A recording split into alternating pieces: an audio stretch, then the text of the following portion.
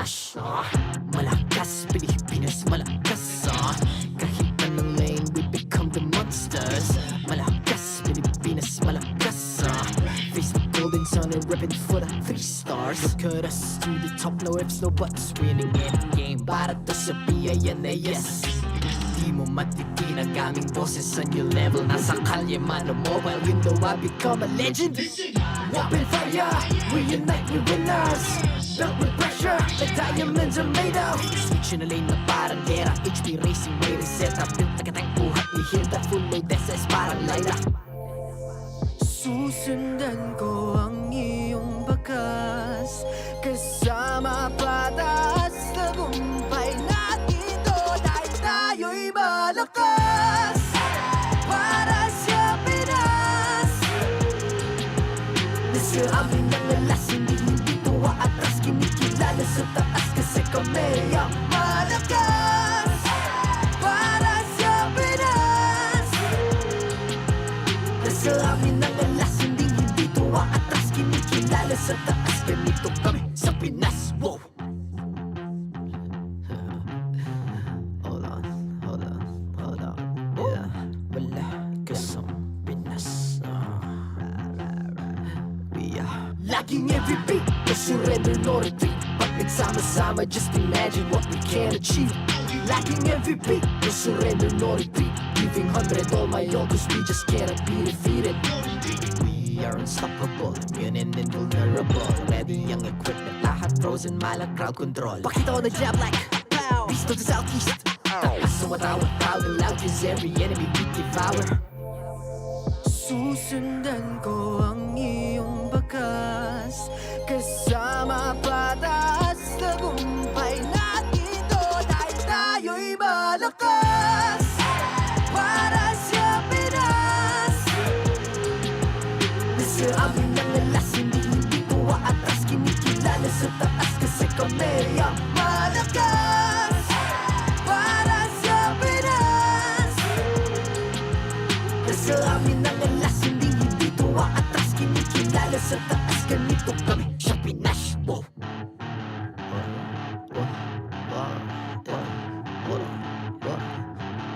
Malakas, Pilipinas, malakas, kahit anong lane, we become the monsters. Malakas, Pilipinas, malakas, face the golden sun and weapon for the 3 stars.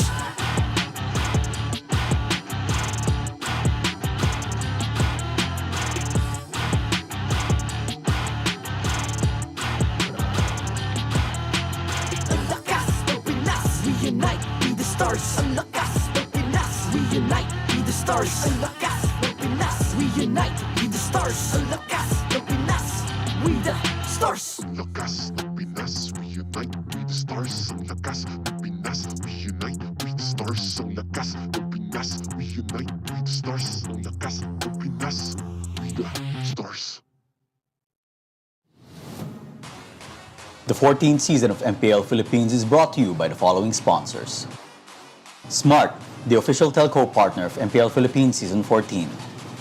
The official tournament phone of MPL Philippines, Infinix GT20 Pro. Official suppliers, EMC Asia and Index Salon. Experience the MPLPH Season 14 action live at Green Sun, Makati City. Grab your tickets now via official MPLPH website. Don't miss any MPL action by following our official Facebook and subscribing to our YouTube channel. Follow MPLPH on TikTok for more content. And to ensure the equality and fairness of our games, MPL Philippines is also monitored and supervised by the Games and Amusements Board.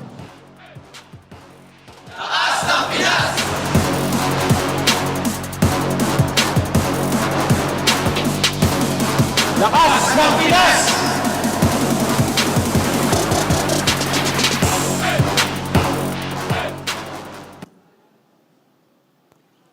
It's gonna be a busy day here at the MPL Arena.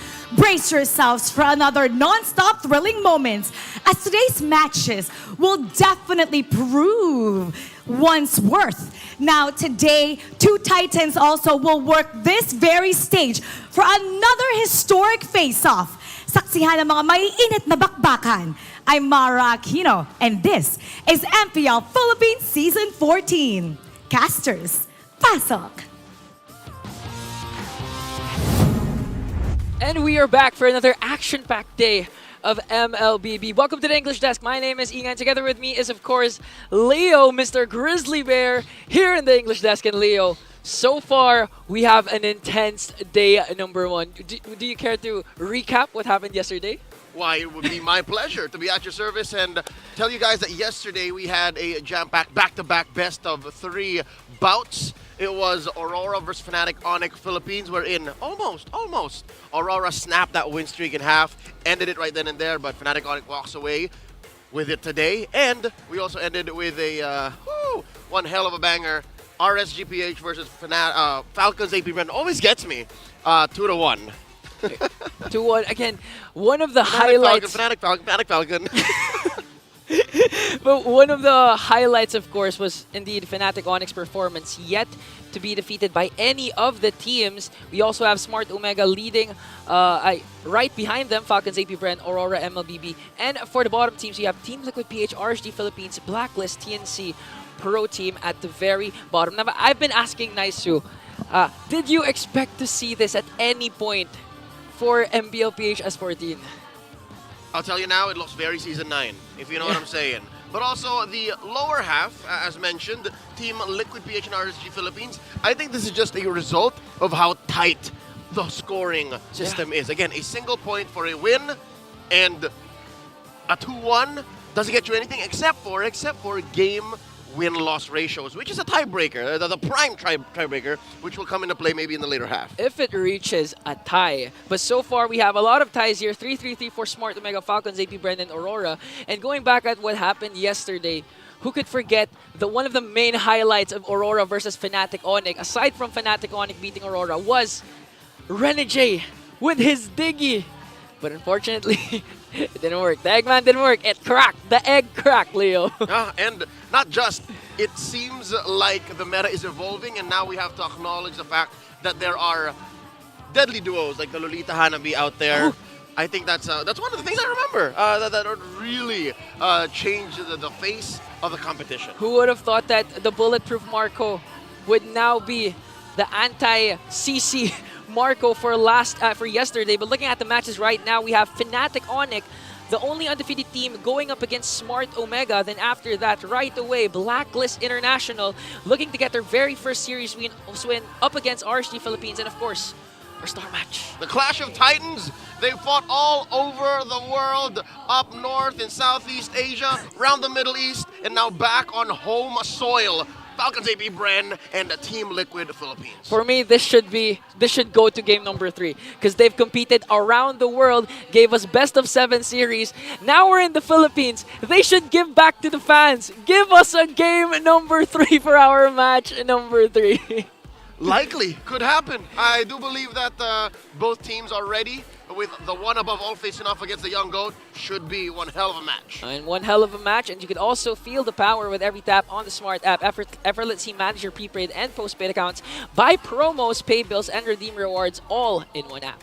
Download the Smart app now, the only app for Smart Signature, Infinity, Bro, TNT, and PLDT prepaid home Wi-Fi. And of course, again, we have an action-packed day. 3 series. We will be witnessing 3 series because indeed it is a Saturday. And of course, the much-awaited rematch. Rematch of the rematch. How many rematches have these two Titans had? All over the world, all over the group stage, all over the playoffs, and for all sorts of prizes. Again, this is something that we can expect from World Championship squads, and that's coming up later tonight. But of course, we will be witnessing our very first matchup first, Fnatic Onic versus Smart Omega. That's why let's throw it over to the Infinix Game Tambayan to break down what's going to happen. Thank you so We are in the Infinix Game Tambayan. I got a bear of my own. I'm Rock Hard, and this is Naisu. And looks like we're going to be seeing a lot of stuff. Hopefully we'll see, eggs cracked and maybe some heads popped with hammers. Who knows? Yep. Later on, that's probably going to happen. Definitely, our good casters over there already kind of painting the picture of what this jam-packed Saturday is going to be. And definitely that's what is ahead of us. I think every single match, if you look at this Rock Hard, there's something to look out for here, and they're so exciting, especially with our star match later on. The Titans of MLBB going head-to-head But of course, the first match that we have here too, I want to personally know, is that win streak still going to be maintained? And it's the chakra. My chakra heart. The chakra. Oh my god, we'll see that later on. And all of that, of course, going to be brought to you by Infinix GT20 Pro. He's the official tournament phone of MPL Philippines Season 14. So, right now, obviously, two, old teammates. Throwing it back. And Kelra. It's a big throwback so many seasons ago, literally years ago.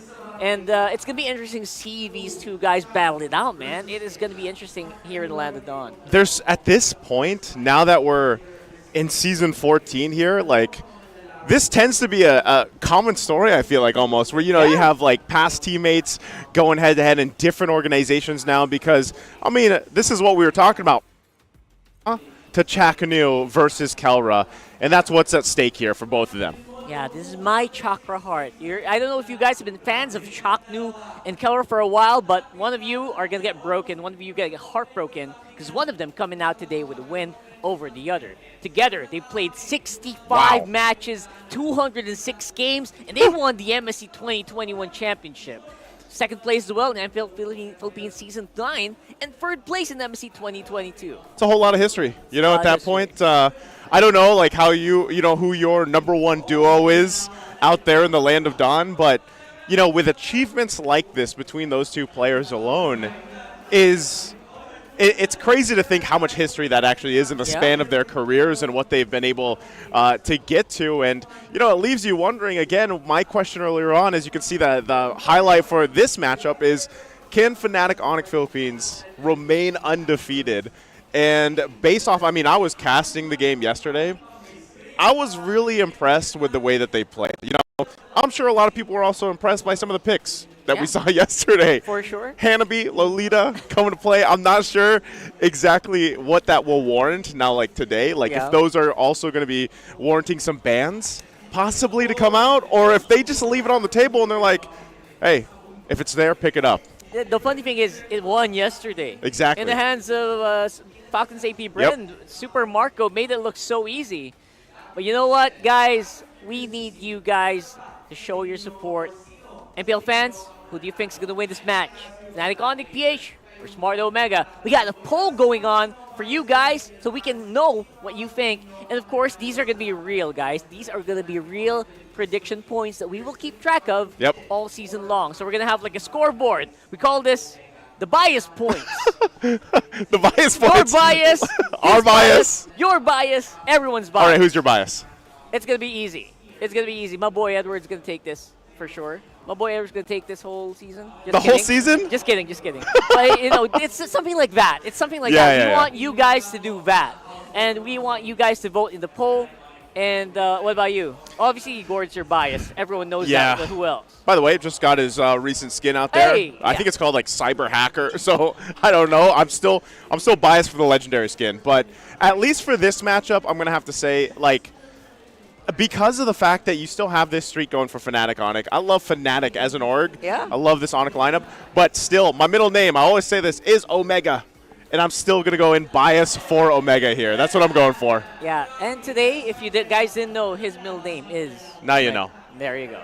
So, obviously, because of that, I feel like we have to dive into what makes these two players work so well in the past and what makes them work well now. Because right now, obviously, both of them are doing great.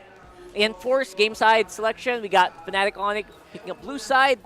You know what you're looking for? You remember that stat yesterday? Yeah. Well, so there was two being played around. There was the stat of blue side pick, but then there was also the first turtle secured happened to be the winner. Let's see. We'll have to find out. Here are the teams, though. We're walking up into the stage. Let's see what we got.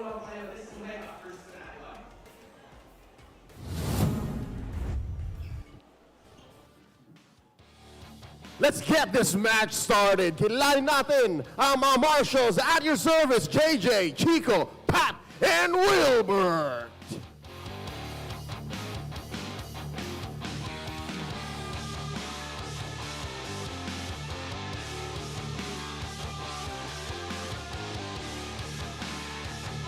First up, will the streak continue? It's been a super journey for the Super Fam so far. Let's welcome Kelra, Kirk, King Kong, Super Prince, and Brusko! It's Onic time for Fnatic Onic Philippines!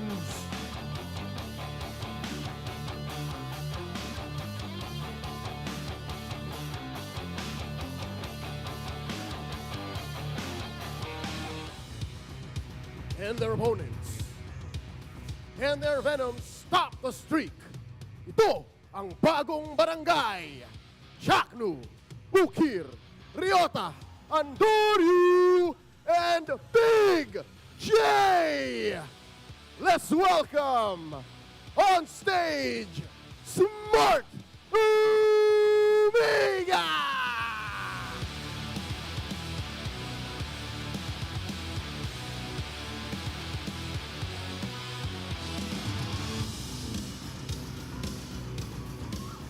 And their coaches for Fnatic Onic Philippines, Coach Why Not? And Smart Omega's Coach Lembot.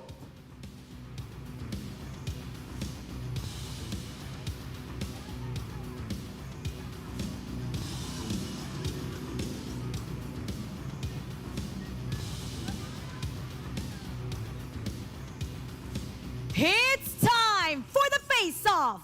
Jome, Kelra, step forward.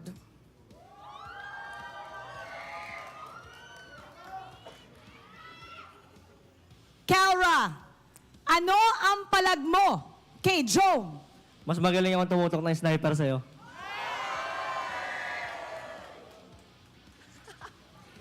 Jome, ano ang palag mo kay Kelra? Alam ko kay Kelra na experience ko na maging captain si Ch4knu tsaka di ko siya iniiwan. Palag kung palag, fist bump. It's another intense moment with these two. Now it's time to enter the Lanadon panel. Pasok.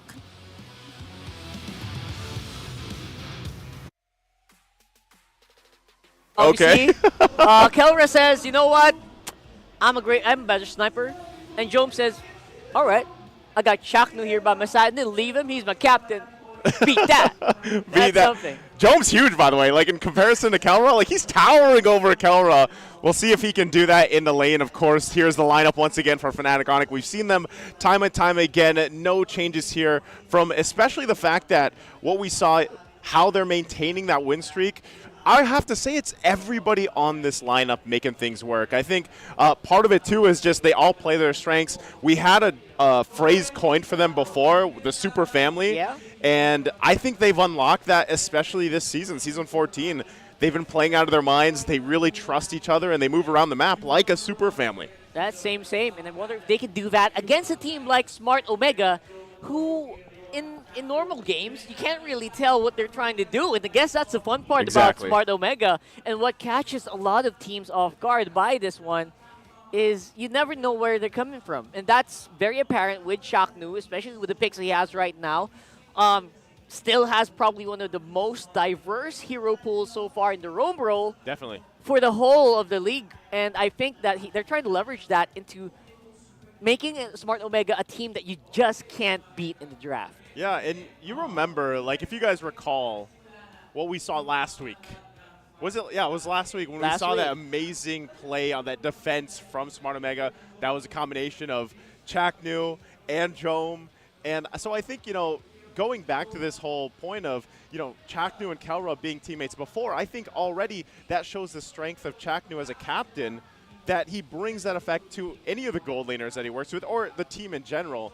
You know, and as we see just how this has divided over the course of, you know, we're only 3 weeks in, but you can really see the stats fall into place here for both the teams. Yeah, especially for Fnatic Onic, they have maximum amount. Like, they have the highest amount of Lord and Turtle control here.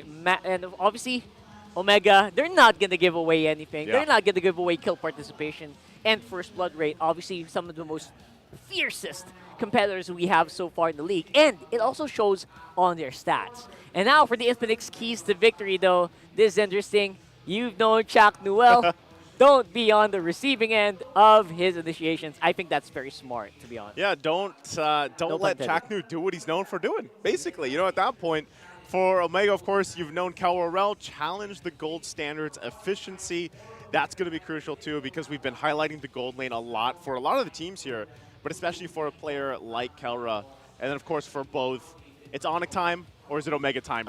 Prove that now. It is your time because they both run on timers. That's right, especially for Smart Omega. They've been known to do that. Interestingly, all since for how many seasons now. And they've got pretty cool watches. I don't know why I added that on. I just wanted to bring that out there. But you know what? You also kind of forget sometimes that Coach Why Not, Tony Cedrin, actually was the coach of Smart Omega for the longest time. He was. So it's interesting to see everyone there on the stage together and competing against each other. And that's why there's just all smiles on their faces on that face-off and on that walk-in. They just know each other so well. You know, I think part of this too, Rockhart, is like for a long time, Omega as a team, as you know, an organization and everything else, like they're fans as well. The Barangay, like we like to call them, out there, and you know, for our international viewers, when we say the Barangay, like it's the community basically. Is I don't know if that's the exact translation, but that's what it is behind this team. And you know, they wanted this kind of season for them, and they've been off to probably a better start than we've seen them for a while here. Yeah, and let's see if that's going to translate to anything, because right now both of them looking so good. Both of them definitely going to look like they are out for still the top seed. Obviously, Fnatic Onic PH, they're undefeated, but Smart Omega, they were also the undefeated team coming into week 2. Let's see if anything, if that's going to change here as we go into the draft. So right now, Fnatic Onic looking like the blue side picks. What blue side picks are you looking for here, Naisu? I feel like the blue side picks right now. Yeah. I obviously don't want to show that Lolita Hanabi yet, maybe in the last 2 picks. But right now, in this one, are you going to look to ban out the Mamba? Are you going to look for any KyleTzy plays if you're Fnatic? I think so. You know, part of this, I know we were talking about the gold lane and everything else, but really the highlight here is going to be the challenge between the roamers.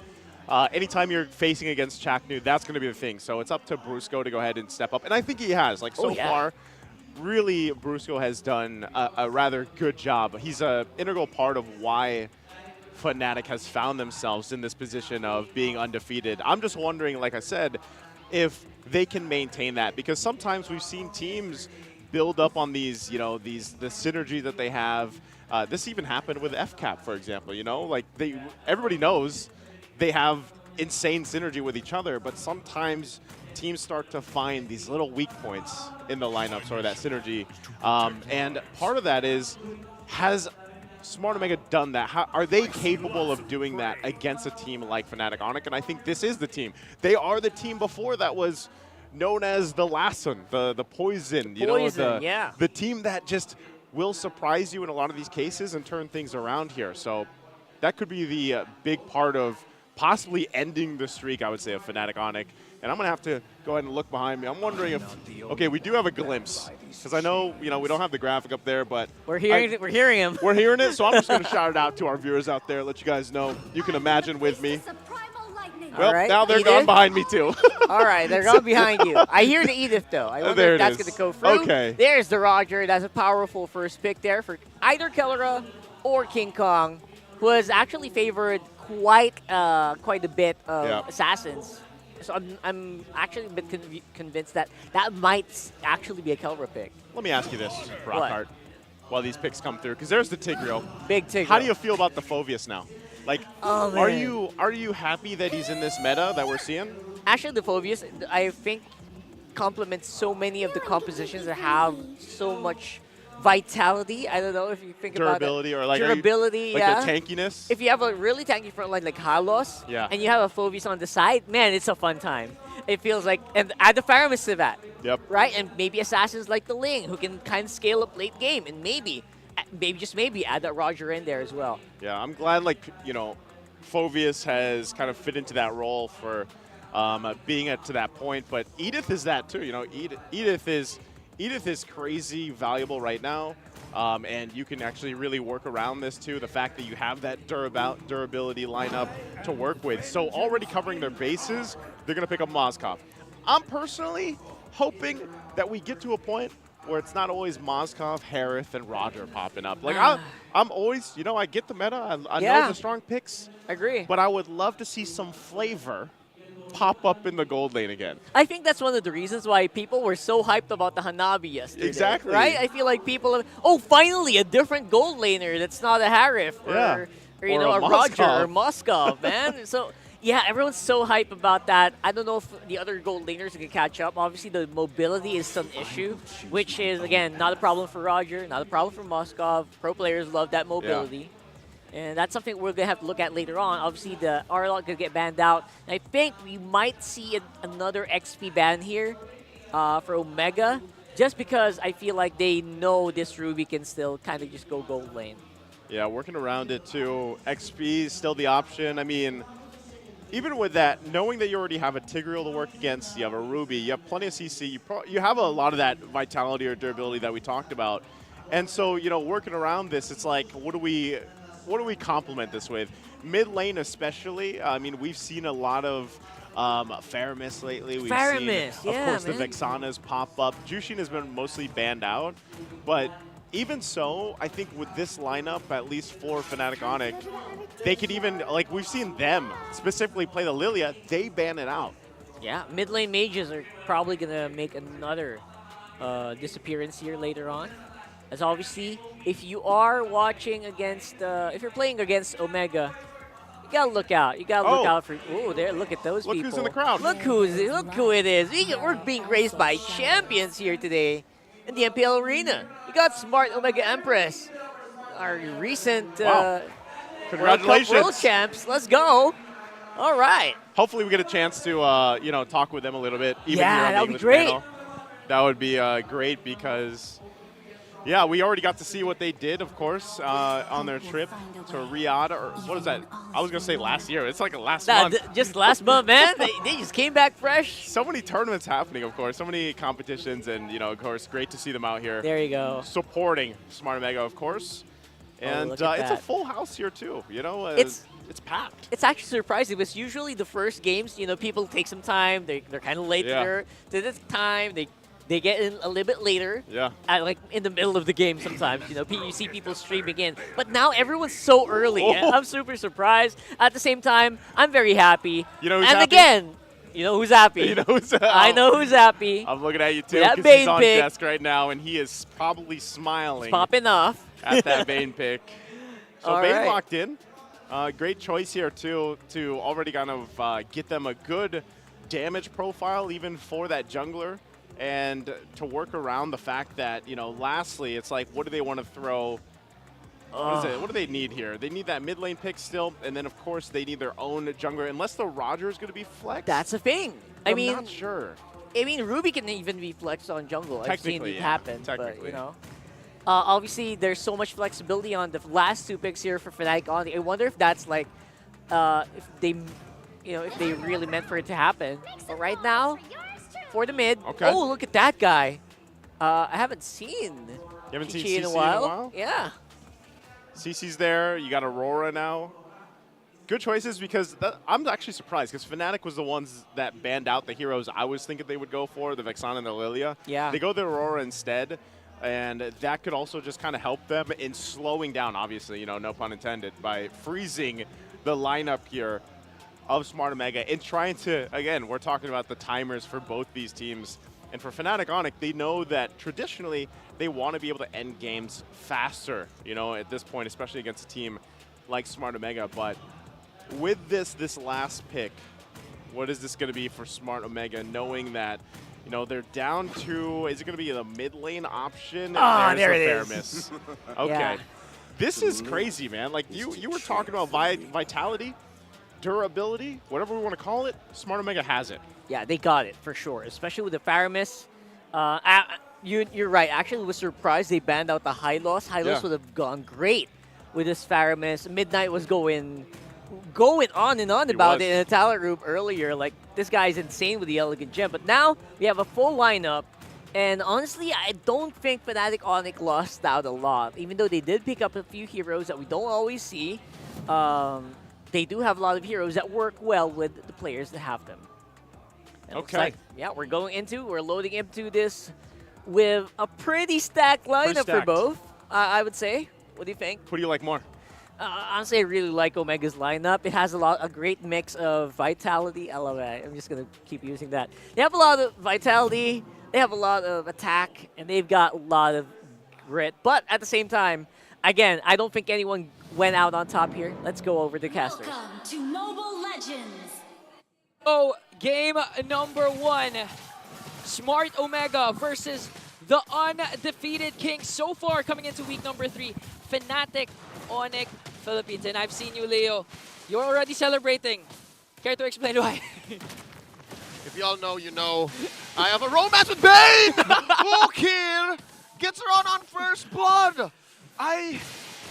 What happened? Oh, he did pull the Purify, but there was just way too much damage. Just pure damage output from Fnatic Onic to start. A lot of CC coming in from Super Prince and Brusko, and that's the poke you don't want, but Brusko expended his flicker there. Andoryu anticipated this, but very aggressive plays coming in from Fnatic! Oh, King Kong with 1 Lycan pounce to bring 1 member again, Andoryu.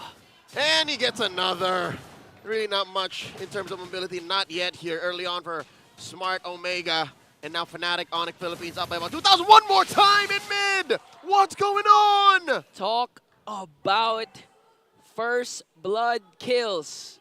For me, all those 4 kills are first blood kills because of how fast they were executed. In the span of about 20 seconds, Smart Omega conceded not just the first blood on Ukir, they gave up 3 more across the map and then back on Ukir. Imagine we were just catching our breath right after a kill. They already got another one. Imagine how Omega feels with the pressure Fnatic is putting onto them. Again, you would expect that they could actually play this aggressive. They have the Ruby Gold lane, so they don't have to take care or care about Keller in his own lane. And apart from that, the pokes coming in from the mid trio is just too much for them to handle, despite Andoryu having this Bane. And looking back, Andoryu, this is the second time actually Andoryu used this. The first one was when he was up against Blacklist as they get the turtle there. I thought it was just a deny pick against MP the King, but this time they're showing that they really know how to use this Bane. Bane is a very specific kind of hero that you got to be prepared to use. And here I got to tell you now, not a good spot to be in if you're a damage-centric, relatively immobile hero, just like Bane. Deadly catch thrown out.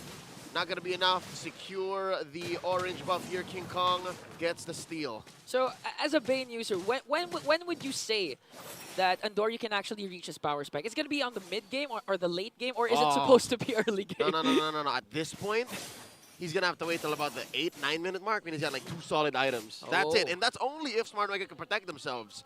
Because Bane's power spike only really starts if you have a solid front line and you either overtake the opponents in damage, or you just push out of your mind. Like that's one of the main reasons why Bane is strong in certain lineups is because when a Bane has its eyes on objectives, I'm talking turrets, turtles, lords, it's very hard to counter. Automatic, he catches any objective that glazes his eyes.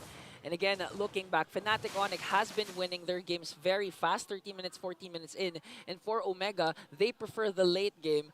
So if you're saying that the 9-minute spark coming in from Andoryu will ensue during the 9-minute mark, maybe it's okay for Omega. Just maybe, and that is if, again, caveats, they protect themselves. Looking at Ryota and Jome as well, the side laners for Smart Omega, this is going to be tough. Look at this, Jome! He knows there's 2, 3, maybe 4 all around them. Now he knows for sure. They're looking for the sandwich play. Big J, how are you going to get out of this? I'm offended. Going through with the dash of destruction, and he gets taken out. Serving one up to Brusko. Kirk here, going 2v1 across the map. It's coast to coast, Fnatic Onic in control. You would expect Fnatic Onic to make a cross-map play onto the bottom lane, but Kirk standing his own. He's really going up against 2 members, unbothered, still cutting the lanes of the XP lane. So 4.1k gold lead for Fnatic. They were able to get the first turtle, setting their eyes now for the second one. Not a great start for Omega. That's an understatement. Yeah, and you're really I'm sugarcoating things at this point. I mean, you got to be real with the barangay, man. At this point, It's looking dire. It is desperate. Okay, I just saw 5 Andoryu. minutes in? I just saw Andoryu pick up Sky Piercer. For you, is that good at this point, knowing that you're 0-1-0? No, I wouldn't say. But again, I think what he's looking for is a spike at 8 and then go from there. Maybe he wants to power farm heroes, but at this point, only Omega knows what Omega's thinking. Because Fnatic Onic, 5K ahead, approaching 6, one more turtle to go. I think it's best for Fnatic Onic to just, for Smart Omega to accept the fact that Fnatic Onic will just walk away with everything. Like so they just protect themselves. Yeah, like what they say in the Filipino desk, tiis pogi, or wait for your turn. Yeah. Oh. Whoa! Call handsome patience. They catch one. Brusko with the answer. Implosion. He gets popped by Ryota. I'm offended. Onto this Phobius. Wow. There's another realm. Protect him. The deadly catch the answer back. Not enough chunkiness on Ryota. He ain't thick. Not that thick. One more on Kirk. Who gets the kill? Ch4knu gonna fall here. King Kong goes a hunting. And he's eating good. Finally, Omega has an answer. A lot of credit coming in from Ukir with a clutch Nether Realm to buy time as much as possible. King Kong gets another. How about some crabs for dinner? Oh no, Joe! Big K gets frozen down. He couldn't let it go. I don't know what he was thinking, man. Again, he's a marksman. He does have the DHS, but in the face of an Aurora, this wasn't going to fly. I don't know what Omega, Fnatic, Onyx thinking. I also don't know what you're thinking.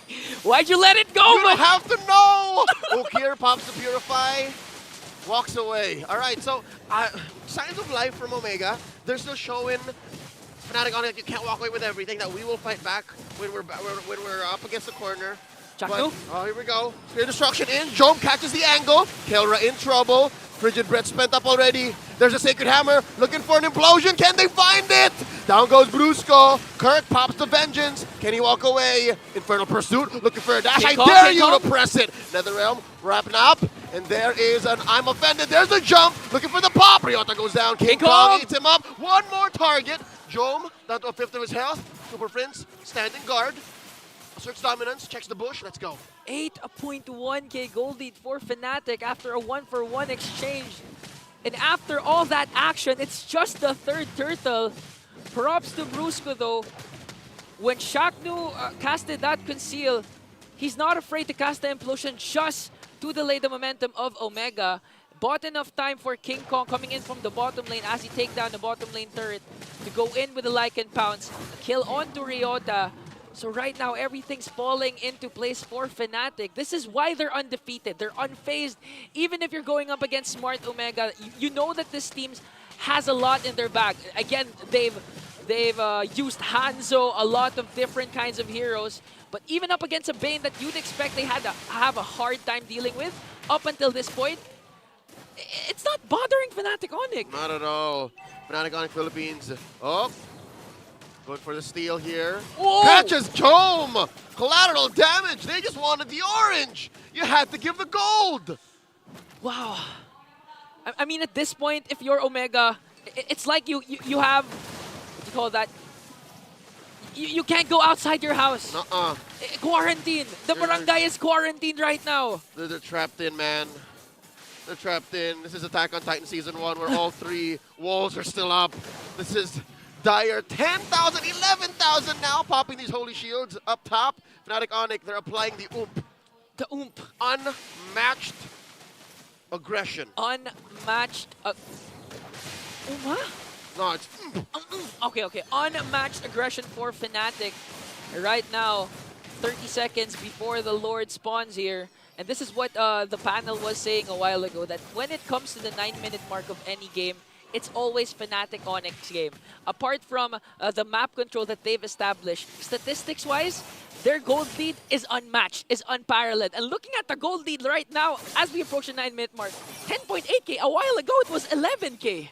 I think they're just slowing down. They're respecting the possibility that maybe, just maybe, Ukir gets a couple items. Andoryu would like to check what he's got so far. Ryota building himself some warrior boots. Because again, right now, King Kong, Kirk, and even Kelra, I would assume Kelra is getting there. All the case. Deals a lot of damage. Super Friends 3, 0, and 4, forget about it. Omega can't even come in. Now this Lord right here is going to have to be free. Smart Omega can only hope to even try to contest. Now, looking at the defense, looking at the base, wave clear, I'd give Smart Omega out of 5 maybe a 3. 3. Because they have the Fire Mist, they Deadly have Catch. the Bane, and that's about it. Maybe the Ch4knu, maybe the Edith with the Primal Wrath or Earth Shatter. But That means you'd have to spend your kit. yes, You just wanna use that to punish. just to clear out the minions, Omega has to give up a lot. And looking at the items, Sky Piercer War Axe, DHS Corrosion. This is bad, man. 10 minutes in. Yeah. Jome doesn't even have his Trinity even a yet. kill. Yeah, he's medium J. So it's at this point, I think it's small J. Hey, all right. The caps lock is broken. No capital J, no big J for Omega as Lord approaches here in the middle Brusko lane. coming in with an implosion. The answer back, the deadly catch. Another M already spent up. Brusko with the conceal away. King Kong. Mortality pop. Ukir's down. Double kill for King Kong. Ukir respawns. The defense of a lifetime. Smart Omega holding through. Bottom lane inhibitors down. I'm offended by Kelra. Big J taken down. His former teammate. Now sworn enemy. Down goes Ryota as well. 3 for 1, the current trades. It's a bare base for the barangay. But Fnatic Onic will still display discipline here. They know that the comeback potential of Omega is still there. They're gonna wait to regroup. They're gonna wait for Brusko. But wait, I think they're just waiting for the minions instead. It's possible, man. Possible to end. It's possible. 2 seconds before Jome gets in. Ryota coming through. Fnatic Onic ever so disciplined. Hey, they have unmatched aggression, able to apply so much pressure. That's what the ump was all about. The ump. In case you're wondering, and the thousands at home as well. Matched. Aggression and pressure. Aggression and I like Silent that. A. Silent. It's French. Silent A. 11 and a half minutes in. I think Fnatic Onic Philippines have to win after this Lord. If after this Lord, Smart Omega still standing, great chance that maybe Omega kicks in a Omega timers. Yeah. Again, 18-minute mark. You know it's Omega's game. Who could forget what happened during Aurora versus Smart Omega? The amazing 2,000 IQ play from the high-loss Ch4knu, wherein he diverted the attentions of the minions just to give Big J some time to clear and eventually do a one-way push, a comeback win up against Aurora. So Fnatic Onic, they know that the capabilities of Omega are there. They're just gonna wait first for the second Lord. Honestly, they have no reason to risk a push right now without the Lord with the lead that they established. 20 seconds, waiting that long, or looking for a flicker hard play off of Brusko. Or even Kelra. Rather not. Or Kelra, sure. But battle spell cooldown will dictate that they wait for the Lord, as they should. But this should open up a window for maybe Omega to build their Trinities, build their first 3 core items. Yeah. And with that, this is an enhanced Lord spawning in the upper quarter. And Smart Omega is cleaning house. Like, this is a lot of golden XP, like, in perspective, right? Yeah, and at this point, as the game progresses, the Ukir's ultimate, the Netherrealm, gets more important. It becomes more important, more crucial. And since Fnatic Onic doesn't have the Valentina, Omega can eventually out-sustain the burst potential of Fnatic Onic, even if they're the ones who first set up with the clash. And I can imagine that, the sweet, sweet amount of gold that Smart Omega will score, hoping that maybe it's on Jome, on Andoryu. Hell, even if it's on Ukir, that would mean a lot for the barangay. Super. So that should snap this gold lead, possibly in half, maybe a third. Lord spawns in mid. Let's see the defense. But in 13 minutes and 30 seconds, Fnatic still leads, holds a 14.6k gold lead. Lord marching in the middle lane. It's going to take a lot of defense coming in from the barangay to extend this game, but Brusko with the conceal. Looking for the flank. Ch4knu goes in, gets hit with the I'm offended, taken down just as quickly, and that's it. The base has been overloaded with damage as the Super Fam takes game 1. Super family looking to have a family bonding time later. That's why they made quick work over the barangay. Phenomenal, flawless, and unparalleled. What do you call that? Aggression? Unmatched aggression and pressure. Yeah. Let the panel explain It's the what means for Fnatic. That's why panel, take it away. Yeah, definitely some big oomph and a big oops. What was that? And that was a big amount of gold. No big J's today, but maybe medium-sized J. You're right. Leo's right there, but That's insane, man. I had to double check if that was right. Was the numbers. Almost a 15,000 gold difference. I mean, I know my bias was Omega. But Yeah. even I have to ask, what happened? What was that? Anyway. Maybe this was part of it right here. Yeah. MVP, King Kong. Maybe this guy happened, right? King Kong right now with the MVP 10-0-2 on that Roger. My goodness me. If anyone tore it up, it was definitely this guy who did manage an almost 1,000 GPM in Jeez. that game. Literally insane numbers here. And again, Nice was right. We had to really double check our numbers. Yeah. We had to double check that the overlay wasn't, like the API wasn't bugging out on us. Because we just literally turned our heads and wow, 4K gold lead in the first minute. Yeah, they just came out. And I guess Leo, unmatched aggression was the best way to put it because there was no. Sorry, the oomph. And the sound effect there, the oomph. Because as we look at the highlights here in this game, from start to finish, there was no moment in this game where Smart Omega was like, they even showed an inch of confidence, you know? I mean, like, there was just nothing here for them. And even in this moment where they started to try to fight, at this point, it's nearly an 8,000 gold difference, and they still were not in fighting form to go toe-to-toe against Fnatic Onic in this. And, it's tough to see in a game number one because of how gapped this game was for Smart Omega. Like, there was no opportunity for them to even get back into this game, I feel like. I think that was the question, right? When was Omega going to be able to put up an actual fight?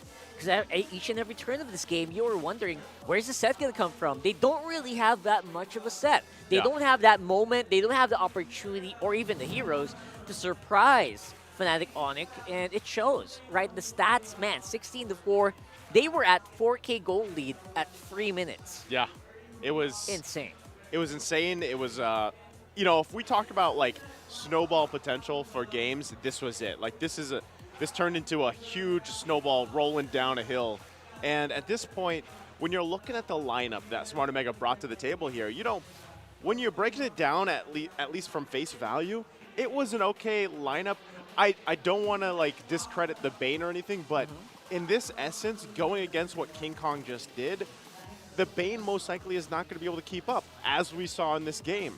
And so, trying to flex in that maybe was a toss-up that they went with. Yeah. But still, with the lineup that they have, even in the gold lane, Kelra, all he had to do half the time was find his own setups with the I'm Offended, and then they followed through with it. But even Kelra was kind of a threat on a gold lane Ruby. I mean, Kelra is already like a big setter that you have to keep your eyes out from, but at the same time also bringing that almost the same amount of damage that King Kong was bringing to these fights. And if you think about it, you know what? King Kong is the main carry of this game.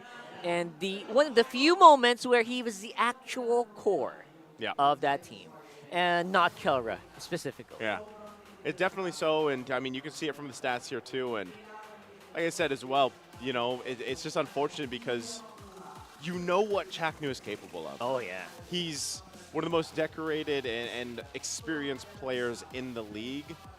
But again, even as a roam, there's only so much you can do against a deficit like that, because once you throw your body towards any kind of lineup like this, you're just going to get blasted off the land of Dawn pretty much, and that's kind of what we saw here too. And I would say, even to the sense, like if you just break down the lineup that Fnatic Onic brought to the table, whether Kelra did what he did in the lane or not, King Kong was unstoppable. And this is why I actually still personally prefer Roger in the jungle. I know some teams like to put him in the gold lane, but I do prefer him in the jungle over the gold lane option just because he can do things like this, you know what I mean? And even looking at the damage dealt there, like look what Super Prince was able to do. And I'm still going back to the draft, I'm surprised that it was banning, it was them banning out the Lilia, it was them banning out the Vexana. You're confident enough to pick up the Aurora, you have a great passive, and you can slow this lineup down from Smart Omega even further than it already is essentially as, a lineup as a whole. It's not going to build up as fast as the lineup that we saw from Fnatic Onic. I actually love that. I feel like you're right. The teams that are supposed to be, we feel like, should be using these heroes are actually banning it out, which might have been the case here, right? Maybe they were trying to throw curveballs at each other, and it just so happens that Fnatic Onic, they got the better of this. well, that's, mildly saying, mildly put. They got the better of Omega here. But you know what? Overall, it didn't feel like Omega played it bad per se, but definitely Fnatic Onic had more chances to throw those big haymakers. And that's why we can go back to what we were saying even before that matchup, where it's like they both run on timers. Yep. You already know, if you have been a fan of Fnatic Onic, they want to end games quickly. They did that. This was like the perfect example of being able to do that. So I think this is going to have to be a major adjustment for Smart Omega in Game 2 after, a massive loss like that in Game number 1. And I think, again, they are a team capable of doing that. They just got to change things out. Yeah, let's see if that can happen, because if not, you know what, we might be in for an early day. But other than that, you know what, let's hear about people on the stage. We got Mara Aquino with Omega Empress right now. Let's check that out.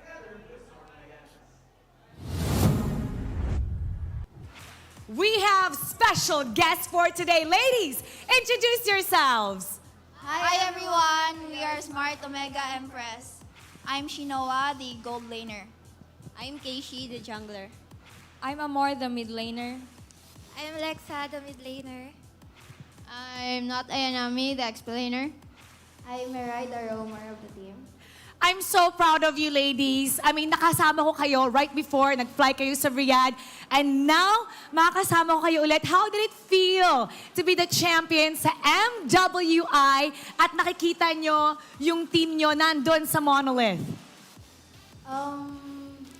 First of all, grateful po kami kasi nakapasok po kami sa EWC doon po sa Riyadh. And syempre, masaya po kami kasi kami po yung first Filipino team na nag-champion po doon sa EWC. And kaya po so yun po, masaya po kami lahat kasi matagal na po namin itong pinapangarap and yun po, nakamit po namin yun. Tsaka sa Worlds, nag-champion po kami. Tsaka, do you remember when we last guested here? Yan, sa nabi ko na uhaw kami bumawi and well, look what we got sa uhaw na yun. Nakakatuwa. Sa SEA Games, nag-silver kayo. Ngayon, gold na. Getting better and better. We are so proud of you. You know, sabi nga nila, it's not an easy thing to be a woman in esports. So how do you stay positive despite certain comments? Sa mga negative comments po, parang hindi naman po namin siya binabasa or parang nire-remind sa isa't isa. Kasi parang ginawa na lang po namin motivation yung sarili namin and yung team ko po tsaka yung family namin. Kasi malayo po kami sa family namin. Kaya parang hindi po namin nano yung bashers, yung mga negative comment. Kaya parang nag-stay positive po kami tsaka open po kami sa isa't isa. Me personally din, hindi talaga siya madali, lalo na babae ka nga, you have more limited options, I think, more than the male. But it somehow, yun yung fuel ko na dahil onti lang, I want to create something new in this world din. I want to create our own legacy, our own path na, okay, bago to sa mga babae, walang ganito dati. So we kinda okay, parang pwede tong gawin. Alam mo, natutuwa ako because dati, nung nakaka-interview ko sila, very little yung sinasabi at kitang-kita, tumaas yung kumpiyansa nyo. You know, in the MPL, wala namang restrictions na hindi pwedeng sumali ang babae. So, do you see yourselves being in the MPL someday? Hopefully, yes. Someday, we'll never know how soon though. But I don't think sobrang lapit pa. But I don't know, maybe a year, 2 years from now. Depende din talaga kung paano kami hahabol sa skills na meron ng mga lalaki. So, syempre, we'll see. You know, I can't say it enough. We are so proud of you and we can't wait for the next international tournament where you can possibly represent Philippines once again. So ngayon, babalik na tayo sa panel. Ladies, tulungan niyo ako. Nasabihin pasok. All right? 1, 2, 3. Panel, pasok.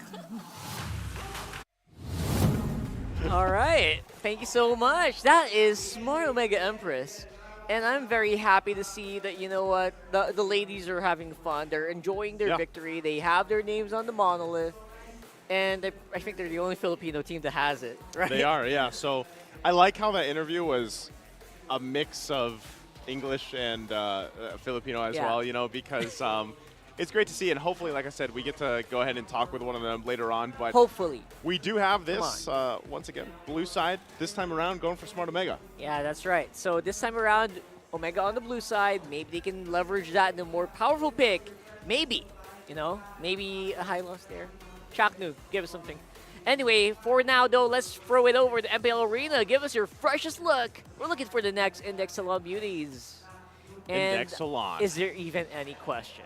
Right? I mean, come on. We got some pretty fresh faces in the arena today. And, yeah, unsurprisingly, some of them definitely going to get picked up. It's a little dark, though. Maybe we can... maybe that's just our monitor. Maybe our monitor, probably, hopefully, right? Yeah, hopefully. But, so, wait, if we pick one of them, of course, like, do they win something from They Index get Salon? something. Yeah, I think they get something. We'll confirm later. I 'Cause don't know what it is. Did you get to visit Index Salon? Yeah, Index, man. They did a number on my hair. Did Yeah. they do that? The Yeah, color? for real. Awesome. Thank you so much, Index. And yeah, for now though, let's go back into the game. I know you guys are itching and waiting to see what Smart Omegas can come up here. Empress is here. Maybe they can share some of that mojo that they got in the championships. Who knows? It's got to be a lot, man. I won't be shy to say it, but that game number 1 was not any of the Barangay's favorite game that they're going to see because Not familiar.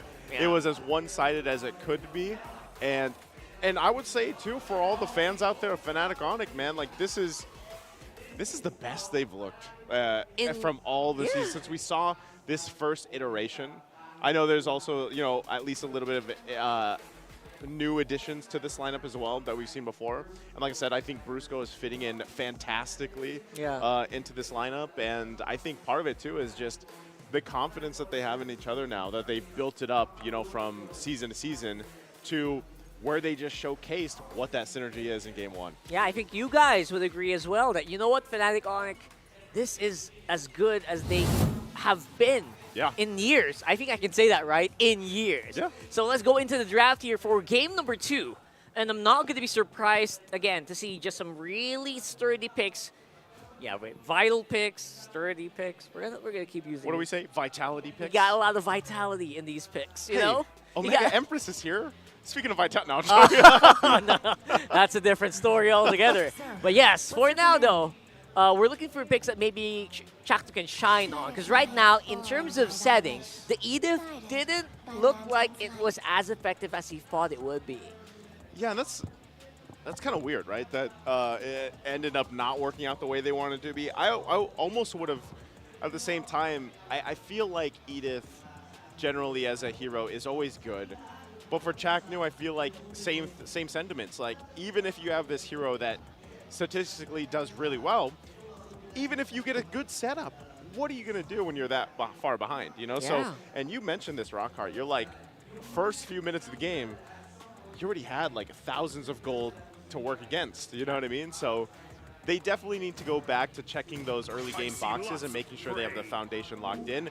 Them being on blue side might be step 1 to that. And you can notice too, they are taking out some of those key heroes that did cause them a lot of that scaling issue from the previous game 1. Even taking out the Roger is great because it just covers that base of not letting being flexible and kind of being that curveball in the picks here, but also too, like taking out that pick from King Kong alone. But I would say King Kong, man, we said this on Desk yesterday too, like King Kong, ever since he came into the MPL, what was that, season 11, was it season 11? Yeah, around that time, Around that time, season 10, season 11. Rookied up. When he was rookie, like he was in TNT. hanging. With TNT. He was hanging his own with some of the best junglers in the league, and now look at him, and so with that last ban, that's the Edith.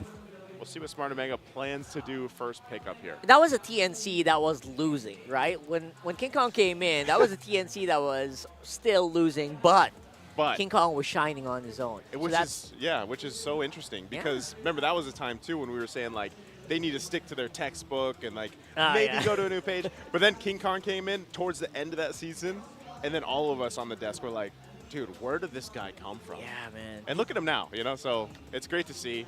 And that's why I say, for Smart Omega. There it is. There it is. See, that's exactly what we're talking about. High loss out there. Don't ban it out. Give Ch4knu what he wants, man.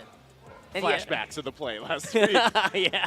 200 IQ. That was, Minion that pull was to a god turret. play. That was a god play. Yeah, it If you was. guys didn't watch last week, please rewatch last week. You earned it. You got You earned it. Yeah, you earned yourself the right to watch a godly play, There's probably a godly couple can. clips out there. Oh yeah, for sure. Out on TikTok for sure, out there. But yeah, we're flashing back into this one, right? I feel like number one, it was really difficult for Smart Omega to actually climb back from that last one, just because even if you tech up. By the way, if you guys are wondering, how do you actually come back from like big deficits like that? Like from a 15K From like deficit? no, maybe around 5K. From the first 5 minutes. All right. Start off. Here's a tip for you guys. Start off with your damage items early. Yeah. Because the general rule for most MOBAs, if you're behind, you tech up on offensive items, so you get more kill potential. Yeah. If you're ahead, you tech up on defensive items, so that you keep the lead, So so you you withstand it, yeah. don't die. So that's the general rule. It applies to Mobile Legends as well. I know you guys follow your build paths, your item paths, but there's also that you can customize it, so you can get damage items first, so you can have more potential for kills earlier on. But then again, just as a tangent, you can just follow your build path. That's fine, but some pro players do this. Do what you guys do, at that point. And with this, there's the Zast pickup. Love that. Hayabusa. Much better, at least this time around, I would say, for Smart Omega, because as Rockhart was talking about, damage, even if they fall behind, well, these are two, and I would even say just the Zask alone is a great hero to provide enough damage even without items. Like, that's what's kind of annoying about Zask. to be honest. Exactly. Like, the fact that he's already doing so much damage early on, even without his first item locked in, just because the way that his kit works and Dominator's Ascent and everything else, that's good enough. So maybe this is just this hero alone, paired up, I would say, with a Hylos, is good to cover that base. I would wonder if Fnatic Onic also might think about picking up a Valentina. They lock in the Nolan here. So they've already got the Harith going in the gold lane. Phoveus here, their XP lane option. I would like to see the Valentina picked up if it's not banned out. And the reason why I say that is because I think teams that do have the Valentina get to take the glorious pathway from the Hylos. That's right. And it kind of like, now at least you have your own glorious pathway to work into, The glorious expressway, yeah. Yeah, it pretty much turns into from a 1 lane to a 2 lane now. That's We right. have 2 lanes on the land Dawn you can work with. Huge roads. And at the same time, you can also kind of pick up Dominator's Ascent if you want to, That's true. if you're lacking in damage in certain scenarios, Yeah. you always want to take that up. And now, we're seeing some mid lane bans, that Blue Nox ban, that's interesting. That's interesting, yeah. All right, but yeah, I understand why. But at the same time, really, don't you think that are you thinking about a gold lane Lunox here, maybe? Is that what they're thinking about? I feel like, yeah. I guess so, and it could just be a safety, in a way. It's like, all right, let's just have at least this safety ban. Yeah. Lunox in general is also just kind of a niche pick, I would say, in the hands of Smart Omega. Not a lot of teams are going to go ahead and pick that up, but also they take out the Grok here. Interesting. Yeah. These last couple bans from Fnatic Onic. You kind of wonder, is that how deep Why Not knows these players? Oh, this guy's going to pick up a Lunox here. Be careful, guys. Let's man it out. I feel like, obviously, we're still looking out for these gold laners. We're looking out for marksmen in particular. Kelra mentioned the Beatrix. I don't know if it's going to make an appearance here. Yeah. He mentioned the snipe earlier. I don't know if you guys were listening to the face-off. You did. Maybe. You mentioned it. Wow, that's a challenge. Sounds like fun. And it's funny, too, because at this point, you don't have the Moskov popped up yet. And traditionally, the gold lane matchup that we do see is that the Moskov versus the Harith. There's Minotaur, though. All right. I was thinking maybe, mid lane Harith, weird stuff can happen. That's what I'm saying. Like, with both these teams, yeah, that's the perfect way to put it. Weird things can happen. Things can happen. There's flexibility that can happen here. And at this point in the season, after we saw, one of the great RG lineups pop up, I would just leave it to the point of, you can be surprised still what these teams draft up. And there it is.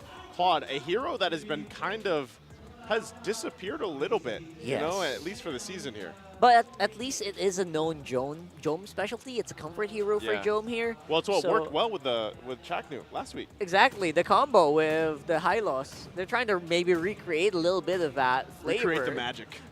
Can you recreate the magic? Can you put the genie back in the bottle That's the Oh, question. whoa. And there it is. XP Hylos. XP Hylos. And as our good friend Eterno would say, it's Kusey's Ch4knu. It's Kusey's Ch4knu. That's just how good he is. That's just how good he is. Kusey plays the player. Well, again, with this Kusey popping up here, great choice to deal with a lot of this. And there's the answer. Save I Lilia. was thinking this would pop up last game. They were the ones that banned it out. Fnatic Onic will go ahead and take the Lilia for this game. All right, I love this. I love this so far. And again, no specific outliers. I just know that, Smart Omega has a beefy lineup. They do. Including Dominator's Descent, including a very slippery Hayabusa. They got some pretty good, they got a good chance in this one. Hard to catch both of them, Hayabusa and the Claude, actually. When you think about it. And like I said, Zask. For sure. And obviously, Kelra might have a hard time navigating because of the bouncing ball. So we'll see if that's going to be, maybe that's the reason why Lembot, throw that guy in, throw the Ch4knu in there, right? So let's see if that's going to happen here. As we do load up into game number 2, everyone's hoping for game number 3, but we'll have to wait and see if that's going to happen as we load up into the Land of Dawn. Let's go, Leo and Ingan. Pasok.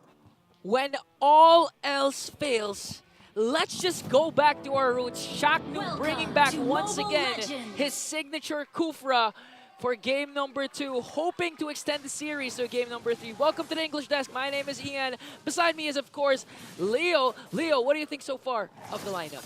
I like the throwback.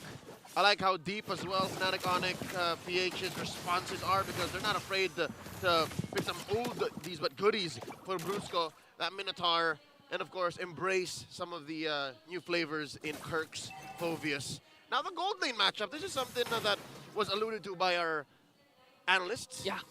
Naisu and Rockhart. They said that maybe, just maybe, there could have been a Lunox afoot, right? That there could have been a Lunox waiting for both ends. And here, instead, it became a Harith just to start off. Yeah. And, of course, Jones Claude. Something tells me maybe this time around, Smart Omega wants to play a little more aggressive. Check it out. Okay. See, this early on, they're looking for catches. They're assuming that there's someone hiding there. But what I like about Omega's lineup is, for me, one of my favorite heroes is Kufra. And when I'm playing the Kufra, as much as possible, you won't expect frontline or me soaking up the damage. Yep. That's where Ryota comes in with the Hylos. So Ch4knu can really freely just hide around the brushes, make sure to have the perfect angle to set up Kelra, and we all know that Kufra is a really good counter up against Kelra. And aside from the hero counters, these two have a long history. That's right. The Harith and even the Nolan, I reckon, would find it hard to get out of a good catch by Ch4knu on that Kufra with the bouncing ball. That's not even his ult, right? His ult keeps you in place. It displaces you and keeps you in place. And now with the turtle coming up, I like how Ch4knu just aggressively takes these bushes. Like, if you randomly walk in and he hits it with a bouncing ball, that's Game it. over. That's it. Yeah, and the burst potential coming in from Andori, especially when he picks up that Sky Piercer, if ever he decides to. But look at this. The folks coming in from the XP in the mid laner, Ryota is unbothered. This is why Hylos is always banned out, especially if you're up against Omega. He's so good. And look at this. He's ready and topped up. Like, he can go again after clicking regen. Yeah, still has the Revitalize. Turtle Shuffle up already. Great presence by Fnatic Onic Philippines, up by about 500 gold. King Kong and Super Prince about to follow through. There's the Infernal Pursuit set up. Ukir taking a lot of damage. Vengeance used up by Kirk already. Glorious Pathway dropped in. Whoa! Turtle scored. And there's a Minoan Fury. First blood drawn by Andoryu. Down goes Kirk. Another might follow. Brusko still up, but just barely. And he's not going to fall as Ryota trades out. One for one. A 1-for-1 trade. Both XP laners will fall down, but Andoryu was able to get that first turtle. He did. Guys, just saying the Sonics dominate. Game 1 win versus Omega was the highest end game gold lead so far this season with 15,195. Another record broken by the Sonics. That's how tough it was to play that lineup with the Bane in the jungle. And their intentions were pure, but they were playing against the one team with a win streak in Season 14. Fnatic Onic Philippines ain't playing around. And Ch4knu here. Whoa! Going in for the set. Catches some Brusko. beef in midair. Brusko's in trouble. Down he goes. And Doryu takes him down. Now it's the Blazing Duet versus Summon Force. Oh, Kelra! Might take him down. Big J shrunken down to size. Unbothered. A while ago, Keller said, or Jome said that his advantage over, wait, King Kong? We'll talk about the advantage later. Andoryu takes one shadow, takes another. Glorious Pathway set down. Kirk with the Infernal Pursuit. Ryota dealing a lot of DPS here. DOT, where'd the buff go? Where'd the buff go? Who took it? I think it's with King Kong. King Kong took it? Yeah, King Kong took it. So this means Hayabusa, no blue buff. And going back to my point, the advantage, according to Jome, was that he never left his captain. He's still with Ch4knu. But is that the right decision though? Ch4knu once again. Oh no, Brusko. He's able to walk away. No! Another takedown for Andoryu. Say what you will about what's happening with the other parts of Omega's game plan, but Andoryu is farming up. This is a snowball, if you could call it anything. 3-0-0. I want to actually check what items Andoryu resulted to instead, but second turtle up for grabs. Barangay Omega surveying the scene. No one's here. I think it's going to be an uncontested turtle for the Barangay. Could be 100% in. Confirmed. What Fnatic Onic PH will do, though, is instead clean up Andoryu's jungle. Look at this King Kong cleaning up the small camp. Now Jome in trouble. BMI out into that short bush, and he's going to get taken down. King Kong gets another. Banging his chest right now. Really making a name for himself, King Kong.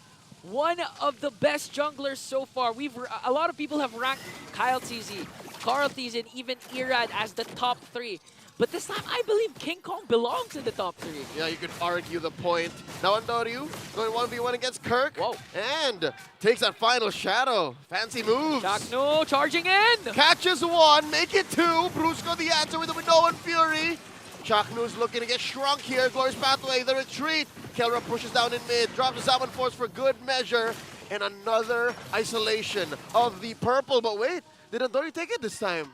No, he didn't. King Kong still commits Grand Theft Purple. He's got 3 stars now. 3 stars.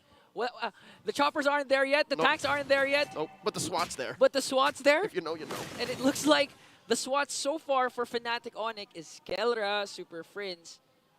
So far, it's supposed to be on Omega's side. Because King Kong's the one who's wanted. That's right. We'll try it again. We'll try. We'll Okay, hit it again. We'll hit it again. Ch4knu again, charging in with the Tyrant's Revenge. Does not catch Kirk. Maybe about 2 inches short. Talking about the screen size here. And Kirk is going to maintain his proximity because Kelra's in range. Brusko as well. Super Friends. This is a fight waiting to happen. Omega doesn't want any. Honestly, at this point, it's really the roamers.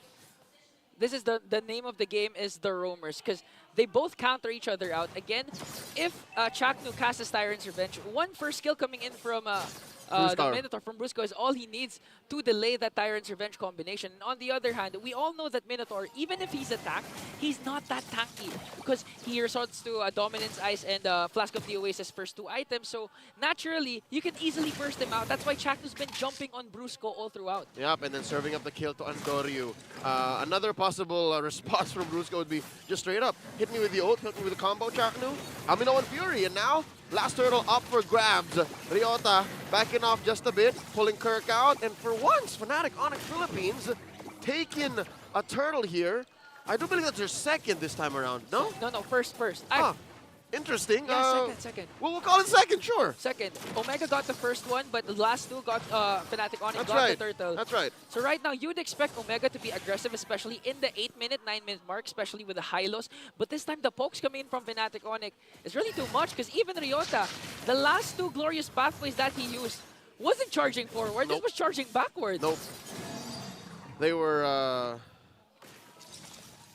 defensive in nature. And that is difficult, given that Smart Omega now wants to flip the switch. They want momentum on their side, despite what happened in Game 1. If you remember the Barangay, we don't really talk about it. Fnatic Onic Philippines up by about 4,000. Not a single turret, Ingan. Not a single turret pushed by the Barangay. Doesn't translate to objective takedowns for Omega, even if they had a very strong start. Again, 3-0-0 for Andoryu with his Hayabusa. But the problem remains, he can't continue to do those outplays if he doesn't get his purple buff. Nope. Because King Kong keeps committing Grand Theft Auto.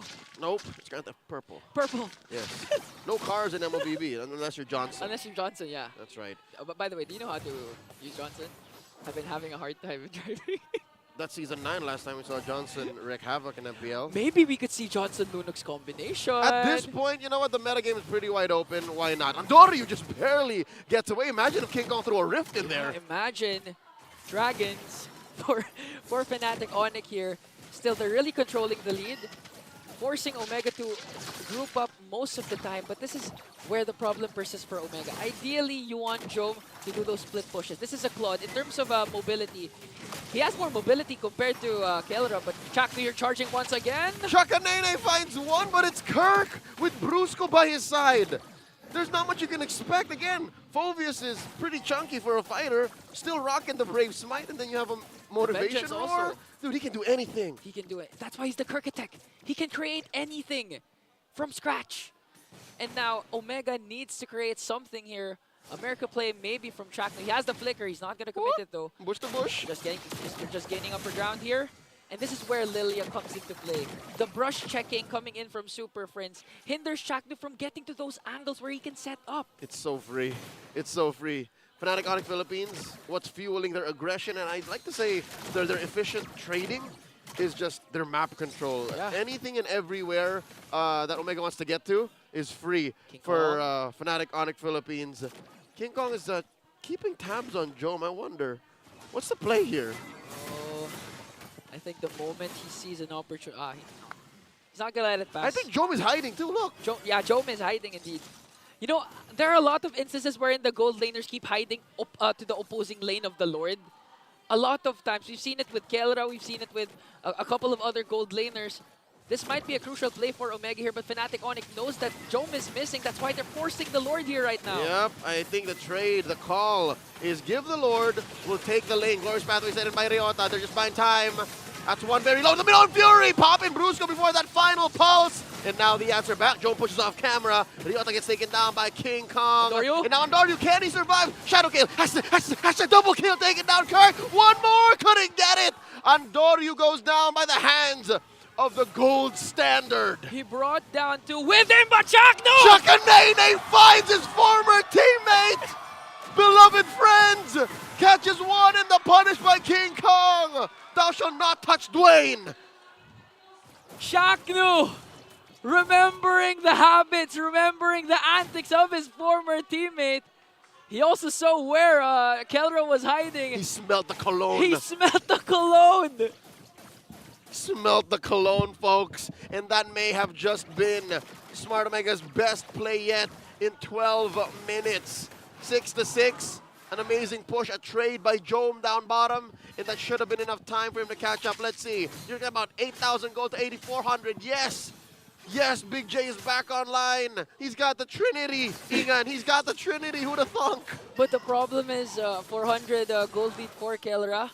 That's manageable. Manageable. At mid-game, that's manageable. Yeah, especially since he's still able to pull off those split push without suffering letting go of the Lord. But this time, Fnatic Onic wants to commit ch4knu, charging though. Oh, he's not going to continue. For the angle, Glorious Pathway set in, and now the answer back. Andoryu holding onto his ult. Could this be Brusko flickering back? All this while, Jome was just working on that lane. Yeah. Smart though by Fnatic Onic. I'd like to commend them for just going in for the Lord. King Kong forces a shadow kill. Can Andoryu survive? The answer is no. Kelra gets the kill. The Super Family making sure Andoryu won't be able to burst down King Kong with a Wiggy shadow kill. Not again. No. Not again. Oh, they have to worry about this first Lord marching in the top lane. So far, this is what's hard with using the Kufra. During those crucial moments when you're expected to jump, if you miscast your jump, oh, it's game over. That's why Ryota was forced to use the Glorious Pathway. That was the only initiation Omega had, and Fnatic Onic doesn't care about the pathway. All right. Now Smart Omega once more on the defense. ch4knu looking for one. Stretching the arms, stretching the legs. Enhanced Lord crashing through top. You know what? Ideally, maybe Fnatic Onic walks away with an inhibitor. Maybe two. That's what it looks like right now with 6K ahead. Maybe, if ever Brusko sets up. But again, the clear wave potential of Omega still there. They have the Claude, so Jome really needs to be careful here. The Lord marching in on the top lane. Inhibitor's gonna fall down. The base of Omega finally open. All right. Lord here standing with about 3/4 of his health left. Now at half. Smart Omega dealing with I guess, less than ideal wave clear. Luckily, they have really good team fighting, so they walk away with 2 intact. But for me, the main problem for Omega is even if they make it to 18-minute, 20-minute mark, they still have to worry about Super Friends. The Lilia, one of the star heroes for me yesterday. We've seen Talk about tomorrow later. We gotta live in the now. They're dealing with another wave. Fnatic Onic might actually get the push. Ryota down to 2/4 of his health. He does have the revitalized forces is out of him. Wow, that's a win for Fnatic Onic. Win for Fnatic Onic, and you can actually see that King Kong's damage so far is just too much, but Ch4knu misses the jump, gets punished hard. Dropping the Gor's pathway, protecting his roamer. Ryota, full-on defensive maneuvers. And now Fnatic Onic going for the jugular. Taking down another inhibitor. Only mid-lane stands. Oh no, not a good side for Omega. But King Kong Wiki Shadow Kill onto King Kong! Ondoryu fails to find the assassination. Keeps one more shadow way off. Treat it as a gift from Destiny. Belated happy birthday, Andrew. And Brusko with the save as well. Motivational roar and sharing the damage of the Wiki Shadow Kill. Again, Super Family staying intact. Woo! And in 10 seconds, I think it's Fnatic Onic's game, especially if they secure this Lord. More likely. Going to my AI, I'd give a 15% win rate left to Omega. And there's the glorious pathway by Ryota, stunning Kirk. Oh Shot no. from the front line, bouncing ball already spent. Gotta get his immortality popped here. Kirk coming in with the Infernal Pursuit. Ondoryu just can only watch. Fnatic Onic PH pushes back Smart Omega. Kirk popped his vengeance though.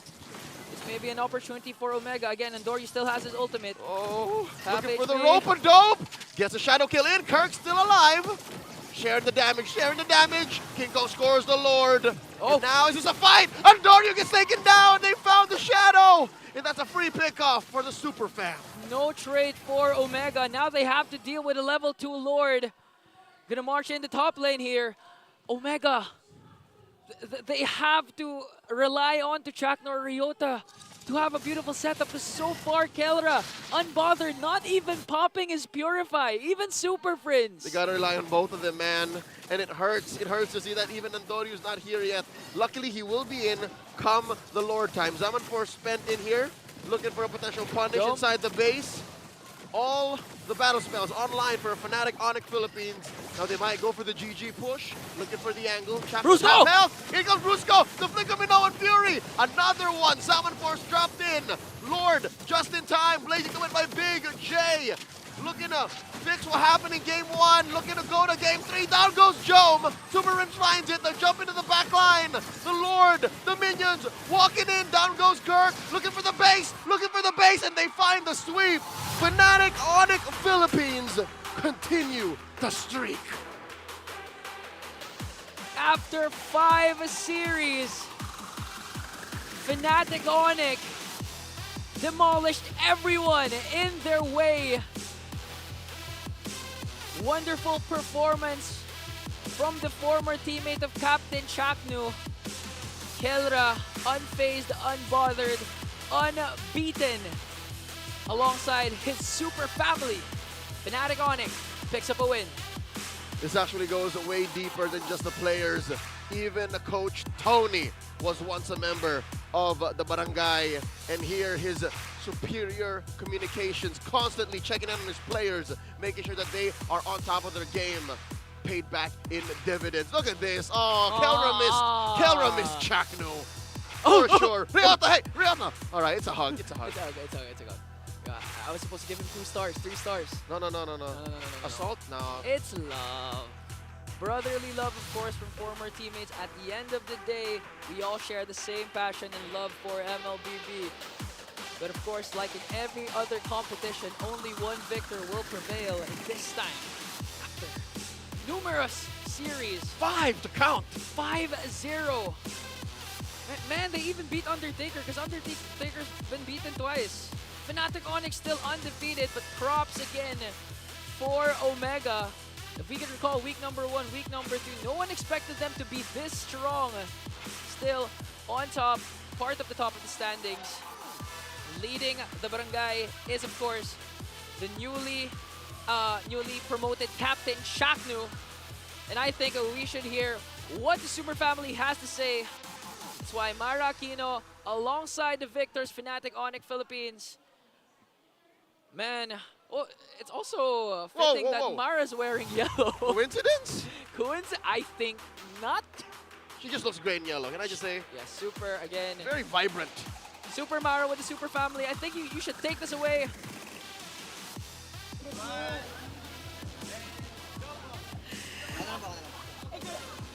Congratulations! Now, let's give them a big round of applause. Naglalaban-laban kasi sila kanina kung sino ang ating may interview. Kaya ngayon, tumabi sa akin, Brusko. Ikaw naman. Okay, ikaw yung magic bunot. Undefeated, going so strong, win streak ngayong season 14. Gusto ko malaman, inside scoop naman tayo, ano nga ba yung sinasabi ni Coach? Ano yung nangyayari before the game starts? Yung mga prep niya sa inyo, mga pep talk, para naman ma-motivate kayo because it seems like it's working, not just with the draft, not just with the chemistry. Give us an inside scoop kasi sobrang positive nyo. Sinasabi lang po ni Coach Sorry na gawin lang namin po yung laro namin. Huwag kaming matakot gumawa ng play, tas maglaro kami as a team, tas kahit naluluwi kami sa early, lalaban kami hanggang dulo. Kitang-kita naman, talagang hindi kayo natatakot sa play. Ano naman? Si Kelra. Ayun, nandiyan ka pala. Kelra, dun sa face-off natin, naka-face-off mo si Jome. Yung palag niya sa'yo, sabi niya, na-experience niyang maging captain si Ch4knu, pero hindi niya iniwan. Hindi ako nakakuha ng reply, syempre, kasi palag lang yun. Ngayon, ano masasabi mo sa sinabi ni Jome? Iniwan ko naman si Ch4knu pero iniwanan ko siya ng MSC title. That's a good one. Okay, ito naman para kay King Kong. King Kong, di ba pinag-uusapan natin paulit-ulit yung mga, sino nga ba yung mga top junglers ngayon? So, technically, nung tinatanong ko yung mga junglers, wala ka sa top 3. May one time nasa top 4 ka, pero kayo ang number 1 ngayon sa liga. So, hindi ba dapat ikaw ang number 1 jungler ngayon sa MPL Philippines Season 14? Kaya po siguro ganun yung mga naging ranking kasi Kasi 5 po kasi kaming, parang 5 po kaming gumagalaw palagi. Tapos laging teamwork lang yung focus namin, kaya ganun po siguro. Saan mo ipiplace yung sa sarili mo? Sa top 3, for example. Saan ka doon? Top 3. Top 3! Ngayon, you're about to face. Susunod na laban nyo, di ba? Ang APBren? Ay, RSG. Okay. So, susunod na laban sa RSG. Now, anong masasabi mo ngayon sa next team na kakalabanin nyo, RSG Philippines? Kay Rad, good luck lang. Good luck. Okay, now, we're about to announce our MVP. Can you guys guess who it is? Let's take a look at the screen. Alam na. Congratulations, Super Friends! Kanina nga sabi niya, gusto daw niyang ma-interview. Ngayon, hawak mo na ang mic. Ano ang masasabi mo sa mga super fans nyo? Ano pa dapat ang aasahan namin? Masabi ko sa fans namin, patuloy lang silang suportahan kami. And yung expect nyo sa amin na hindi pa kami satisfied sa ranking namin ngayon. You know what I love? Dati, pinapasa niya yung mic to someone else. Ngayon, kinukuha na niya ang mic. That's the confidence they get for being number 1 sa standings ngayon. And now, we're about to award the winner, ang ating super fan of the day with 3,000 diamonds. Come on up! Congratulations! One lucky fan gets 3,000 diamonds for every single series. What's your name? Milky Balagasay po. Milky! Nanginginig si Milky. Milky, sinong favorite player mo dito? Simula nung nasa execration siya, naging Omega at ngayon nasa Onic. Walang iba kundi si Kelra. Kelra! Okay, ngayon magharap kayo ni Kelra. Anong gusto mong sabihin kay Kelra? Ito na yung pagkakataon mo. Kelra, fan mo ko. Number 1 fan mo ko. Kelra, ang dami mong fans. Anong gusto mo naman sabihin sa kanya? Ano lang, thank you sa suporta and sa, ayun, sa malasama suporta. Ayun lang. Milky, thank you so much. Congratulations once again. Meron kang 3,000 diamonds. Now, you get to bow with the team. Congratulations. Once again, to Fnatic Onic, you may now take your bow and take your walk of victory. Still undefeated. And you can see their confidence is going all the way up. Maganda ang ipinakita ng ating koponan, and now it's time to break it down for you. So we're gonna go back to our panel. Pasok. All right, we got a pretty good show there at the end. Very fun times here with the Super Fam. Onic Philippines with the 2-0 against Smart Omega. 2-0 and maintaining their high-impact lineup, high-impact win rates, undefeated and everything else. And, of course, Super Prince getting the MVP here. Absolutely amazing performance with this Lilia.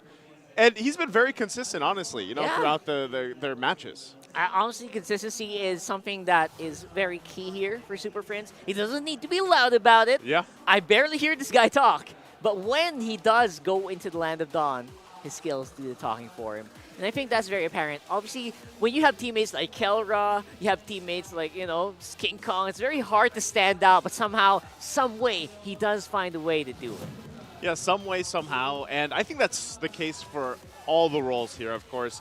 You know, we pointed this out as we look at the MVP highlights here. And just overall, we talk about how the synergy has been built over the seasons, even with some of the changes here that Fnatic Onic has seen. Yeah. And you heard it from Super Prince, the MVP himself. He's like, we're not content with where we are in the standings right now. Even though they're #1, they're 5-0, they're absolutely amazing performance up to this point, and they're still not content. And you heard, too, of course, what their coach says to them and how he keeps them in check and keeps them focused on the games at hand here.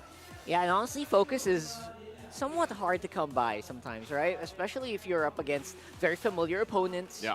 It's a very tense battlefield. And again, probably one of the specialties why MPL Philippines is such a competitive region overall.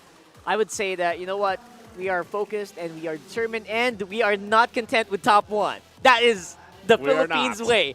5-0, we're not happy with our standings. That's the way to answer it. Maybe that's perfectionism at this point, you know, Rockhart. And I think that's how we have to see if they can maintain that. Like I said, if they can maintain that thing going forward, that streak that they have, the dominance that they've shown us so far. And dominance, oh my goodness, is there any shortage of that here today? Right now, I don't think so.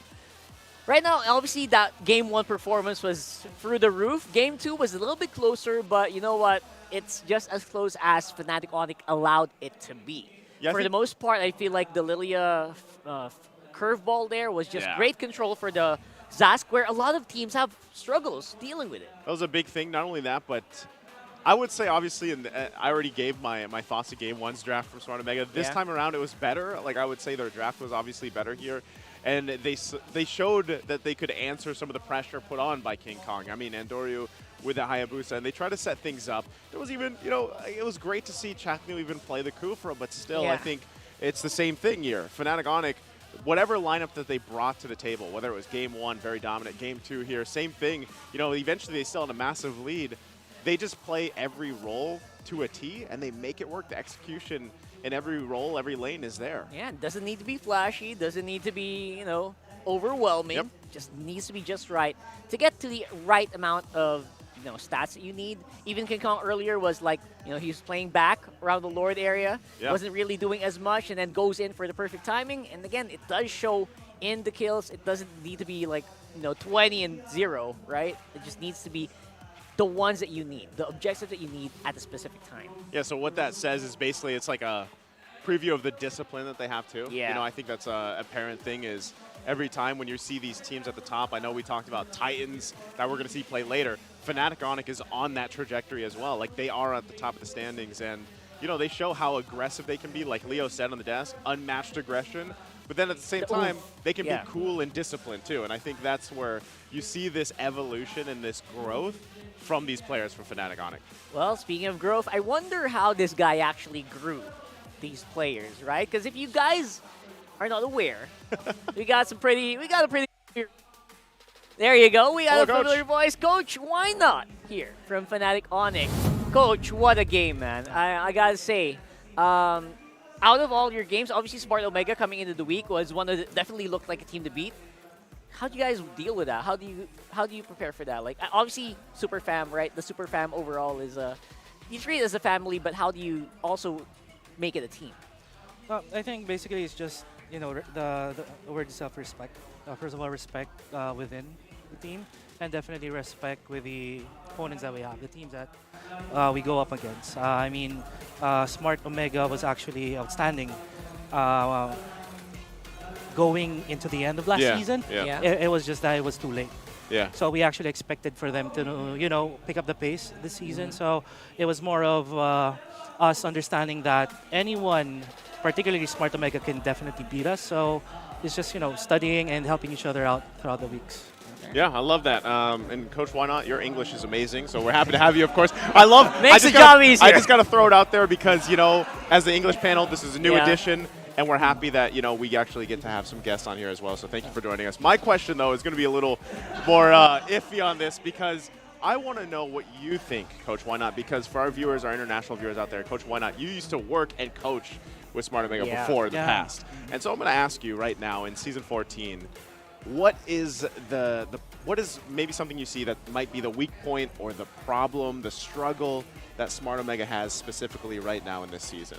To be honest, I'm not really seeing any problems with them. It's just that, as I did mention a couple of times whenever they do the interviews, it's just that it's really a very tight competition right now. Yeah. Any team can really win, even TNC, even Blacklist, even RSG. Everyone is just trying to find their groove, and I really think it's all about preparation and what heroes you use, what heroes you give, and let the players execute. Yeah. Speaking of heroes, by the way, great answer. Speaking of heroes, that was we were talking about the draft earlier. We saw that Lunox ban. I love that, and I was wondering how deep is your knowledge of the team that you faced today. A rate of 1 to 10, how much did your previous experience as their coach, as their coaching staff, how did that, from 1 to 10, how did that impact that game? Actually, Rated? None, actually. 1? I mean, like 0, 1? 0, actually. Why? If we're talking about heroes, I just base it on what I see, what they use, since, the other tournament before MPL. But basically, personality-wise, their tendencies, probably that's where I kind of have a bit of an advantage with them. So, but as for the heroes, the Lunox, I actually have to thank the Indonesians for that, because this week was probably the hardest week that we have. We have had for preparation. So the Indos, So that was the call, and real quick, I think we have enough time for you to answer this. How do you maintain this level of discipline when you're 5-0? Well, everyone knows that we have to have that certain amount of discipline because no lead is safe, and just a game at a time. Everyone knows that. No, very straightforward answer. One game at a time, and I think it's effective because right here, 5-0. But you know what, guys? You can be 5-0 too if you catch the big Clash of Legends every Monday with We Are Legends. Get a chance to win 10,000 in-game diamonds just by liking and supporting the show. More details on WeTrend's official Facebook page. I'll be there later on. So. 10,000 diamonds, by the way. Coming in on Monday. Yeah, coming in on Monday. Fun times. So definitely check that out. Another great opportunity for teams out there and players out there, of course, to get to this point. So, again, it was a great matchup that we got to see here. And, again, we got some insights, of course, from Coach Why Not as well. Yeah. And we asked earlier what the audience you like this? thought. Who would they vote for? Look at this. Look at the prediction here. Right. That's what I was going to say. I think when I saw that, you're going to like this. What can you say about this? What do you think is the perception of the community on you? Like, how does that impact your play? I mean, it's fine with me. I mean, as I did mention to my players, that's why they keep on saying, play as a team, not focus too much on individuals, because they will recognize us if we, continue to show them that we work as a team. Because doing that will result in wins. Yeah.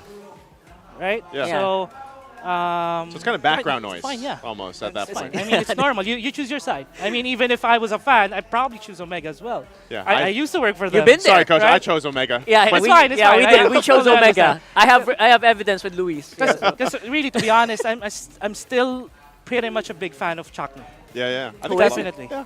Definitely. He's an iconic player, of the league and one of the legends, of course, here. And I think you see the impact he has. Like, even if he just locks in Kufra, people go crazy over it, and so it's great to see what you guys have accomplished here through everything else. So you're 5-0. You're definitely on the momentum, and we're glad you could join us and share some insights with us. Thank you for having me. It's rare, man. 5-0, I guess history remembers the winners, right? So thank you so much, Coach. Why not? You got Naizu here. I'm Rockhard. We're going to go on the quick break. We come back. We got match number 2. So stay tuned. This is MPL Philippines, Season 14. 1,000 stars na ako. So, siguro tingin ko mga season 2 ako nag-start ng paglalaro ng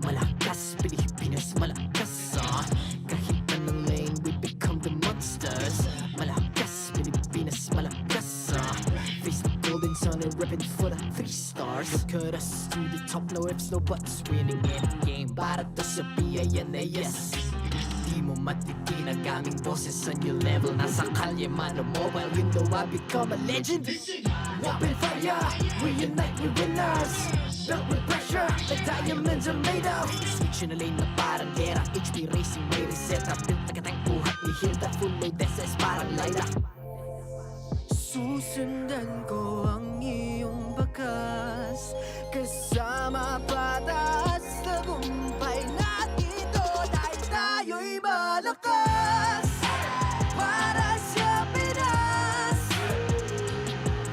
Nasa amin ang lalas Hindi tuwa atras Kinikilala sa taas Kasi kami ang malakas Para sa Pinas Nasa amin ang lalas Hindi tuwa atras Kinikilala sa taas Ganito kami sa Pinas Wow! Hold on Yeah, malakas ang Pinas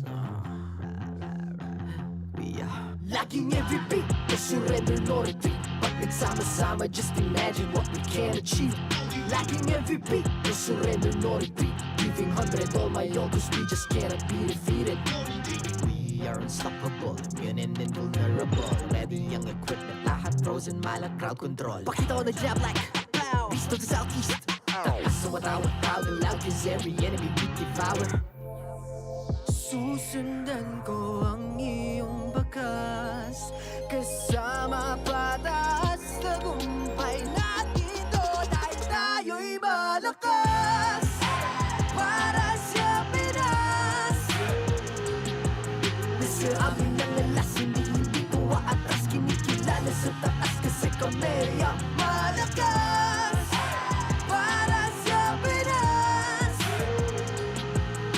Sa amin ang alas, hindi dito aatras. Kinikilala sa taas, ganito kami sa Pinas. Wow.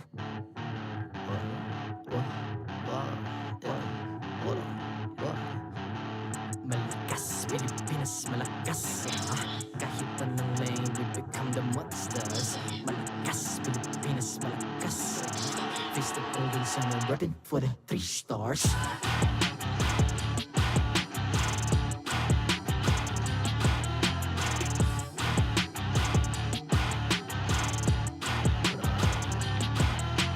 Ang lakas ng Pinas, we unite, be the stars. Ang lakas ng Pinas, we unite, be the stars. Ang lakas ng Pinas, we unite, be the stars. Ang lakas ng Pinas, we the stars. Ang lakas ng Pinas, we unite, we the stars. Ang lakas ng Pinas, we unite, we the stars. Ang lakas ng Pinas.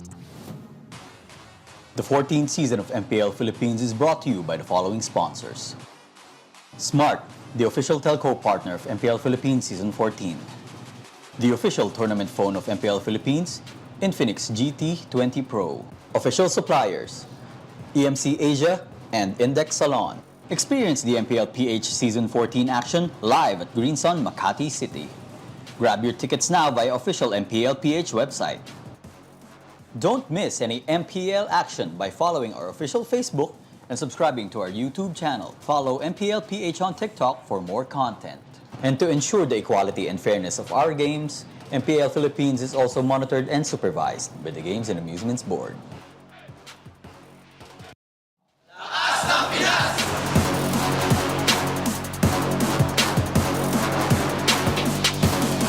Lakas ng Pinas!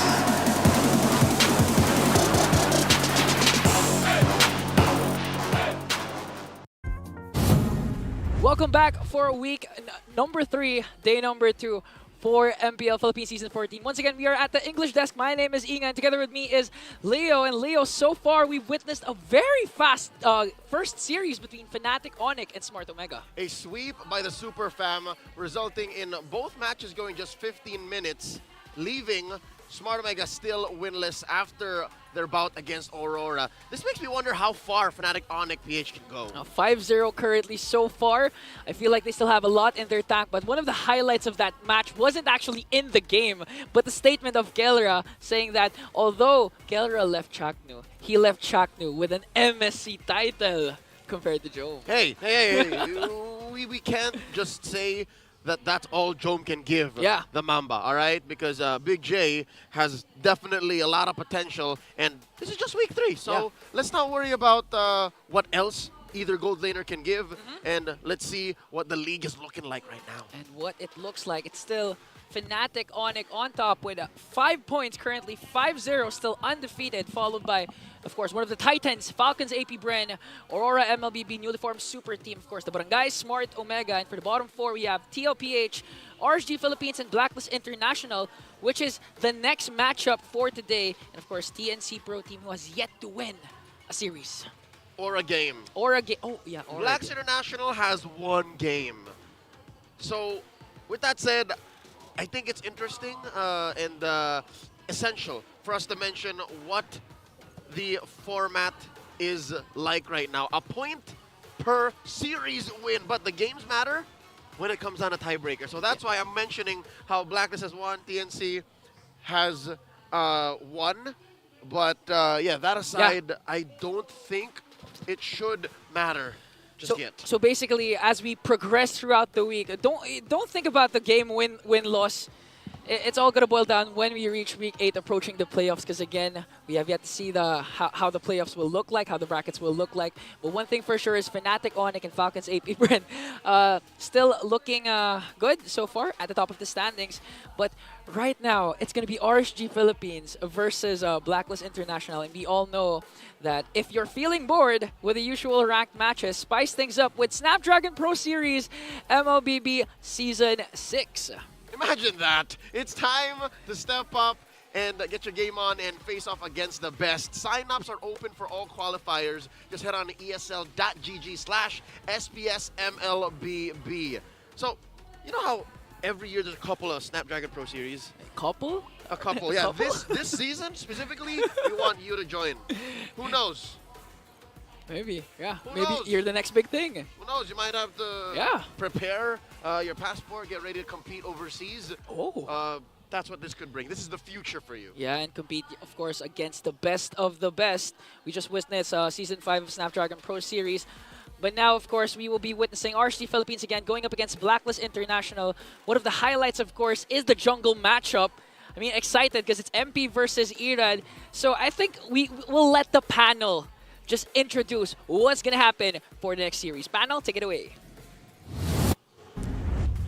That's right. We are live and alive here in the Infinix Game Lounge. Game Lounge. Is that sounds like a ring, right? Is that the correct translation for Tambayan? Yeah, that sounds like it, right? So we'll wait and see though. For the meantime, we do have something very, very special for you guys. I know you guys are very excited. You know, MPL Philippines, usually you get the best of the best here. Yeah. And you know what we said? We heard Coach Why Not mention it. Yeah. He's like, this season is so competitive, and you actually don't know what team's going to be at the top of the standings. Yeah, and if you want a team that's at the top of the standings in their own league, who else, right? Who else? Do you guys know the team, you know, just casually just mentioning the MSC champions? We have a big interview here with Coach Arcadia himself from SRG. Red Giants, everyone cheered for this guy. They were undefeated in their own league. And guys, we have an opportunity to talk to him. So I don't know if you guys have any questions for him. We know we do. So we're bringing you Coach Arcadia right here.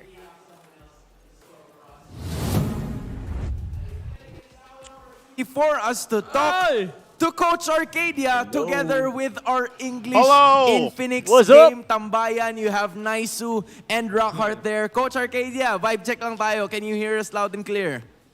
Yes, very All loud. right. Hey. Coach Arcadia, how has it been playing for Malaysia? Kamusta ang buhay-buhay mula nung nanalo kayo ng MSC Championship kasama ang SRG? Of course, sobrang saya, and we've been receiving a lot of love from the community. So we're really thankful for all of this love na kahit na imports kami, sobrang dami pa rin naming na-receive na support. So very thankful kami dito. But when it comes to the MSC, siguro at the moment, di na namin siya masyadong iniisip kasi dating na MPL namin eh. So we don't want to be stuck in the past. And we want to focus on the present sa NPL namin, and then so we can secure the future and maybe go to M6. We love the mindset coming in from Coach Arcadia. It's so nice to have you here. And we also have the English panel, aka the English Infinix Gaming Lounge? I don't know. Guess that's how it's gonna be called, right? Nice. But yes, Naisu and Rockhart. I assume you guys have questions for Coach Arcadia now. Yeah, you know what? We're super curious. You mentioned it. Kamusta ang preparation naman ng team mo for MPL MY Season 14? How's it looking for the boys? So far, all of our preparations, good naman. Maganda yung resulta na nakuha namin despite coming from a rest. So we're really prepared going to our Season 14, and actually next week na siya. So I hope you guys can support us as well. And we're excited. We're excited to show what we can show in this season, and marami pa kaming barahan na gusto ipakita. That's great. Yeah, I mean, I know we're excited. I know a lot of people are excited, of course, to go ahead and watch you guys after everything you accomplished just recently. And, you know, I think that leads us into throwing it back over. I feel like I'm throwing it back over the wall here to the Philippine language there to ask a question about exactly the matchup we have here at hand. Okay, I feel like he has a question for you, May Coach question Art. ako kasi again, ang laban na masusaksihan natin is Blacklist International versus RSG. Ito, gusto ko lang malaman, Coach Arcadia, ang definition para sa'yo ng team chemistry. Team chemistry. Para sa akin, itong team chemistry, yan siya. Malaking word. It's very broad. Pero siguro, kung i-describe ko siya in a simple way, I would say that team chemistry, it's the ability to connect from yung each individual players to each one another, not just inside of the game, but outside, but also outside of the game. Like, because, kasi dun mo mako-connect eh. Pag hindi kayo connected, even outside, maapektuhan yung sa inside nyo, like yung skills management and how you guys, what's your team dynamic. So, I think that's a simple way to describe the team chemistry. Love it. You love to see it, especially with Coach Arcadia. Talagang finorm niya yung kanyang lineup para sa darating na MPL Malaysia season and even ways before, right? Midnight. Sorry bato muna natin kay Rockart. RH, or should I say Naisu? Naisu, you haven't asked your question yet, right? Yeah, so this is for, again, Coach Arcadia, you know, I've had the pleasure to talk to you in the past. One thing that sticks out is your expertise working with teams around the world, you know, and now you've accomplished great things. Focusing once again at Blacklist International RSG, we know there's some struggle happening right now at this point, week 3. So from your standpoint as the coach that you are, what can either of these teams, Blacklist International or RSG, if you want to talk about one or both, what can they do or focus on to produce better results heading further into the regular season here? Okay. Since we've discussed team chemistry, siguro pag-usapan na lang natin yung Blacklist. Because maraming tanong regarding sa lineup ng Blacklist. Ano ba yung naging problema after rebuilding the team? So a lot of teams or a lot of people are saying na it could be a lack of chemistry. So let's look at the lineup of Blacklist. Para sa akin, yung Blacklist, para sa akin, yung mga players nila talented. And at the same time, I feel like as a team, as a 10-man roster, they have the players that they can mix and match to produce a good team. Okay? And now, doon na papasok yung chemistry, like what I said, chemistry is a big word. Now, as a coaching staff and also the side of management, now, doon na papasok yung puzzle na paano ko hahanapin yung correct na 5-man. Kasi doon yung kailangan mo hanapin yung dynamics. Sa totoo lang, meron silang championship, meron silang players na already been champions like Haji, Oheb, and also MP The King have been champions in MPL Cambodia. So I'm pretty sure there could be a right mix with this lineup. It's just, that's the beauty in finding the lineup. It can really be challenging, but at the end of the day, may mahanap ka ring magandang timpla. Alright, Arcadia, ako, may tanong ako. Alright, Meron lang ako special request. Pakisuot muna yung mga neck pillow natin dyan. Pakisuot muna yung Here mga we neck go. pillow. I-brief lang kita, Coach. Neck pillow time. I have a very important question to Coach Arcadia. Knowing importante sa'yo yung team chemistry, all the things that you mentioned before, especially in this coming matchup, do you think Blacklist International or RSG Philippines lack team chemistry? And if may isang team na masasabi mo na mas kulang yung team chemistry sa kanilang dalawa, who do you think will win this matchup between the two? Oh, I think this one, I think it will still be RSG. Because the thing is, Blacklist is kinda struggling right now, di ba? So, hanggang hindi pa nahanap ng Blacklist yung tamang timpla nila dun sa 10-man roster nila, tingin ko, medyo mahirapan sila. And si RSG, alam naman natin, nag-stick sila sa roster nila eh. And, kunwari, sila Kusey, sila Irad, umalis man sila sa team nila, pero dating players natin. So, yung chemistry, yung dynamics, alam na nila, kilala na nila isa't isa. So, nasa challenging point kasi si Blacklist right now. So, it might be hard for them to fight against RSG. Yes. Right. I love the idea there na parang hinahanap pa nila yung tamang timpla just because they have the 10-man roster compared to RSG na whether umalis sila, bumalik sila, it's still the same players. Pero for you guys, especially the ones na nandyan sa English desk of the Infinix Game Tambayan, who do you think is gonna be winning this one? Is it Blacklist International or RSG Philippines? Both of them, Naisu and Rockhart, saying, all right, Naisu, Rockhart, Coach Arcadia, sorry, you're probably not safe with this. Right? Naisu, who do you want to go for with this matchup? Why me? Why not Rockhart? You know what? Fine. Rockhart, go ahead. Honestly, it's been a while. It took a while, right? Week 3. I think it's about time the Blacklist shows us what they actually are made of. Kasi by week 5, week 4, it might be too late by then. It's a little dicey at that point. It's going to be a little dicey, right? So I feel like Blacklist should, I hope ito na yun. So, all right. So Blacklist for Rockhart, Naisu. I'll go with RSG.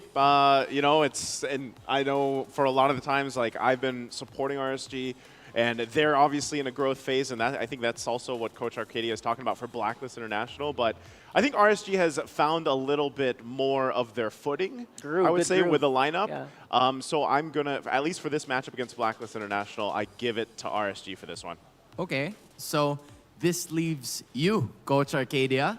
Who do you want to go for here? Add a little bit there. Gusto ko the expert kasi to si Coach Arcadia. Yeah. Coach, gusto ko team tsaka score. Ay, mainit. High score. Tawa tuloy si Coach.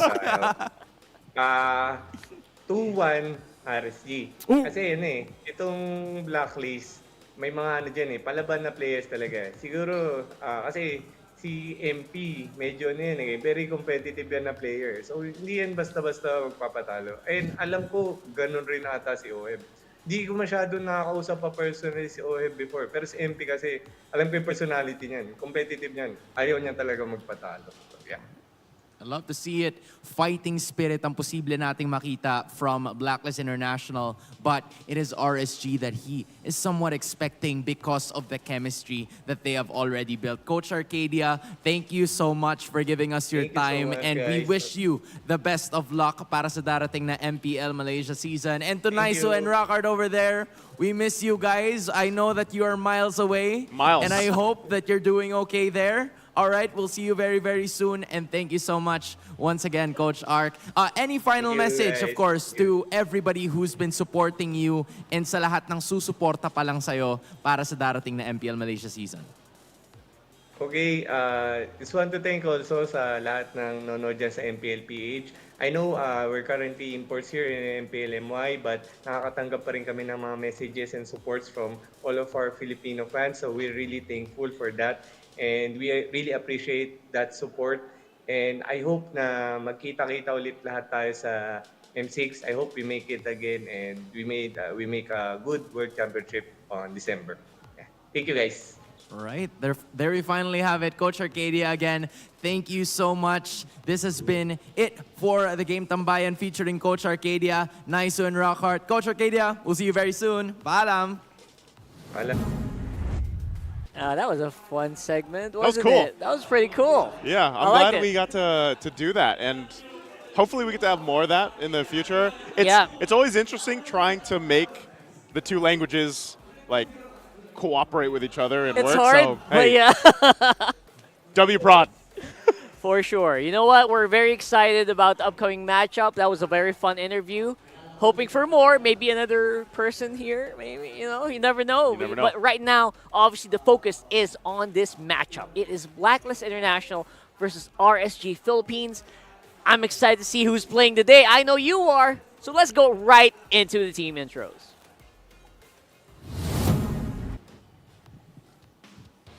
To get this match started, let's welcome our marshals. Currently on stage, it's Chico, Wilbert, and celebrating their birthday, Pat, and happy graduation, JJ, your marshals for this matchup.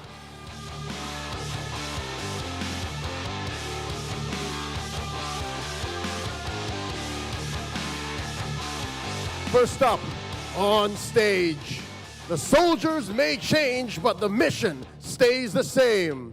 Here to break the code, MP the King, Exhort, Haji, Lord JM, and the Filipino sniper, Oheb. This is Blacklist International.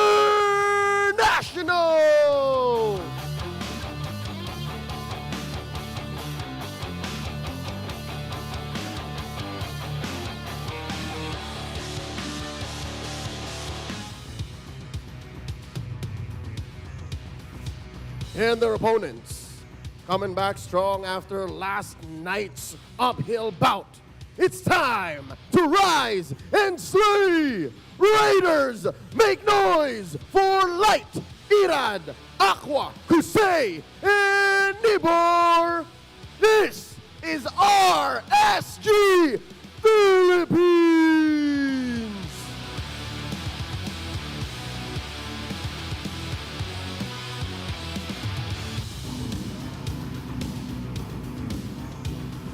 and their coaches. Blacklist International's own Coach Bonchan and RSG Philippines Coach Panda.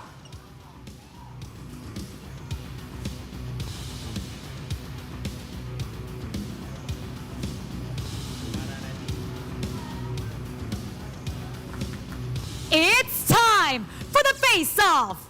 MP the King, Kusey, come forward. Step closer together. MP the King, ano ang palag mo kay Kusey? Mas marami kaming talo ngayon. Kusey, ano ang palag mo kay MP the King? Wala po eh. Good luck na lang. Fist bump, palag kung palag. Four more teammates abroad, now on opposite sides to fight for redemption. Let's enter the Lana Dawn. Panel, pasok. There you go, straight from the horse's mouth. I don't think I can get any more eloquent than that. This is Blacklist International, who are very aware of their current situation right now in the league. Yeah, and with this, you see they're going to be playing with Lord JM in the XP lane this time around, and I really have to agree with what Coach Arcadia had to say about Blacklist International. You know, they've got great talent here, but it feels like they're just trying to put things together still, and they haven't really found that magic lineup. Yes, try to stitch it out.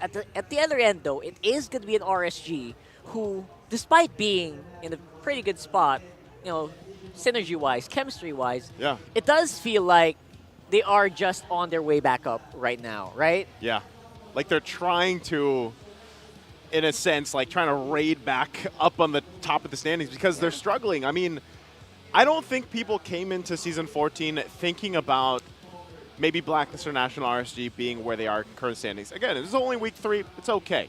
But this is a crucial point for Blacklist International to get a point.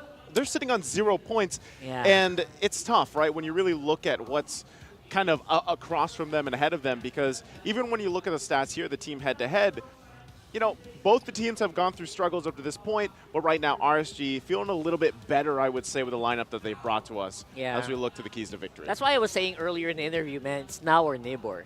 That's true. For them.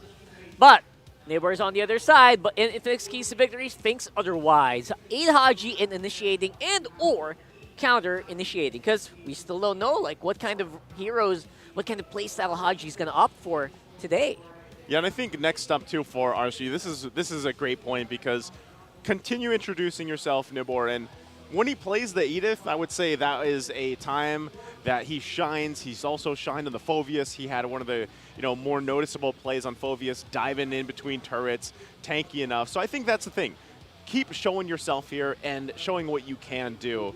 And like looking at the last one for both, be the glue that puts your teams together. Yeah, because man. that's the thing here. I mean, just like I said, we talked about with Coach Arcadia, these two teams, no matter where they are in the standings, that's the theme here. It's just one is doing it quicker than the other. It's like they got a couple more pieces put together in their puzzle. The glue is there, but is it going to drive faster than the other? I think that's the question. Yeah, keeping up the pace. And at the end, for Nibber, I guess he's still in the process of like trying to, step into Nat's quite, I think, size 9 or size 10 shoes. Yeah. He's a tall guy. He's a tall guy. He is. He growth spurted. Like at one point, I think when I first met Naps, he was probably like, I don't know, 5'8". Yeah. And then all of a sudden, he's like as tall as me before he left. Exactly. So it's really crazy, literally and metaphorically. Right now, obviously, it's looking better for them. At least even with losses, they do look like there is a team that, is aiming for the win and does feel like competitive compared to, who they're matching up with. Yeah, and it's I feel like not just with Nibor, but like as a whole, RSG is trying to fill like a metaphorical shoe. Yes. Like, because, again, even Light, like, I love Light as a roamer. He's an amazing player, but I can even see where Light right now with this lineup with RSG seems to struggle a bit. Like, he's not able to do exactly the same things as he was before in the past. Yeah. When we did have, like, Demon Kite over there, of course, Light working with him, and Aqua's still there, too. So I think it's just RSG, again, on an individual scale, their power levels are there. It's just like, how do we get this synergy down? And I think that's why the discussion, especially from the Filipino side, was how do you get the chemistry going? Like, how do you take this? Because chemistry is a broad term, and we always talk about chemistry and synergy. So I think, obviously it starts in the draft here, and that's what we have to see. Yeah, I wonder if we'll see any like exothermic reactions or anything like that here coming into this one, because honestly, that's what's been that's the thing I've been missing here for RSG. That X factor that you kind of look for when you're looking for Nats making something happen on the map when you least expect it to. And for Demon Kite, that explosiveness that you actually do miss from the guy who is actually being brought to him by Aurora on the other side of the field. But right now, right here on the board is going to be the draft for these two teams. Coach Panda, Coach Bon Chan, definitely these guys, if you've ever seen any big meta shifts in the Philippines, it somehow involves one of these two, right? When their teams come out, they really use these new heroes well, and I really wonder if they're going to be able to utilize some of the newer picks here as well. I think we see them possibly still go with the Phoveus here. Probably Phoveus being available, Edith too. It's one of those two picks at least. I think that's where you also see just a lot of value come through with the first phase, The fact that Blacklist International also picked up the Ling and just put it in the hands of MP the King, you heard them say it too. Like, even Coach Arcadia is like, I know MP the King. I've worked with him. I know his attitude. This guy's fierce. Ling is that hero. Exactly. If you're confident, you pick the Ling up. And so, but this time around, like I said, MP the King, even as confident as he has been, he's a former champion, different region. He's still going to make it proof here. He's still going to make something happen here. And you can see this. RSG will take up that Phoveus. Love it. And top it up with his Zask as well. Again, that's a great hero to use to just chase down the Ling. No matter where the Ling goes, you know what? The Phoveus can follow. Yep. And it's actually a great way to just keep him in check. Not necessarily burst him out or kill him, but just to make sure that you can always have a chase. And again, usually you want to lock down the Ling, but that's not something that Coach Panda seems to be bothered with just about now. What's this? Kill participation. Ranking among all junglers. Okay. MP the King is 86% kill participation. He likes to fight. He likes to join the fights. I mean, he might be the team might be bottom of the standings right now, but this guy wants to fight. He's on top. He's way higher. His stats are way higher than KyleTzy as well. I would say anytime we see stats like that, it's like, all right, how do we break that down a little bit, given how this situation is? Because right now, the fact that they don't have any points, Blacklist has gone through a struggle. Yeah. The fact that MP the King has the highest kill participation, though, shows that, yes, he likes to join the fights. He's not one of those junglers that will just kind of focus on objectives, farm off, So he wants to fight, and I think with that being said, Blacklist wants to play around that. And so every time they come to the draft, that's kind of one thing that they keep in mind. And I think that those two picks completely complement their jungler and the way the mindset is. So you have a Ruby, you have 100%. Vexana. You don't know if the Ruby's actually going to be played, let's say, into the gold lane like we saw earlier today in the first series. That's definitely a good flexible pick. But even the Vexana really helps with this because you also have an extra kind of front body to deal possibly with a Dominator's Descent from the Zask, and now Jawhead gets picked up to round out this first phase. I actually completely agree because the last Ruby I remember from Blacklist International was in the hands of Oheb as well. So I think we are in for a possible Ruby gold lane here again. And on the other side, I feel like they do have also great ways of dealing with the Ruby. I feel like Jawhead is something that you cannot really approach willy-nilly, no matter how much lifesteal you have. If you get thrown to 4 people, you're probably most likely going to go down. And behind the tower. Yeah, exactly. And at that point, too, it's leaving the question of what is RSG going to take in the gold lane. For real. You can see that. Oh, that's right. That's UE Zenith, by the way. So for our international viewers, you see on the screen, this is the University of East. Zenith. They're collegiate pro team. Yeah. So, for some people around there, it's funny because college level esports is a thing in other parts of the world, and obviously here in the Philippines, it's still developing. So UAAP was our first would I say official? I know there was collegiate esports before. Yeah, but you know, it's unofficial. But this is like literally a legit campus esports. Campus it's like esports. the biggest universities colleges. themselves. Yeah. Literally signed up and you said, you know what, we're going to put esports on the map here for our students to enjoy. And I wish I was a student again, because now it's a real thing. I was going to say, where was that when we were in college? You know, I know rock hard, but even for me, like as a former educator myself, I would have loved to be a part of this, and I'm happy to see that opportunity given to the college students out there. So, amazing. You know, now once again, it's second phase. Here are the picks. On the flip side, we have this carry being picked up. All right. Interestingly enough, carries obviously meant to go ahead and shred, you know, these tankier heroes over here. So Blacklist International, I'm still wondering if this is that gold lane Ruby, then what are those tanky heroes that now they want to build up? Because the Tigreal, the Hylos are gone out of the picture. Of course, Chip's going to be banned out too. So what are we thinking here? Do they have the Grok? They have Grok. They have Tigreal that they could still take. They need solid frontliners. Again, heroes that might be willing to be used by by Haji. I'm thinking maybe the Cho. We do have the Tatan. Oh, great Oheb hero. What is it going to be? Something? What's a good roam pick here, though? Roam pick. There's a lot on the table, but yeah, Haji's the thing, and you know, leaving it up to it. There's they Grok. still got Grok. Yeah, like I was mentioning, the Grok, the Tig. Grok seems to be the play, and the only thing is with this is like, there's a ton of magic damage available here for you. And obviously scaling-wise too, you know, the Nathan late game, Natan is going to be able to pop off. But you're relying a lot on that physical damage for the Ling. You can hear, I don't know if you can hear them through the stream, but they're cheering for the Lancelot. Everyone's cheering for the Lancelot, man. And there it is. There it is. Right on cue. We're looking for it. Erad, he used this, by the way, this previous game to pretty good success, I would say. But it wasn't still a toss-up in a way. Yes, it's still a toss-up. That's the thing.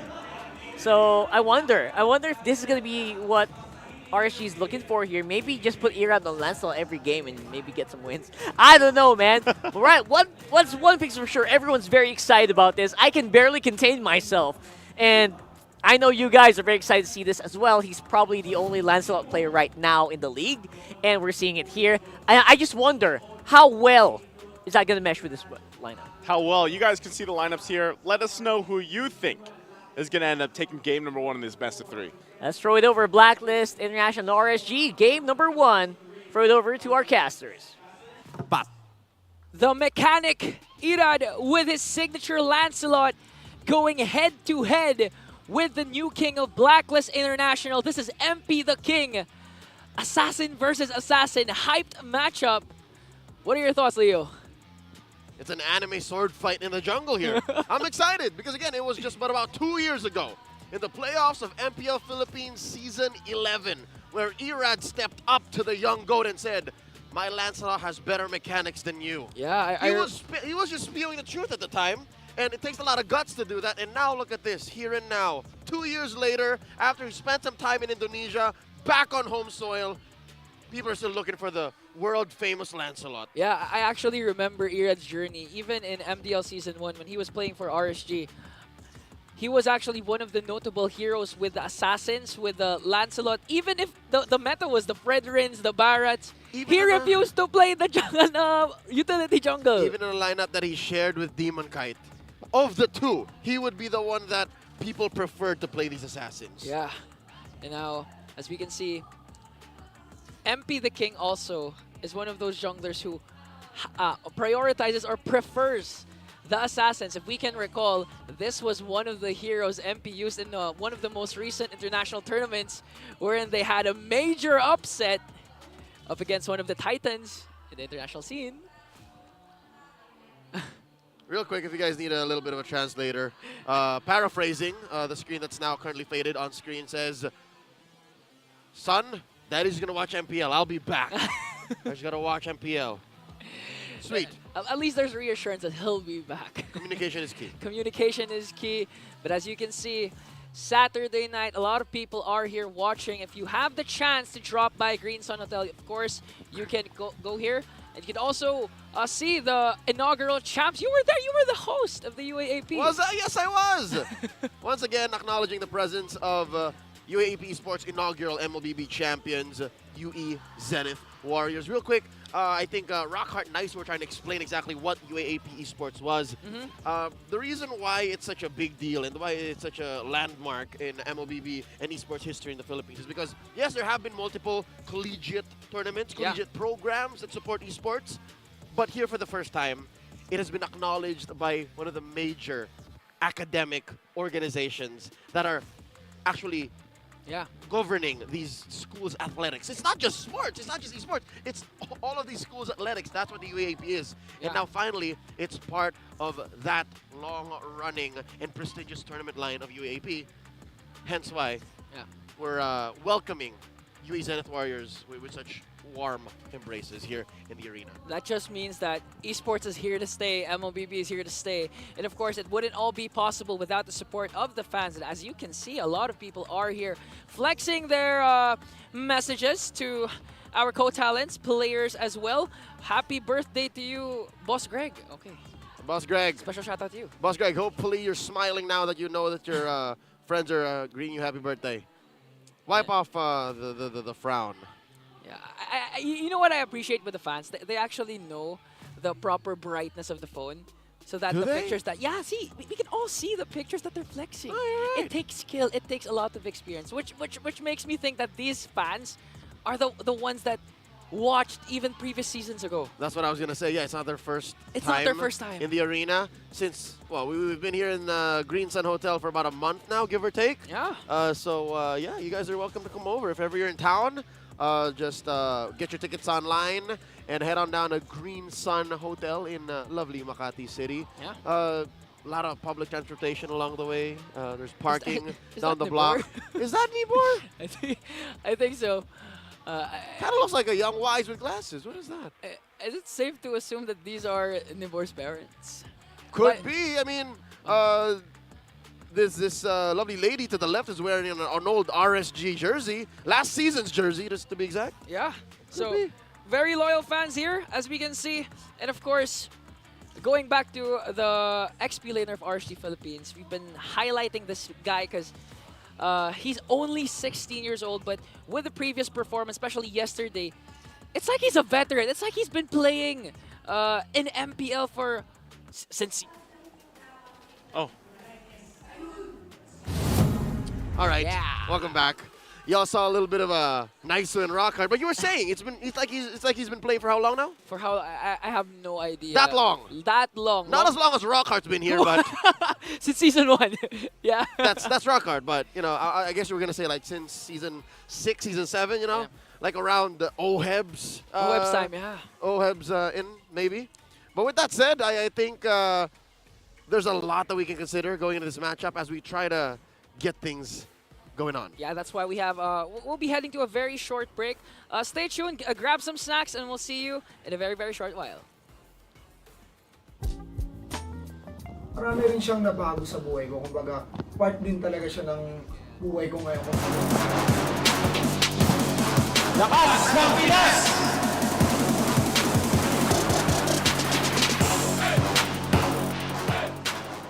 Bakit nandito ako ngayon, kung bakit si Renny J ako ngayon dahil din sa ML. Pero syempre, hindi lang dahil sa ML yung kumbaga, marami din siya mga patterns like dahil kay Boss D din.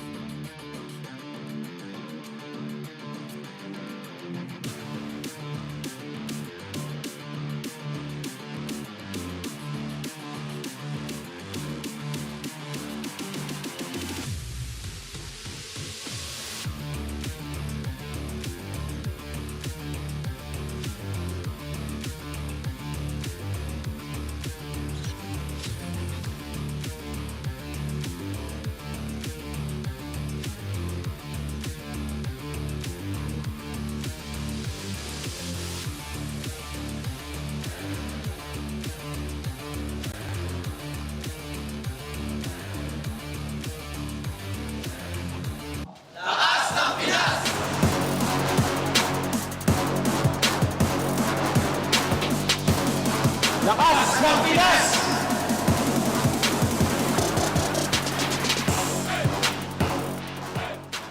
Kilala niya. Desk. Once again, my name is Ingan. Together with me is Leo. And the match right now that we're about to witness again is RSG Philippines going up against Blacklist International, who have yet to win one game, let alone one series. I think Blacklist has one game on record across all their series, and then RSG has a series win and a game or two here and there. It's TNC who's struggling. Yeah. For sure. But with that said, again, the match at hand, the best of three between these two. I think the draft is set. It's just we need to make sure that our players have the best competitive experience possible. Because again, we can expect a lot of just intricate mechanics coming in from both junglers, right? Yeah. Irad and MP the Ling. I like it. MP the Ling and Irad's Lancelot again will be going head-to-head. So we can expect a very exciting match once again from these two mechanically gifted junglers. And apart from that as well, we can also highlight the XP laners because this is the 5th or 4th iteration of Blacklist International. We've seen Dilar play 2 games, and now this is Lord JM's 2nd game for Blacklist. And we have Oheb jumping in, having outplayed Sit out this one for now. Out. Compared to RSG, who has a relatively stable lineup despite the sudden departure of Nats at that, it seems like Nibor was just ready to step up to the plate. Yeah, 16 years old, ready. When his name is called, he'll be there. He's ready.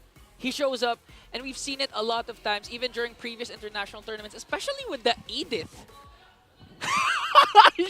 Sorry. I got Nibor, you get it. So you were saying, the Edith. Sorry. Because what I like about Nibor is he's not afraid to be the anchor of the team. Oh, no, he's ready. He's just... And one of the things that Coach Panda told us during the interview was that Nats left a lot of advice, a lot of lessons for Nibor, and I'm pretty sure Nibor picked it up because we've seen him whenever he has his heroes, especially the Edith, he's the one controlling the game, he's the one initiating. I remember there was a game he was 0-0-8, unkillable, all the setups with the Earth Shatters, but this time, I forgot what his pick was. Here Ruby! today? No. No, it wasn't That was Ruby. Blacklist, that was Blacklist. Yeah. They swerved from the Ruby Gold lane to the Ruby XP lane on the hands of Lord JM, but for RSG Philippines. Yeah, we'll get a recap of the Yeah. draft in just a bit. But basically, I can see it from long and short of it is RSG, it doesn't feel like they lost out. I can honestly, with about 95% confidence, say that whatever lineup they have now, despite the entry of their new Cebuano pickup as a sub in the XP, I'd like to think they're going to get by. Yeah. Very fine, They're very gonna get well. by. I like that. Very well. I like that. And apart from that, former teammates are also facing up. MP the King going up against Kusey. They've shared the championship back in MPL Cambodia Season 5. This is why I love sitting beside you. That's what they say. That's what they say in Cambodia. I can't expect. That's the Kamai cheer. Like remember when Harada Miki and now Sinang goes, oh my mom. By the way, if you've been watching a lot of Leo's cast, whenever there's someone who growls or barks it's him. It's You not the sound in-game defensive, Ingan. Be proud. Be proud of the sounds you make, man. It's not me. This is a privilege to have the microphone up on MPL Philippines. But wait, is this true? Irad's all-time Lancelot stats? 6 times over the course. 50% win rate. Not bad. To 6 think- times only? To think a good chunk of those were up against the young goat. Yeah. And also, he spent a lot of time in MDL. Like I think 3/4 of Season 1. He's been picking a lot of Lancelots. So maybe more picks than there. 6. Yeah. But that's global. That's global ban. Not yet during Season 1. No, Not it yet, wasn't? not yet. Global ban started in MDL Season 3. So they just allowed it. He just got his hands on the Lancelot plenty, huh? It's honestly just Lancelot or Link for Irad. Oh, He wow. rarely plays the Fredder. That's why he's called the mechanic. The mechanic, the eradicator. Irad once again stepping up for RSG Philippines. They're gonna rely a lot on his mechanical skills, especially going up against a very mechanically inclined player, MP the King, who could have forget their wonderful run back in MSC. Odds against them, stack against them. Still, he was able to pull off an amazing upset win. He basically walked the talk. He did. He backed everything that he said, but this time, not yet looking good for Blacklist International. I get the chemistry, especially what Coach Arcadia said. Chemistry really is a big factor. Whether you're a skillful player Essential. or whether, yeah, it's really essential. Yeah. Just in case you guys missed the whole Infinix game Tambayan call-in with Coach Arcadia, he mentioned how if you have good chemistry, everything you do in-game is just amplified. Your little calls, your little rotations, they add up to the point wherein if it's second nature for you to understand and wait for your opponents to react to what you do, you're already a step ahead. Yeah, and I actually like to mention, I know this is a bit far because it concerns RSG, it concerns SRG rather from Malaysia, but just of the story, as Coach Arcadia says, chemistry is really important. But I think we're about to enter the land of dawn once again. Again, this is Blacklist International looking to get their first series win against the Raiders. MP the King with the Ling and Irad with the Lancelot. Here we go. Again, the anime team fight just waiting to come to a head. I'm wondering what kind of emblems we're rocking here this time around. Irad with the Impure Rage. Oh, he wants that burst. Interesting. Oh, there you go. All right, confirmed now. Nibor is rocking the Phobius. And then his lane mate, Lord JM, got the XP lane Ruby. Not the usual Ruby. Yeah. In gold these days. This time, it's the XP Ruby, as you mentioned. And apart from that, I've noticed that, for me, the hero of week number 3 is really Phobius. Yeah. Everyone's been picking up the Phobius, whether XP lane, mostly using the XP lane, can be flexed in the mid lane, but you can see how it really affects the game, especially in the hands of one of our highlighted players, Nibor. If Nibor gets his groove, I think this can easily be RSG's game. Yeah, for sure. Because again, momentum-wise, RSG, despite losing last night, they put up a great match against the defending world champions. In the face of inevitable cheese, in the face of a Hanabi Lolita, they put up a good fight. So here now against Blacklist, who's still arguably struggling, finding what chemistry they could get on, what lineup works. Yeah, this is the 5th iteration. 4th or 5th? It's a 5th. 5th. Basically, every single series they play in, it's a different lineup. Yeah, with a 10-man roster, that's something that Coach Bonchan and the coaching staff of Blacklist International can afford. So far, they have 10. 2 minutes in, that's a maximum. Yeah. 300 gold lead for Blacklist International as the turtle spawns in the upper corner. Hodge just walks away. All right. Luckily, there's a wall, and then just not so far off is a turret. Definitely help with the Earthen Force. Imagine that was a Grok, and the only damage coming in from Light was the smart missiles. You could really feel the buff added to the Jawhead. Yeah, but just the same, it's physical damage. So Grok is fine. Imagine if Jawhead was magic. Oh, it's gonna burn down Haji. Would have run through. We could have seen first blood. Relatively slow game to what we expected, because there's a Ling and a Lancelot. But this just means that both teams are capable of contesting for this very first turtle. But as you mentioned, you've been mentioning that the thing that makes Jawhead works is that if it gets a snowball early on. Oh, yeah. If it's on the receiving end, it's not going to work. But this time, I think Light is very comfortable with Jawhead. Light just has to walk up, trigger the smart missiles, and then whoever's up in front, whether it be a chunky boy or a softie, has to think twice. Ira jumps into the pit, pulls out the turtle. Nibor holding the pixel brush. Here we go, checks in. Whoa. And there's the ejector, Lord JM in trouble, knee deep in enemy territory. And the EG draws first blood on the Light. And a little bit more damage. Down goes MP. Nibor takes him down. 1-for-1 the trade. Lord JM down as well. Look at the mechanic behind enemy lines. Dashing through. Puncture here. Puncture there. Haji down low. Exhort as well. You know what? I call it a win for RSG. It's really a win. They got 2 for the price of 1. Who's going to fall? It was only Light who fell down for RSG Philippines. That's a great trade. What a great initiation. Again, the ejector coming in from Light, from Lord JM, plus the pickoff onto MP the King. That was Nibor who actually brought down MP, but look at the turtle. Here we go, MP the King, ever the sharpest retribution. Michael and Dino, watch out for breakfast. Well, to be fair, Ling has a longer sword. I think. Yeah, he does. Yeah, I think. He goes on walls. Lancelot can. Yeah, Lancelot can do the Thorn Rose, but not Finch Boys. But right now, Blacklist still was able to find the trade. No casualties during that turtle fight. Blacklist secures the very first turtle. And going back to the statistics ever since yesterday, whoever gets the first turtle 12 out of 17 times wins the match. That's why I think, you know, to the contrary of what the metagame has been for like the past 2 years, you can't just trade turtles anymore. Yeah. But Wami was right. He mentioned last night that if you want to give out the first turtle or even the second, you have to get something in return. Nothing comes for free. Yeah. That's why I hope out of 17 times, they win is because that's a snowball off the back of that. So now, given how the earlier trades were at the Blacklist side, they need to work on that too. Because again, you're still looking at RG, 200, 300 gold up. Yeah, a correction. 12 out of 17 when it was, I believe, first series. I'm not quite sure what it is now. But so far, Blacklist on a good position. RG still has a small lead over Blacklist.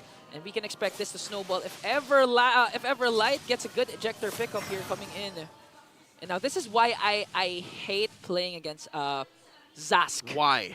The Nightmaric spawn really gives out the vision. Good for checking brushes especially. And at the same time, you don't feel the damage coming in from Aqua because it's not an instantaneous burst. It's DOT. Yeah, it's damage over time plus the slows. It's something that... Oh, wait. Irad, no? You were saying? Showing exhibition. Irad knows you were saying something. Yeah, that's why he stopped. That's right. I'm saying that it's not something you immediately notice, but when your life bar gets depleted, you'll know it's Aqua's fault. You'll know it's Zask's fault. That's right. When you just look at the death replay, the numbers, I hit it. You guys who play on RG know exactly what we're talking about. Second turtle's up. Same spawning point. Upper quarter of the map. 6 minutes in. Nibor here, unafraid to try and pull the turtle out. Light holding the pixel brush. And now Irad putting a few beads on Lord JM.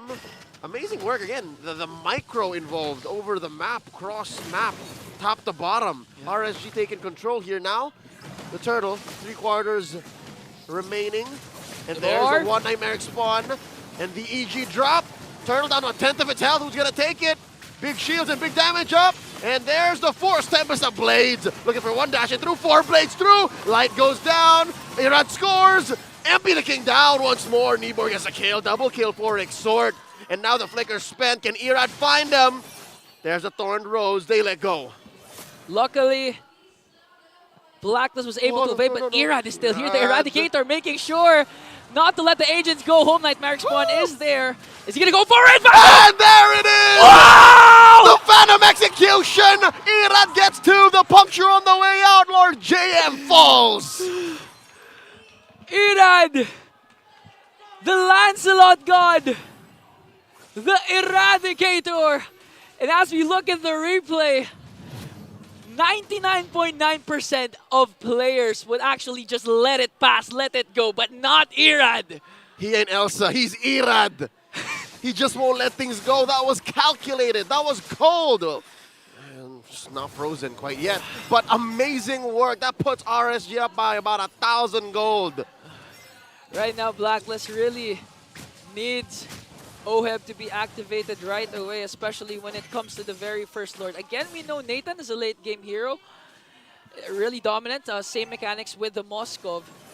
But so far, OHEB 0-0-0. Still in a good position, getting his farms, getting his items compared to Kusey. Still good.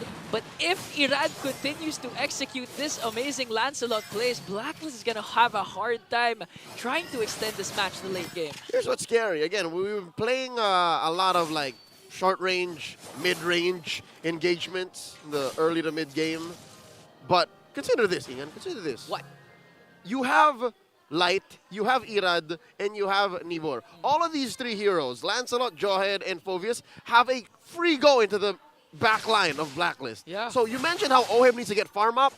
Consider this. What if he has his farm?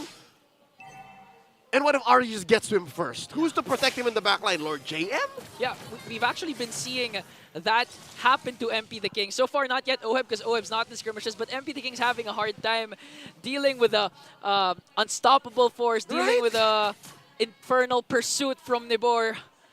So far, MP the King's the one suffering, but later in the late game, I do agree it's going to be OHEB. It's going to be the Filipino sniper, the main target of the Raiders. But right now, the Lord has spawned. I believe no one got the third turtle because of what happened with Irad. Yep. This time, still, two teams are poised to contest for this first potential Lord. And now for sure, OHEB can't dodge the bullet. He cannot be an absentee gold laner. Yeah. It's closer to his lane now unless he decides to switch it up, avoid all sorts of conflict. But here it looks like RSG are trying to pull out a quick one, draw the Lord's ire, and maybe even force Blacklist to respond. Look at the bush control. Look at that river bush, pixel brush, the one near the rock, Ursa. Everything. They love brushes. It all belongs to the Raiders. Yes. High ground control for RSG. MP the King resulting instead for the split pushes onto the top lane. And now 5 members of the Raiders are here. MP can still follow up with this Lord. Lord James trying to look for that hook. Oh! Defensive wild charge on the Haji. Put him down to a third of his health. Able to back off, regen up. Now at half, he'll be able to join in. Oh, look at this kneeboard in the back line. Lord here forced to walk the long way around. Not in retribution range. MP the King still pushing. Gets that tier 2 up top. And just like that, RSG, they know that there was enough time bought for Black there. That's a small victory for the agents. High IQ play for Haji. After MP the King got the first turret into the top lane with that Guardian's barrier, MP the King was just freely pushing, freely farming, and looking at the stats, but wait, the jungle matchup we're all been waiting for. Here we go, Irad versus MP, forcing out one, another Thorn Rose, still has the Tempest of Blades, dashing through, Irad buying time, holding the orange long bush, both players call it touche. It's a match, it's a match. It's a stalemate. Okay, It's a deadlock up top. It's a draw, it's a draw, it's a draw. But right now, one major objective will make sure that one team will come up on top. 11 minutes in, we have yet to see a Lord dance. We saw action coming from the opposite lane from both of the junglers. But this time, Lord JM, I know he's ready for the initiation. I know he wants that I'm offended play. But the problem is, again, going back to your point, Leo, the brush control of RSG is just there. Truth be told, it's difficult for Blacklist to actually check these brushes relatively scot-free. Like, nothing comes for free because, look, sure you can throw in some free spells from Exort, but even that will put you in danger. Like, can just catch you with a free TikTok ejector, right? You can't use the second skill of Vixana to just check brush because, again, a lot of heroes from RSG Philippines can actually go for the backline, but right now RSG poised to take this Lord away. Haji will be able to reset it for the ejector! There's one! We were just mentioning how Lord James could pop like that, and now the Lord knocks up all of RSG. D4 goes down, in comes MP the King trying to take down Irad, and down he goes! Kusey though with the punish, and now OHEB looking low. The Filipino sniper backing up. Haji! Almost taken down, and he does! Kusey!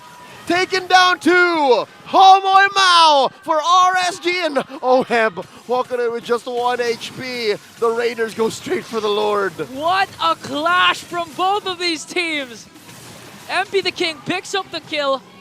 I mean, Irad picks up, MP the King rather, picks up the kill onto Irad. One of them, there was a lot of things that happened. There was a lot that happened, right, but one thing for sure is the instant replay shows that Lord JM was the first man down for Blacklist, but a counter-attack coming in from the setup from Haji. And the Lord. And the Lord. That's why RSG killed it. This was Black Lord. Okay. So MP has the upper hand right now. He can safely say that MP the King died first during that clash. And then eventually, the backliners from RSG were just in a better spot. That's why Blacklist got punished. Look at the contrast from the first series to the second series. 13 minutes in, the lead of Blacklist is 85. Compared to the 9-minute mark of game number 1 of Fnatic Onic versus Omega, which reached 14K. They're a different beast. Different beast. Same species, different beast. They're all MPLPH players. One more time. Irad versus MP. And Irad walks away with a dub. Underneath tier 2 down bottom.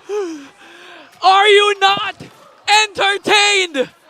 These two junglers, they have a match of their own. They don't care about the 5-on-5. They just want to go for the 1-on-1 as the Lord marches out on the top lane. And that might be a grave mistake because Blacklist needs all the bodies on the map to defend.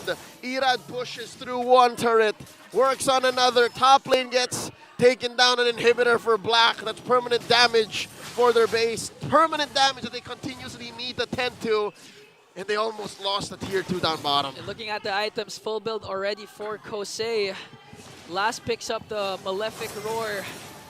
So far, a while ago or earlier, it was a display of who has faster hands. But with the game going into the late game, it's going to be who has the faster hands to buy and sell those Winter Crowns, those Immortalities. But Haji throws someone there! A TikTok play by Light catches Lord JM, serving up a kill to Kusey. Now look at this, deep in goes Erad. Nibor pushes them back. Down goes Oheb. Aqua gets the kill. Run, Exort, run! Nibor's gonna catch you. He lets go. And just like that, 2 free kills for RSG. Dominators descend to dominate the Filipino sniper. This is why Aqua is one of the most underrated players, not just in MPL Philippines, but all over the world. A 207 for that Zask. As Black tries to delay the push of RSG Philippines, the Raiders looking for that pickoff. They have the conceal as they take down Inhibitor on middle lane. So far, 5-11 scoreboard. RSG this time has a huge lead. In a flash of light, Light just takes down one in a flash. I don't think Lord Jam was expecting that. None of us were expecting that. Not that quick. No one expected that. But one thing for sure is Blacklist are still able to contest for this Lord. Again, they still have one inhibitor. They have MP the King with a Retribution Seal mechanics with the Ling. But this time, 4.7k gold lead for RSG. It's so hard. And this is what you were saying a while ago. It's so easy to go right after Oheb. A lot of people are going right after Oheb, not just Nibor. Every single one of the Raiders wants to go right after the Filipino sniper. Check it out, Lord here down to a 10th of its health. All 5 members of Blacklist right behind him. And in comes Nibor. Infernal Pursuit. And look alive to the back line. Unstoppable Force, still unable to eject. Tempest Ablaze spent it already. Down goes Light. Lord JM gets the kill. Ira taking down the Lord. RSG though, all 3 members low. Here comes Ira. Look at the clean house. Puncture in, puncture out. Looking to finish the job. Skewering members. Down goes Oheb. Another one falls. 2k for Irad. And now MP the King looking for sweet revenge. But Nibor stops him. Cold in his tracks. 3 for 1, the exchange. A Lord marching down mid for the Raiders. 5-1-5 for the Eradicator. He's out of his mind. This Lancelot pick just proves that Irad is the better player so far. Irad is mad, and here comes an EG. Lord JM gets his immortality pop. Nibor keeping Exort in range, and the base is going to be up next. A Lord and all 5 members of RSG marching in, taking game 1. Game 1 did not disappoint, especially for the Raiders, and you can see this man leading them to victory. Lancelot 515 KDA. I cannot explain how Irad pulled that off. That's why panel, please explain what happened during this game. Well. Explanations isn't really necessary for this one. I feel like it was just a sword fight all throughout, man. Yeah. That was fun to watch. It was. Wow. I had to check. Did Ingan say eradicated? He got eradicated. Hey. I want to say, man, we saw a mad rad here. He's a mad rad. We saw a mad rad. He's a mad rad, bro. I was impressed. At the same time, very amused and entertained. Yeah. But at the same time, they really did showcase the capabilities of those junglers, man.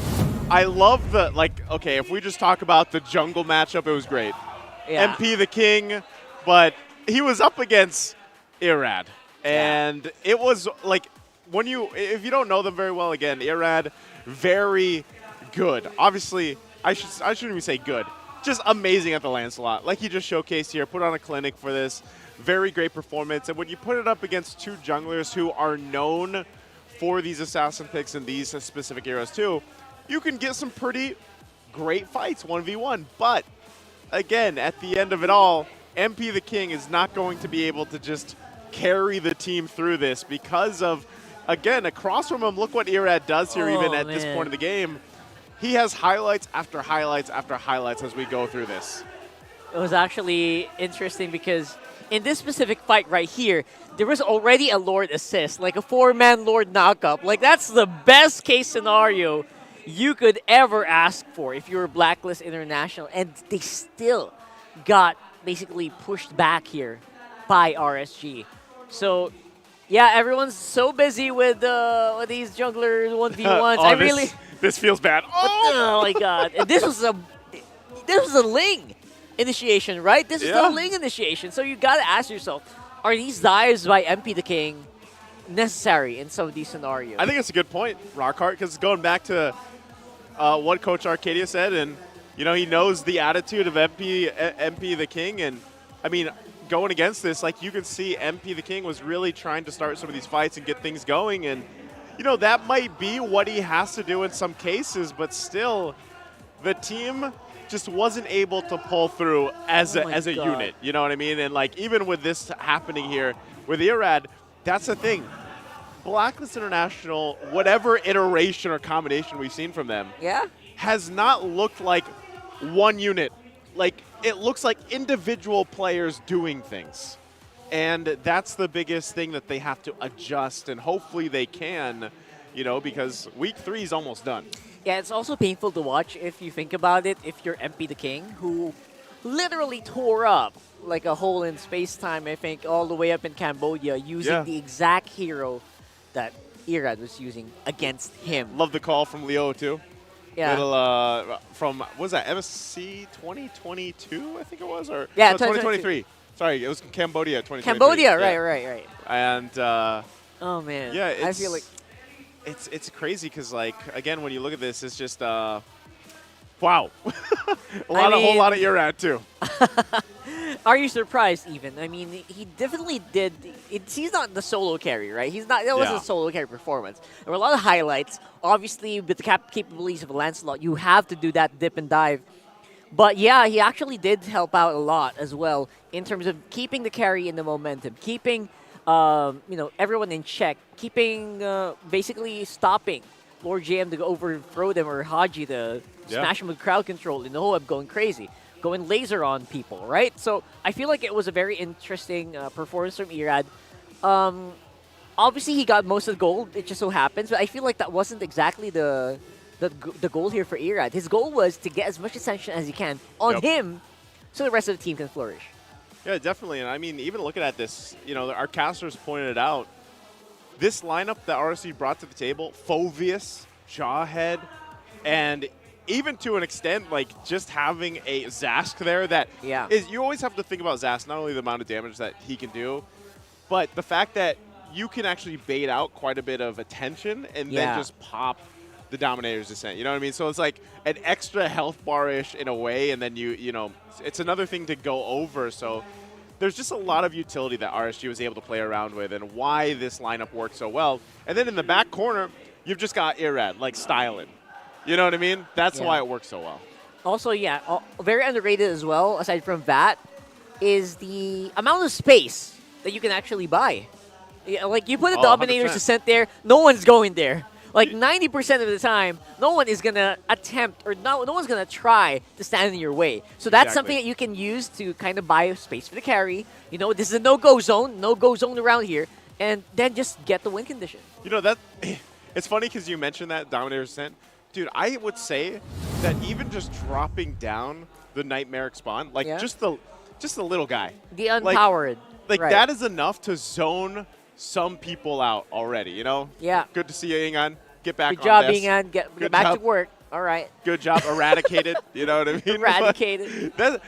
So with that lineup that they had, that's the problem. They didn't have a way, or at least the most confident way, to get through those obstacles in front of them. And like you pointed out, whether that was a Zask, whether that was Light, whether that was a Phoveus jumping in the air, you know what I mean? Like, they just didn't have the right kind of tools to get through that, I feel like. And so even when you lock in a Natan, for example, like, you need to get to the late game. Like, that needs to be the Natan's moment to shine. But even then, I would say to an extent, like, Lord JM's presence in that game was not felt for me. Like, I felt like, Lord JM just was not able to find the picks he was looking for, set things up.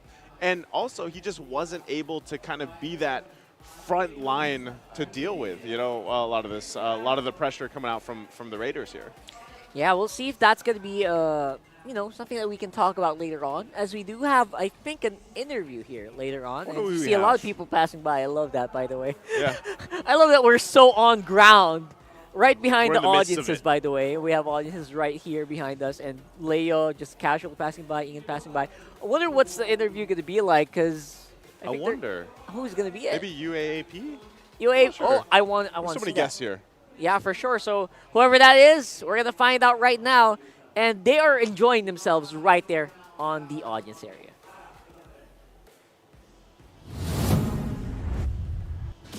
I'm here with somebody very special. You've seen his stories online. We're here with the one and only, the very talented Skate. How are you? Hello. It's nice to have you here. Yeah, thank you for having me here. It's my first time watching it live. Grabe yung energy.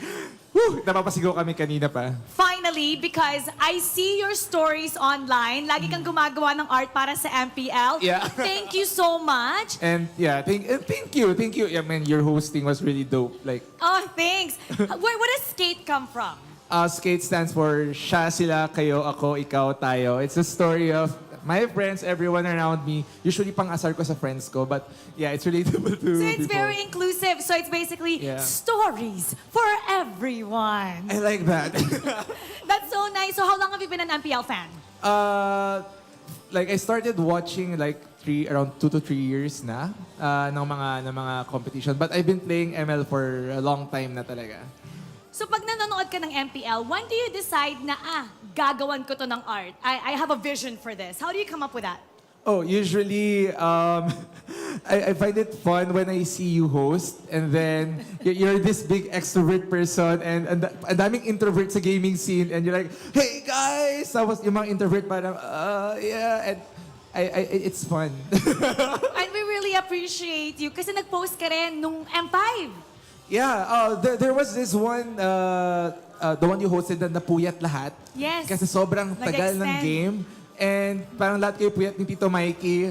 And I did this for you. I mean, this is para sa mga puyat. Look at this. Thank you! Ano to, see? Paano ako magpuyat? Nag-trending to all over online. Look how talented he is. And ito, nag-trending dito. Binigay mo to kay Alodia, di ba? Yeah, the talong then. It's from a story during pandemic then. And then it became an eggplant. A plushie. So basically, nagsimula yung entire skate during the pandemic. Lumaki ng lumaki. I think it compounded nung pandemic. It started 2016 pa, but during pandemic, everyone was online. So I was making stories about work from home, being at home, and then, random stories. And ayan, this is you. See paano ako magpuyat. Yan, very cutesy, very demure. That's so nice. Ito ba, itong merch ba to? Like you make merch? Yeah, I make merch, but usually for friends and creators, I make them for them. It's, yeah. So sino ba sinusuportahan mo sa MPL? Who's your favorite sa MPL? Now it's Blacklist. Oh, sino sa Yeah. Blacklist?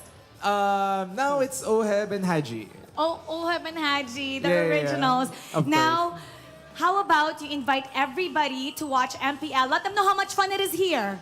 Yeah, guys, I'm telling you, watch MPL live. Like, seeing it here and the energy and adrenaline ng mga tao, it's really cool. So, come watch it, guys. Thank you so much. We really appreciate your support for MPL. Of course. Keep making stories. We're gonna repost it. And how do we support you?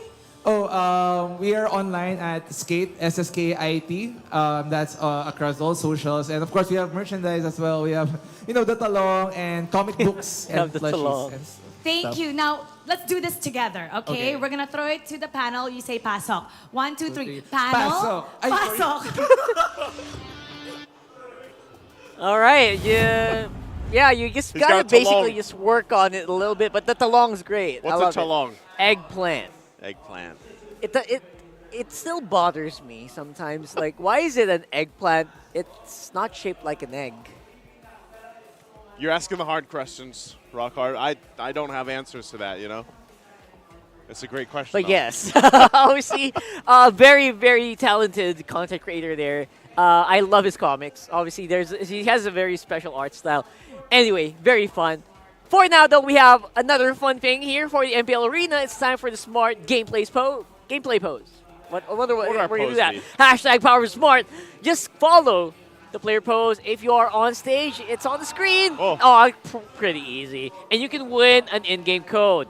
So that's Oh, pretty. who You the- got to do the attitude. They gotta you gotta do the face. attitude. Right.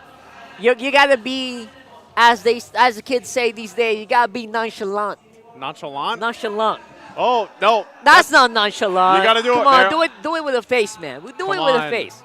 You Wait. almost have to smize the camera, guys. Yeah, man. You don't smile. Oh, how? Oh, what? Okay, well, congratulations to him. Wait. He kind of had a serious face. He did have a serious face, and they look alike. Oh, there it is. It feels like it's him. Can I just say? What? I feel like I like this because we've evolved from the typical esports pose. Yeah, we're done with that. We're done Like, with.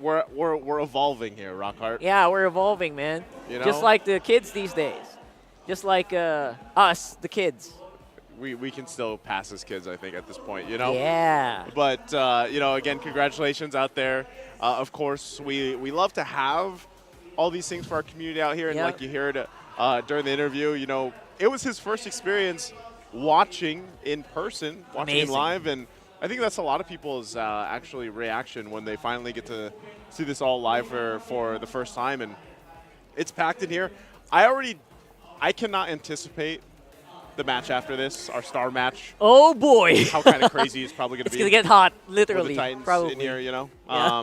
But even this is packed, of course, and like just to put things in perspective, still, we heard, you know, they're rooting for Blacklist International. Blacklist International is going to be on the red side. RSG's going blue. Hey, they need a game 3 here, Rockhart, and like that's the thing. They don't have any points, and it's okay for a while. But as week 3 is almost done here, guys, like if you're a Blacklist International fan, I'm sure you guys are feeling the same way. Like you want Yeah. to see this team get a W, get some points, start to climb up the standings, because I mean it's an org that people have been supporting for the longest time, and it's tough when you're a fan like this. So let's say you're an agent and you man. see the struggles here right now for this lineup. Yeah, we have not heard agents roar for a few weeks now. We have been waiting for that moment to come. It just so happens that, you know what, competition's tough here in the MPL Philippines, and they got to prove they are up to speed and up to scratch. Let's see if that's going to happen here as we head into game number 2's draft. And again, you said it best, man. They desperately need that game 3. They definitely need it, and you know, I would still say that Blacklist International, like, they have those puzzle pieces, man. It's like, how do we just put it together? How do we get to a point where we've got this winning combination and not just an individually talented lineup? You know what I mean? Like, that's always my biggest thing here. And part of that, you know, might also come down to just kind of maybe there's got to be an adjustment in terms of priority for Blacklist International. And even I'm talking about in the draft here, priority-wise, like we saw it earlier, you know, when they were on the blue, immediately taking up the Ling. Like, what do you do for Blacklist International? Who are you to prioritize here? Who are you to build around, if not, for example, MP the King? I mean, that's the thing. I think for the longest time, Blacklist International has been trying to build around MP the King. And to be honest, he has been going nuts. He has been going ham on his own. But if only it were a single-player game. If it was only... Sorry. Oh, yeah, go ahead. I mean, MP the King, right? I feel like MP the King has been going insane. But it feels like it's been a difficult... It's been a difficult trend for the rest of the team to actually follow in suit. And he's been playing heroes like the Ling, heroes like the Joy, right? And so far has been having a tough time just literally carrying. He's having a tough time, and that's why I'm saying, you know, I want to see them kind of shift the priority here a little bit. And while we wait for this, we wait for the second pick to come up. Phoveus is there. Oh, he goes Ling again. I mean, Ling's still very powerful on its own, right? Like, no matter how you turn it, depending on the matchup, I feel like the Ling's just really good.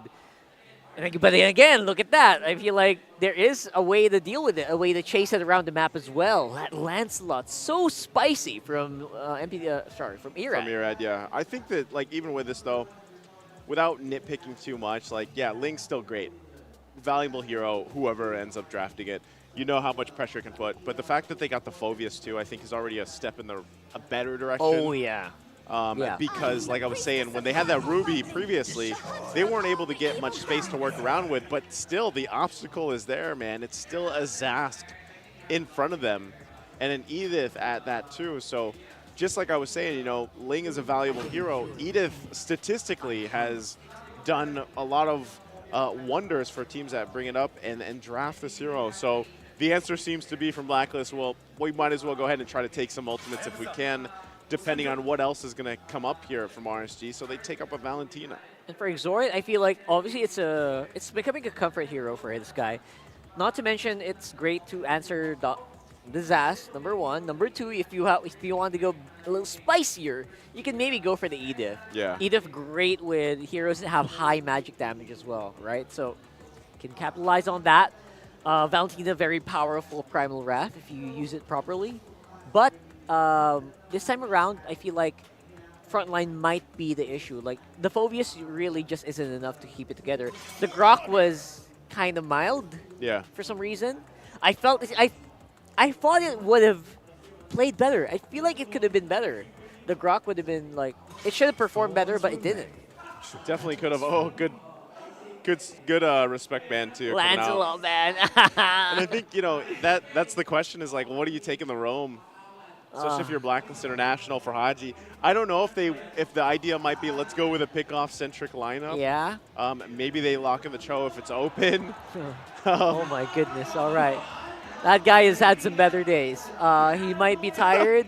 He might be. Maybe that's his watching MPL face. Watching MPL. Maybe he's a Blacklist fan. He's really could be. Really sweating right now. But at the same time, can't lose faith. See a lot of agents out there, and I see them walking around.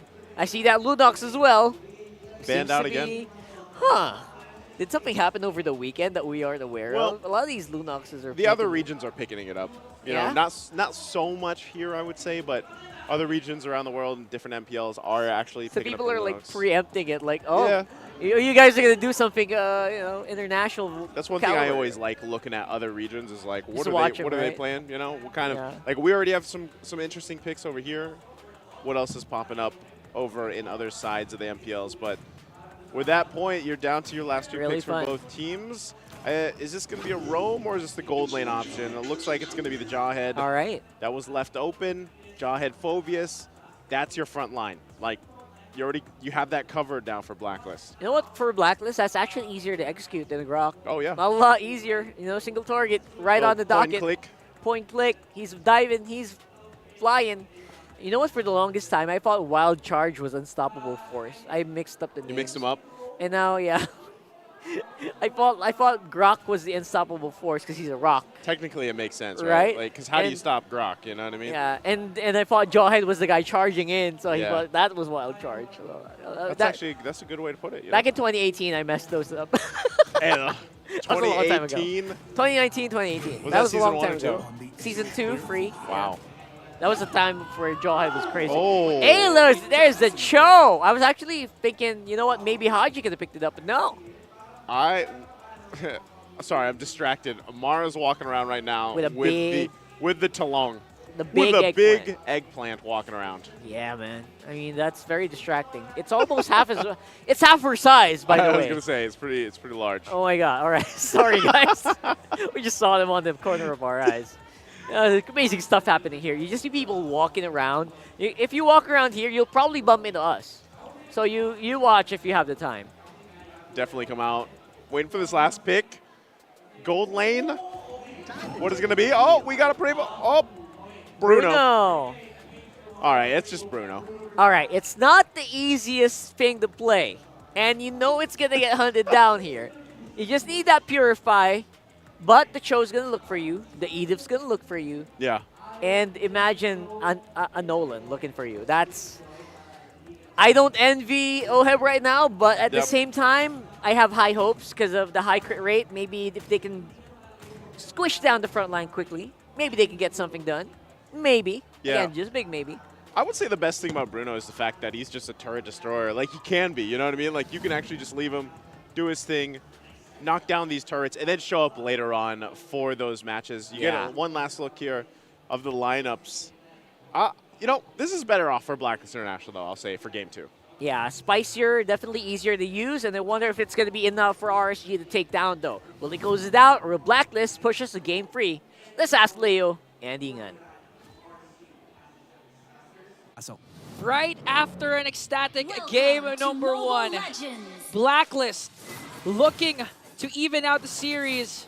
MP the King wants to go for another round with Ling. So this time, Irad is going to switch it up. Irad will now be rocking the Nolan. Ladies and gentlemen, early action mid. Look at that. Exhort down to a fourth of his health. Light, shining his light here with the TPs. But you know, overconfidence can be your main enemy, can be your number 1 enemy here. They have to watch out again. Oheb has his Bruno, one of the more self-sufficient gold laners compared to, oh, what an early flicker from Light! Woo! Scared Exhort away. He is still alive, did not need to pop his Purify. They're all right, look at Irad, look at Irad. But Haji knows. Checked in by Haj. Haji knows, he knows. So it wasn't overconfidence for the side of Light, it was a tactic. He was just merely baiting out Exhort, wants to go for the early first blood kill. But his former teammate did not flinch. Yeah. Not at all. And Exhort knows what it's like to be next to Light. And he must have known like what was going on in his mind. Now Light's going to be just coming in time, seeing, hey, Irad, he took your small camp. Yeah, he took your small camp. And looking at, in terms of comfort, whoa! Whoa, whoa, whoa, whoa! And there's one! The kick was enough! The Shunpo knocks him up with just enough from Irad to get first blood. You know, I was just about to say that the comfort of RSG Philippines is showing. They're really comfortable with the picks that they have. Again, Light, we all know he's a great show user.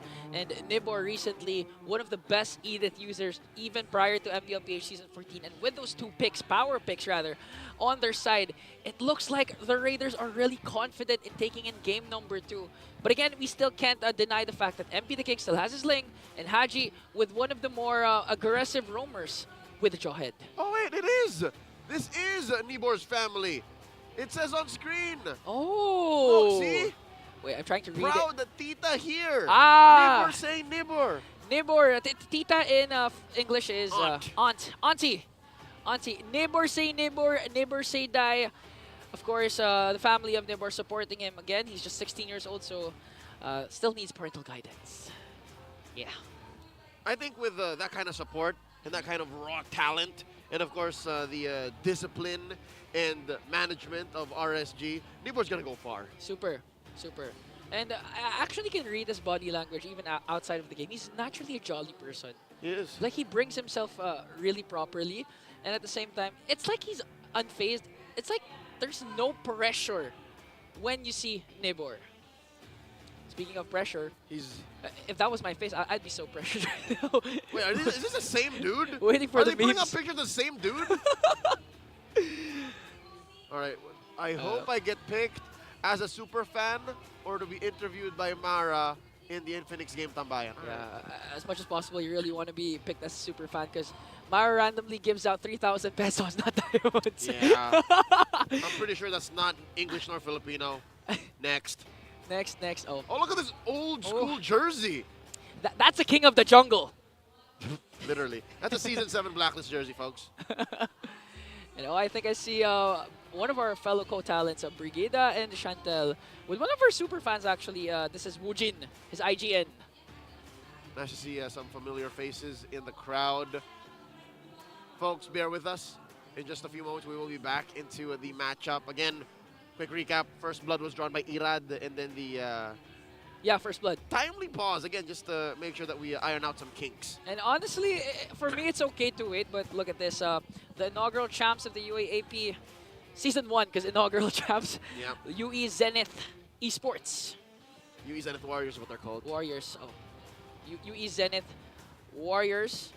And of course, a couple of fans coming in from a Blacklist side. The loyal fans. The agents. The agents. Since day number 1, still sticking with Blacklist International. And if you're an agent, you're actually also happy because you have a lot more to support. I mean, there's 10 man. It's a 10-man roster for Blacklist. More players, more fans. More players, more fans, more happiness. And I think that's not the real face of Selena. No, it was an edit. Pretty sure that was the face of the very popular content creator, Mr. TV. Yeah. First name Chokes. snake jokes. This is what I love. This is what I love about the fans. They're always all ready. They're Everyone's so, ready. They're so clever. They're so on point. Pretty sure that's not Kufra. So it's a young child's face on Imagine the fans are getting buffed also. It's not just random pictures. It's edits incorporating MLBB heroes. Let your creativity shine through. Yeah. Let your your love for the talents, the players shine through. Even there's a saying, and I don't know if you agree with me. Once an agent, always an agent. Yeah. For me, yes. Are you an agent? No. Before I was. So you agree, but No, I'm just joking. That's what I call an oxymoron. That's a paradox. Oh! Because I believe it's true. So, if what I said was an oxymoron, that's just a moron. No, that's... So far, all right, these edits are getting out of hand. Let me just say that. If someone has any more extra beanie trading cards... What a plug. I'm up on the red side of the stage. What are you lacking? What are you lacking? All of them. I would prefer... So what are you gonna trade? I would like a Colette, please. Would you trade your Bane figure for No. all the mini pictures? No, shout outs to Orb Studios. How but about no. with signatures? What? How about with Beanie photo cards plus the signatures? All 8? For your Bane figurine. I'll have to talk to if I can get another. You know what? I'll take it. Good deal. Good deal. Of course, a lot of fans here supporting Irad as well. Game 1 MVP with a phenomenal performance with a signature Lancelot. This time it's a different story because, again, it's the Nolan. Up against MP. I can relate to. I hope my salary increases. I hope I get a raise. That's what that says. That I can relate. You were saying about the mechanic. John Dari Irad Trazon. The mechanic Irad, of course. This time, different kind of hero, Nolan. On the Nolan this time. The Nolan. You can assure that he can burst more heroes, but less of those ecstatic plays that we've seen when you thought he was over. He's just getting started. I'd like to think, I'm going to theorize this time around, knowing what we know about the Lancelot and the Nolan. Yes, I agree. There's going to be less flashy ins and outs. But if ever he would, these ins and outs would be in walls, nearby walls, or through like 3 or 4 enemy heroes that are like half health. Because that's the only time you could really do that as a Nolan and get away with it. And speaking of the only time you could do it, these MPL days are the only times you could also see your favorite players. Like, for example, we've seen 2 super fans of Haji there having a picture with the KDA machine. And man, it's so fun to be in the audience section during this time. Oh! I think I know who's the guy holding this right now. It's going to be Midnight, of course, flexing his super bro, Umi. Oh, yeah. Mr. Theo Ignacio.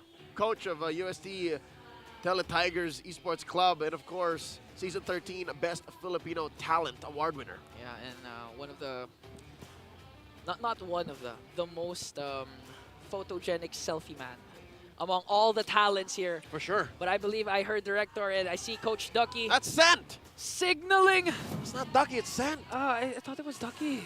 It's okay, you're forgiven. We get confused. Back into the matchup here.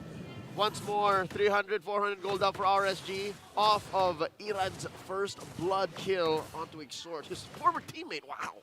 Former teammates. Finally, now they got him and they forced him to pop the Purify too. Pop the Purify plus the kill. So far, that was a well worth it play coming in from RSG. Now, a while ago, game number 1, it was MP the King who got the first turtle, but they have unfortunately lost against the Raiders this time. Going to be a very first crucial neutral objective. It's going to be a 4-on-4. Who's going to set up first? It's going to be Light or Nibor or Haji and Exort. All right, they pop the Nightmaric Spawn. It's the Raiders first to the scene. Slight pull. Small advantage space-wise. RSG clearing the wave in mid. And now Lord JM coming through the flicker. Earth Shatter combo by Nibor. Lord JM down to a third of his health. Pops the wild charge off of him. Primal Rat, that is. And that's him down. First turtle over to RSG. You know, we've been saying this since game number 1. The annoyingness of Zask The damage over time, the slows with the Dominator's Descent clearly was there to bring down a member of the Blacklist. And RG picks up the very first turtle here. But MP the King looking to answer right back. Haji, unstoppable force! Catches Irad. Let's go. And back to business here. They clear out the Little Wanderer just as quickly. Deborah. Oh, goes the in. flicker and the kick by Light. Haji's not going anywhere except 6 feet on the ground. That's another kill for Irad. Wow, it feels like I'm watching Prime Light. Like back in Season 9 when they were the champions. This is the Light that RSG needs. Woo! And now Nibor pops the Primal Wrath once more. In Irad! comes Irad. Lord JM answers back with an Infernal Pursuit. And now the Tempest blades up. Lord JM's down. Nibor as well. Can MP run away? Yes, he can. Light's not letting him go, though. All right. An XP for an XP, but this time 3 minutes and approaching 4-minute mark. RG already has a 1K gold lead. Still nothing happening much onto the gold lane. We'll see more of them later on, especially with the very first Lord. But this time, you can see the aggression of Light. 0-0-4 with the show. Clearly is enjoying this game. A lot of TPs coming in from Light. Yep, he's feeling himself. Feeling himself up against a very good roamer in himself, Haji also, the KDA machine. And this is actually hard to pull off a show up against a Jawhead. Yeah. But the problem is Jawhead is on the receiving end right now, so it's also hard for Haji to pull Again, this off. the answer is just out-aggro the Jawhead. You know, take away initiative, take away his approaches, his angles. And look at that, Light's getting in his head. Light's trying to get into Haji's head here with the recalls. The mind games from Light, the shot caller of the Raiders. And a quick fun fact, back when they played during SBS, I don't know if I think I could say this, Light was actually the drafter Oh yeah, of their for team real? in the absence of Coach Panda. And now, JM, Lord JM once more taken down by Irad. And the turtle, in the midst of it all, stolen away by MP. Okay, this was what you were saying a while ago. If you're gonna trade for the turtle, make sure to get the kill. But this time, MP the King sets his eyes on Irad. Sets his eyes on the wave. On the wave with Irad. On the other hand, Nibor going up against Haji. Haji, smart missiles. Looking at the force out something from Nibor. Still has the Primal Wrath. And they let go. In mid, though, look at this. The pressure continuing between Exhort and Aqua. Wow. I can safely say the dead lane of this game is the gold lane. Yeah, they're just dueling. I never saw our director panic to the bottom. Yeah, I haven't seen OM and Kusey. They're at deadlock in gold value too, like 3,600, 3,700. Slowly but surely, I think that's why Blacklist is sending in more bodies because Kusey is slowly winning. Literally more bodies for Blacklist. 4-man rotation here. Lord JM wants... Oh no! The conceal, they hear it, and now the answer. The Dominator's Descent. Haji taken down, Aqua gets the kill. Kusey down to 5th of his health, and the kick by Light! Ohem is down! The Filipino sniper is down! Lord JM looking for the punish. He gets punished himself! Oh, that's another one for Irad. What now, the third all this game on Lord JM? Ironically, Light was the better footballer that time. Did you see the beautiful kick onto Ohem? The best kicker. The best kicker, the better kicker. Amidst all the chaos, he was able to pick up the right target. And wow, Kusey was able to evade that potential death, even in the presence of Lord JM MP the King. No, I think this was all according to plan. Look at this, the cross-map play. Kusey was baiting out Blacklist. He was saying, look, I'm applying pressure on Oheb. Send more dudes. I have and Salmon forward. RSG saw that coming from a mile away. Says, you know what, we'll send 2 or 3, don't worry. And I think just the positioning was prime. Speaking of positioning, I also like how Aqua positioned his Dominator's Descent. You thought they were trying to retreat. You thought it was game over for them because Blacklist had technically had the numbers game during that time. That's right. But once the Dominator's Descent was casted, oh, you can feel it already like Haji feels himself. Woo! Underneath tier 1. Irad, some way, somehow, gets away with it. Light. That was 4 members of Black. 3. You can count it 3, but he caught more than just one smart missile. He got missiles. Yeah, missiles. Those are actually the times wherein even if nothing, it didn't result to any death or tower takedowns, you'd know that RSG won the trade. Because that was a rotation wasted for Blacklist just to bring down Irad on 5-0-2 KDA with the Snowland.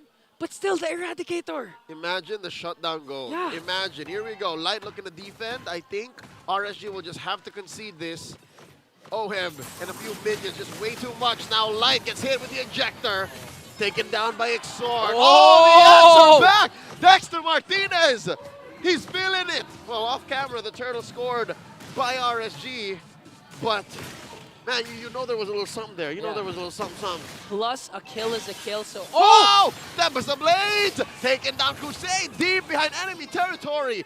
Sandwich between Tier 2 and the Inhibitor. What are you saying that we wasted an initiation or rotation? Blacklist making sure they're going to pick up 2 kills. Kusey's also going to fall down, forcing RSG to react. Oh, look at this. Irad intercepts the retreat. Okay, there's no Lord Kusey. JM and Exhort able to back off. All right, so far the score between baits and kills between the Filipino Sniper and the Kamai King, 1-1. Irad, oh. Underneath Tier 1, this is looking dangerous for RSG, but there's enough damage output. Another kill for Irad onto Lord JM. MP the King comes from the flank, and the ejector. Libor and Irad backing off. And there's an Earth Shatter, and the knock-up. MP goes down, Aqua stores, and another godlike for the mechanic. Irad taking down Hodge. Ladies and gentlemen, bodies lay across mid. 7-0-2 for Irad. We saw a glimpse of Irad a while ago. Lower left frame of our screen. He was already shouting. He's feeling himself. In fact, in game number 1, he only died once. This time, he has yet to die. Amazing performance coming in from the Eradicator, the mechanic. You know, okay. We've talked about this during week number 1. Where does Irad lie amongst all the junglers? It was whether second, third, fourth. For you, what's your personal opinion with Irad so far? Right now, in this matchup, he is playing like he's deserving of number 1. Above KyleTzy. Mechanics alone, the way he's able to utilize all the members of RSG, the way he's responding to fights, the way he's getting away with inevitable ganks on him. He's not having any of that. This is Tier 1 level gameplay against Blacklist International. Tier 1 level gameplay against Blacklist. You get it. I get it. But Haji, okay, he has to get someone here. A while ago, he used the Unstoppable Force, but the ejector connected onto the wrong target. Now Conceal coming in from the Raiders. Sets their eyes on Oheb. Lord JM backing off. Haji intercepting right in between. Oh! Gets the Unstoppable Force, gets knocked up himself. Flickering on out, Lord JM. Oh, Infernal Wrath here, Infernal Wrath here. They let go. The full combo, 2 ults away from RSG. Now they're a man down. They continue to fight, spacing out Black. Blacklist right now lost 1 member. Nivor goes in! And flickers in. Not much of a follow-up just yet. He's controlling the amount of damage output Blacklist is capable of. And just that alone, the threat of a snap of a finger from RSG, they score the Lord. Raiders just making sure to not let Blacklist contest for this Lord. And if you would go back to that clash, I mean, I really want to commend Aqua. He diverted the attention of 3 agents with a good stun with the Dominator's Descent. That's right. why Lord JM was left to fend for himself. I mean, these Raiders right now are so in sync. It's like individually, they're highly mechanically gifted, but as a group, it's just that they have one mind. That's what RSG means. Really synchronized guys. Wow. 5K ahead. This time, no silent letter. You got it. Really synchronized guys. 12 minutes in. I'm looking at least 1 inhibitor down. But Blacks International, they have more than just decent wave clear. They are going to even save the Holy Shield up top. And again, the fact that Oheb really hasn't felt much pressure in the past 5 minutes means this could be a good defense. But wait. Oh, they were playing footsies. Okay, the important thing here, Light has the flicker. As long as the Jit can do is Irad! That was just off of Irad! It must be illegal to deal this much damage. It's criminal. Imagine if he used the retreat and continued with another combo. He would have gotten Oheb. But he would have gotten punished. That was an overcommitment. The discipline in this young man now. He's just showing that he can dish out the damage. He can have highly mechanical plays, but at the end of the day, he's matured. Yeah, at the end of the day, it's not a 1v1. Yeah, it's not five. a 9v1, not a 1v5. There are other players who are relying on you to make the right calls. Everyone has their flickers right now. RSG hiding in these brushes. Are they gonna go teal? Here comes Haji, and Nibor coming in, knocking up two. The answer back, the ejector. All the damage being laid down upon them. And now the Zaman Force as well. Down goes Exhort. Nibor traded out for Lord JM as well. MP the King takes out Aqua. 3 for 2 so far as MP the King falls at the hands, or should I say the foot of Light. And now Light fills it, ushering in, heralding in a wave with Kusey still up. It's just Haji and Oheb, 2 out of the 3 MV3. What? MV2, because they're only 2. Don't remind me. And now they get the penetration. RSG slowly but surely taking control of this game. I mean, Nibor initiate whenever Nibor has his skills, has his flicker. That was a conceal initiated by Blacklist. But instead of going right after Haji, Nibor skipped Haji, went straight for the backline, went straight for the damage dealers, prevented Blacklist from initiating anything. Dude, with this young man, you never know what's up. You never know what's up. Even if it seems like he's over here, oh, I'm pretty sure he doesn't have his flicker. I'm sure he's not going to spend his flickers to intercept this engagement. He'll be like, nah, fam, I'm going to do it. Imagine maybe 2-3 years ago, Never thought that he could walk through fire.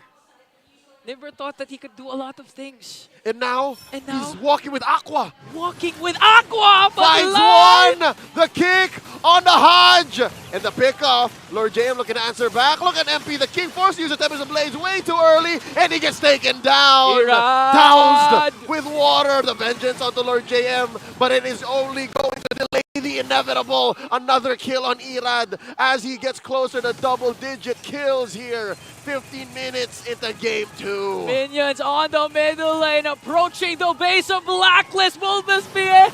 The last defense of the agents. Zaman Force dropped in for good measure as RSG walk with a sweep.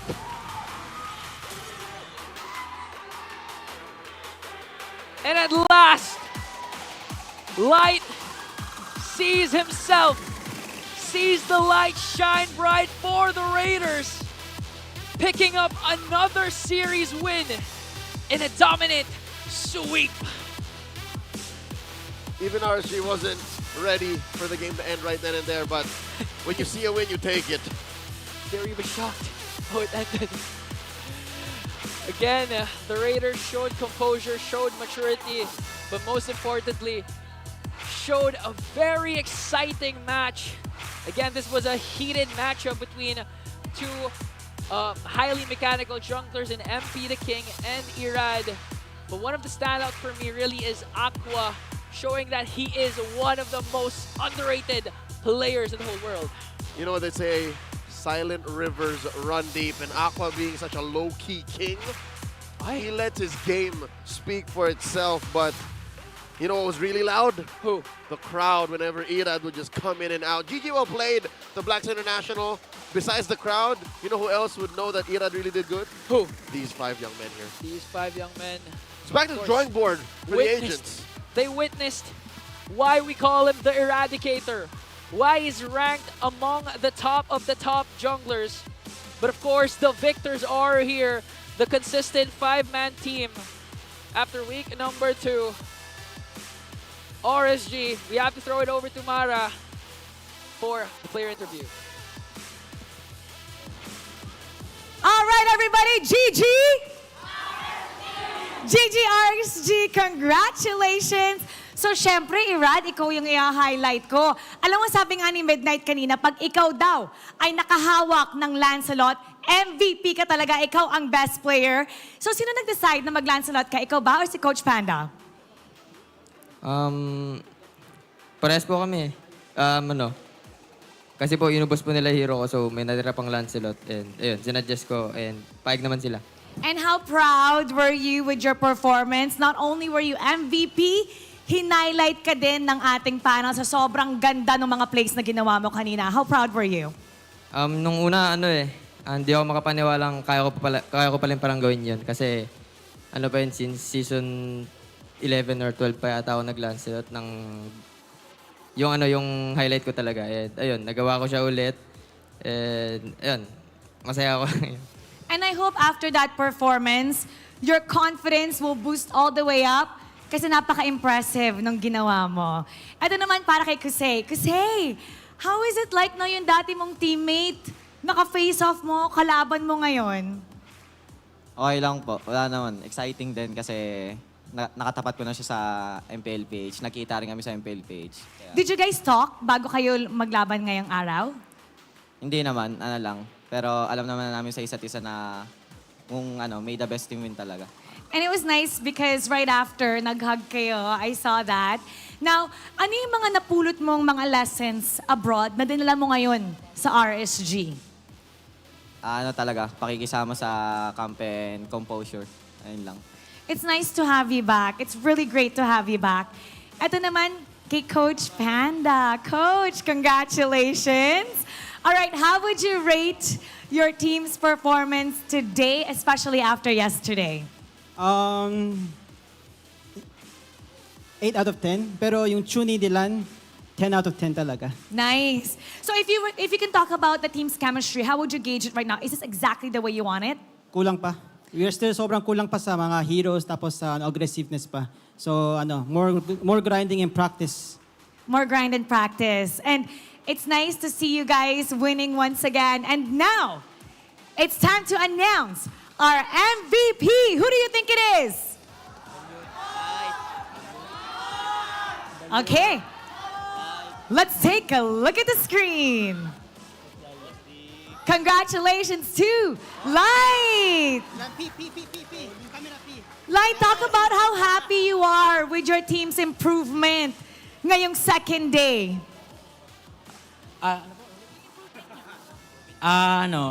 Masaya naman po since yun nga, puro talo kami nung nagsimula. Then yun, slowly, nakuha namin yung tempo namin sa tournament and yun, happy ako kasi yun, nakakapag-adjust kami agad. Victory pa lang. The past is done. All we can do is move forward and we can appreciate what you've done today. What do you want to say to the fans? Sa lahat ng sumusuporta sa RSG, maraming salamat for continue to support us and also sa family ko and then sa girlfriend ko na lagi naniniwala sa akin and nagbibigay sa akin ng strength para mag-push through and also kay Tita Nadet. Thank you. It's so nice to interview you once again. At talaga yung mga bebe dyan, iba ang influence kapag sinusuportahan nyo ang ating mga manlalaro. And now it's time to announce the lucky fan of this series who will win 3,000 diamonds. Congratulations! Come on up. Look at that beautiful smile. Hello, what's your name? Ella, O, sino yung favorite player mo dito sa RSG? Siyempre po, Lance Irad. Lancelot, si Irad. Okay, bakit si Irad out of everybody? What impresses you about him? Nakakabilib kasi yung disiplina niya sa laro. Lalo na kanina, yung nag-Lancelot siya. Ang galing ng mga diskarte niya. Kaya napanalo talaga. Impressive nga, sabi ko sa iyo napapawaw kaming lahat, Irad You continue doing that. What do you want to say to Ella,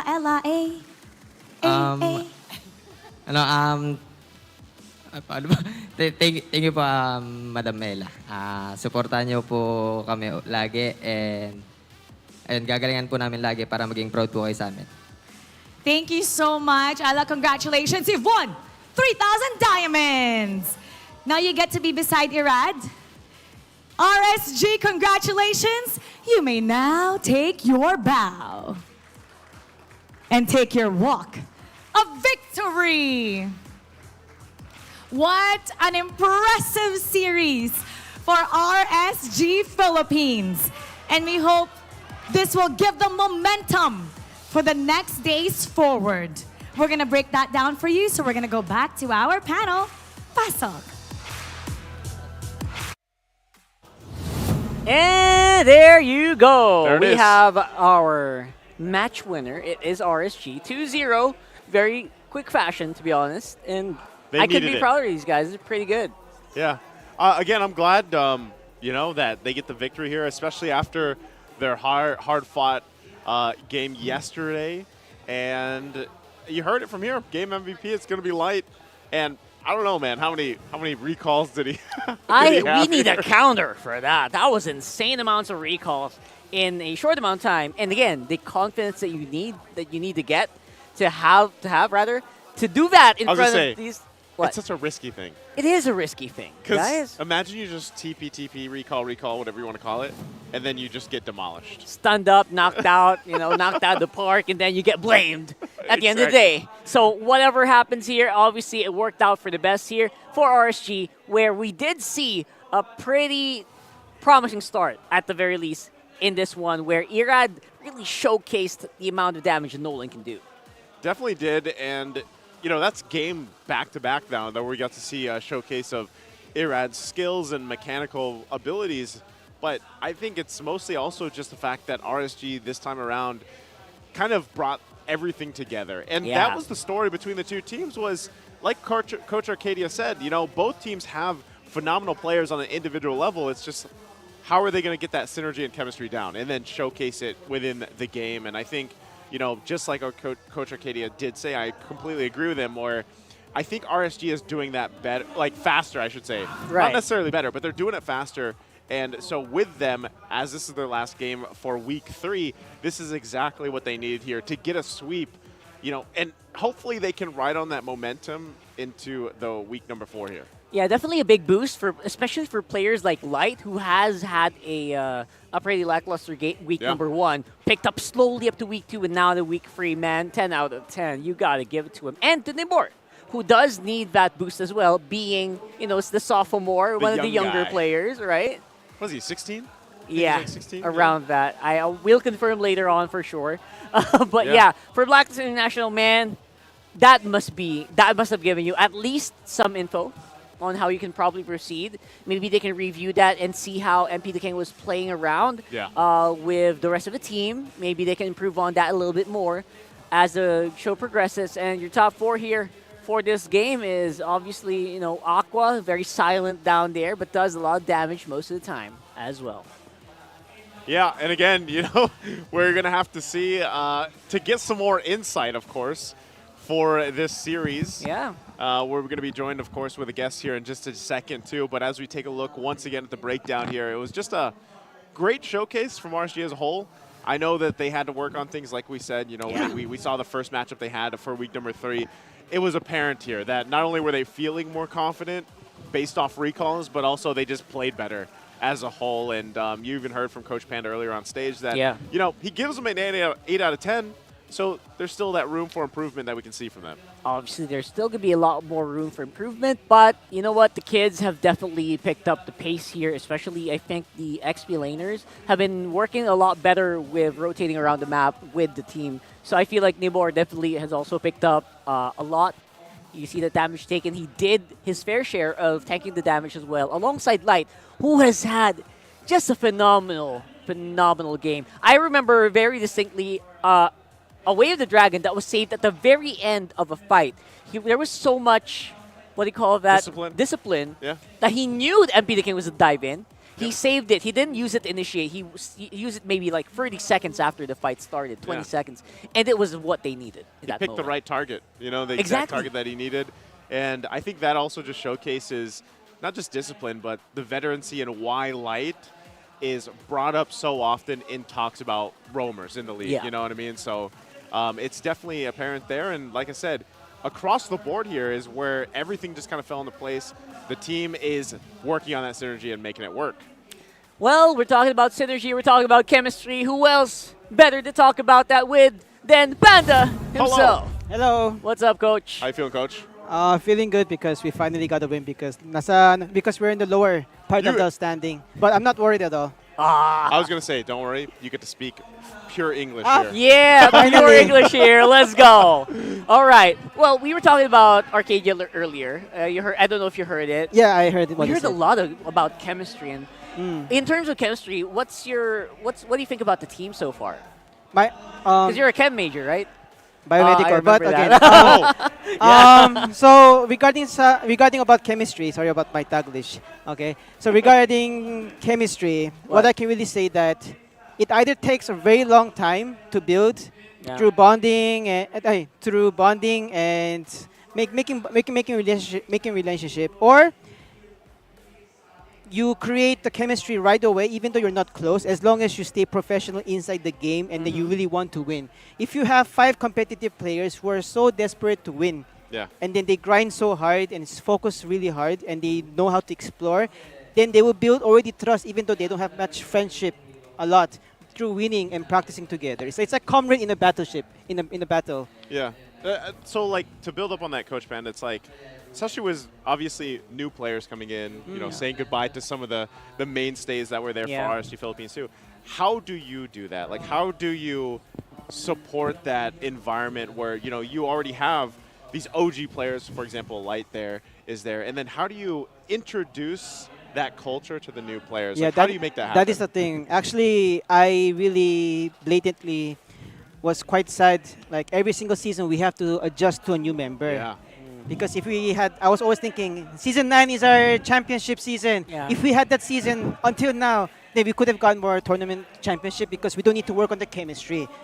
And I really had that idea. I really had that side idea. But through time, I finally realized that as long as the spirit of RSG maintains, especially from me and then the OG players, minimum of 2 or 3 players, then even though we introduce other players, we can still teach them the spirit of the RSG. So that is why, even though we have Nibor and then Irat came back, and then we also have Kusey, I still feel like this is the RSG that we did even before. This is just a new identity of RSG. So it feels like the old RSG still. Like even with a lot of members, I think Light's one of the only OG members remaining. Kusey went back, right? Yeah. He's just a returning It's member. just like you just change your clothes Yeah. and then you just change your hairstyle, but it's still Yeah. you.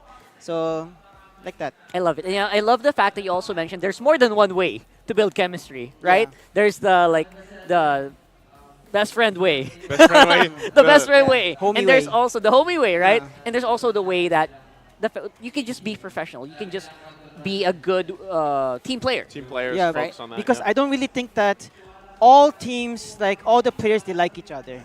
But they still decide to stay together. Why? Because they know that if they're together, they can win. Yeah. That is the only reason. And then what? Friendship doesn't give you success in life, right? Yeah, Being not successful always. in career is one way to win success in life. So that is why being professional and just focused is really the best way to build chemistry also. To build that chemistry. Here's the thing, though, because I've always heard you rate the team afterwards, right? So just real quick, because I'm sure some viewers want to know this too. How do we get a 10 out of 10? How does Coach Panda give a 10 out of 10? If I want to get 10 out of 10, I need to be a 10 out of 10 first. Because even for me, I still feel like I'm still 7 out of 10, especially in the draft. So I'll work much harder. Well, we'll have a few weeks to do that, Coach. Don't worry. But for now, thank you so much for hanging out with us. Any last messages you have for the Raiders before we go? Thank you everyone in the English cast and the Filipinos and everyone who's watching this that are supporting RSG. I know that we are quite falling apart, quite falling off right now. But you know, RSG, we always have a struggle in the early season because of new adjustment, especially through chemistry. But I can guarantee that through the regular season, we will get more ready and stronger. And then by playoffs, we'll be full battle mode, 100%. So let's go. Battle mode. Battle They're getting mode? ready for it, man. They're getting ready, and you guys he has a sword already, right? He has a sword. He has a sword. But They have the community. Yeah, what do you think about that? Higher percentage for RSG here. They went 55% for the community prediction for this. So, I mean, how do you feel about that? I mean, even though it's 5%, I still feel thankful. So numbers is numbers. All I need is that just focus on my team. Yeah. Well, the numbers in the game will definitely be something that Coach Panda will have to work on as we head into week number 4. So that last match for the week, right? Yep. All right, so you're going to have a fun week, probably some KBBQ, Korean barbecue later on. So good luck to He's you getting guys. his steps in. That's what he's doing. I'm always checking this. Yeah. Just checking the steps. But for you guys, Franco means it's your time to shine, naman. Because it's your time to get the newest MPL exclusive skin, Quantum Vanguard of Franco in the shop. So hook your enemies now, a la MPL player style, and get it for 33% off. All right. Pretty cool. You use Franco? I know you used Takai before, but you use... Yeah, I do Franco. 0% hook rate. Okay, well, Perfect. you're going to ask Light to help you out on that. I will. Maybe we could see Light play some Franco too eventually. I don't know, you know? Yeah, actually we practiced that, so We let's see. practiced- Why did you leak it? It's okay. It's okay. It's okay. Okay. All right, so that's going to be it for us here in the English desk. Thank you so much, Coach Panda of RSG Philippines. And of course, you also have Naisu. Don't go anywhere, guys. We have a pretty stacked game number 3 here. Before you go, We have to ask him. We have to ask. Sorry, The it's Titans. it's a big game. It's a big game later, right? Yep. It's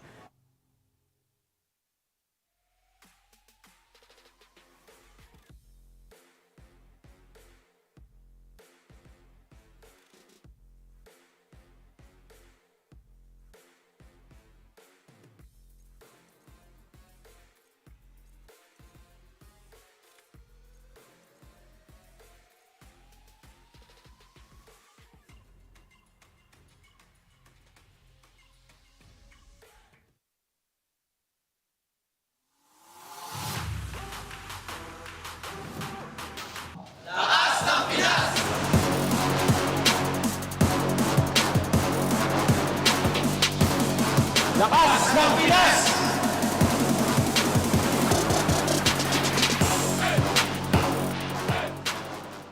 Ako, or siya siya yung nagbigay sa akin ng opportunity. So, marami siyang natulong sa akin. Tsaka kung ba't si Rene G ako ngayon, isa siya sa dahilan. Yung Attack on Titan na MLBB skin na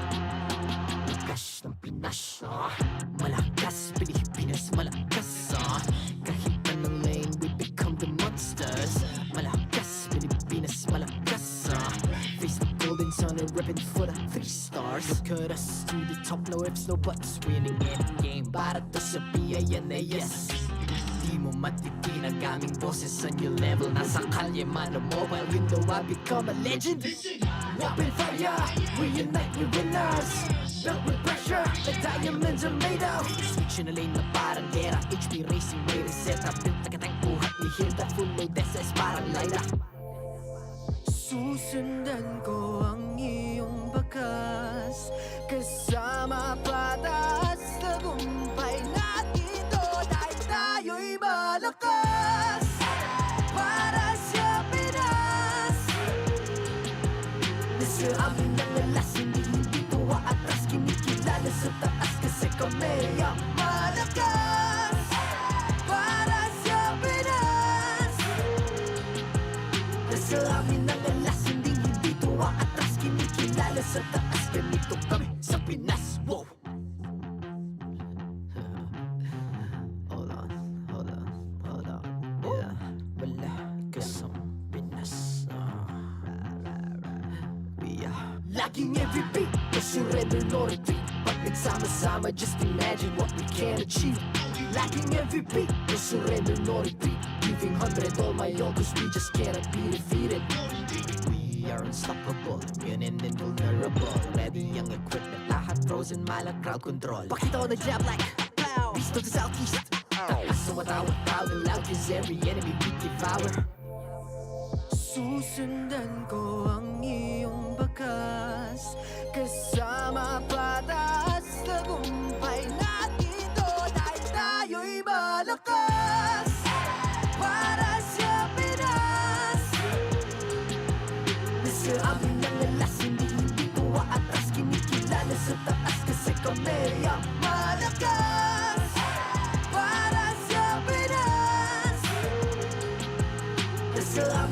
malas, hindi dito aatras, kinikilala sa taas, ganito kami siya Pinash. Wow.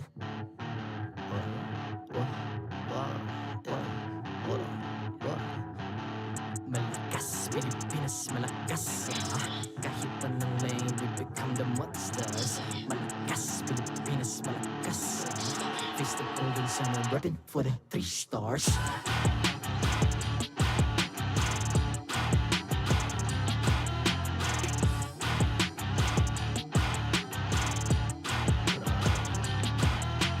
Ang lakas ng Pinas, we unite, be the stars. Ang lakas ng Pinas, we unite, be the stars. Ang lakas ng Pinas, we unite, be the stars. Ang lakas ng Pinas, we the stars. Ang lakas ng Pinas, we unite, we the stars. Ang lakas ng Pinas, we unite, we the stars. Ang lakas ng Pinas, we unite, we the stars. Ang lakas ng Pinas, we the stars.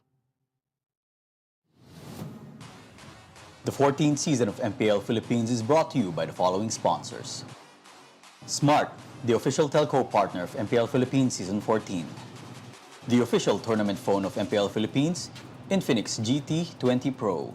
Official suppliers, EMC Asia and Index Salon. Experience the MPLPH Season 14 action live at Green Sun, Makati City.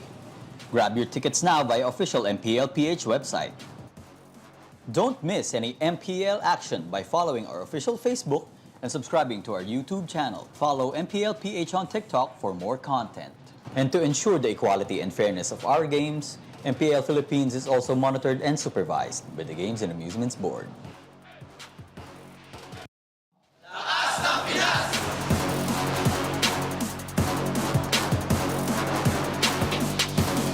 Lakas ng Pinas!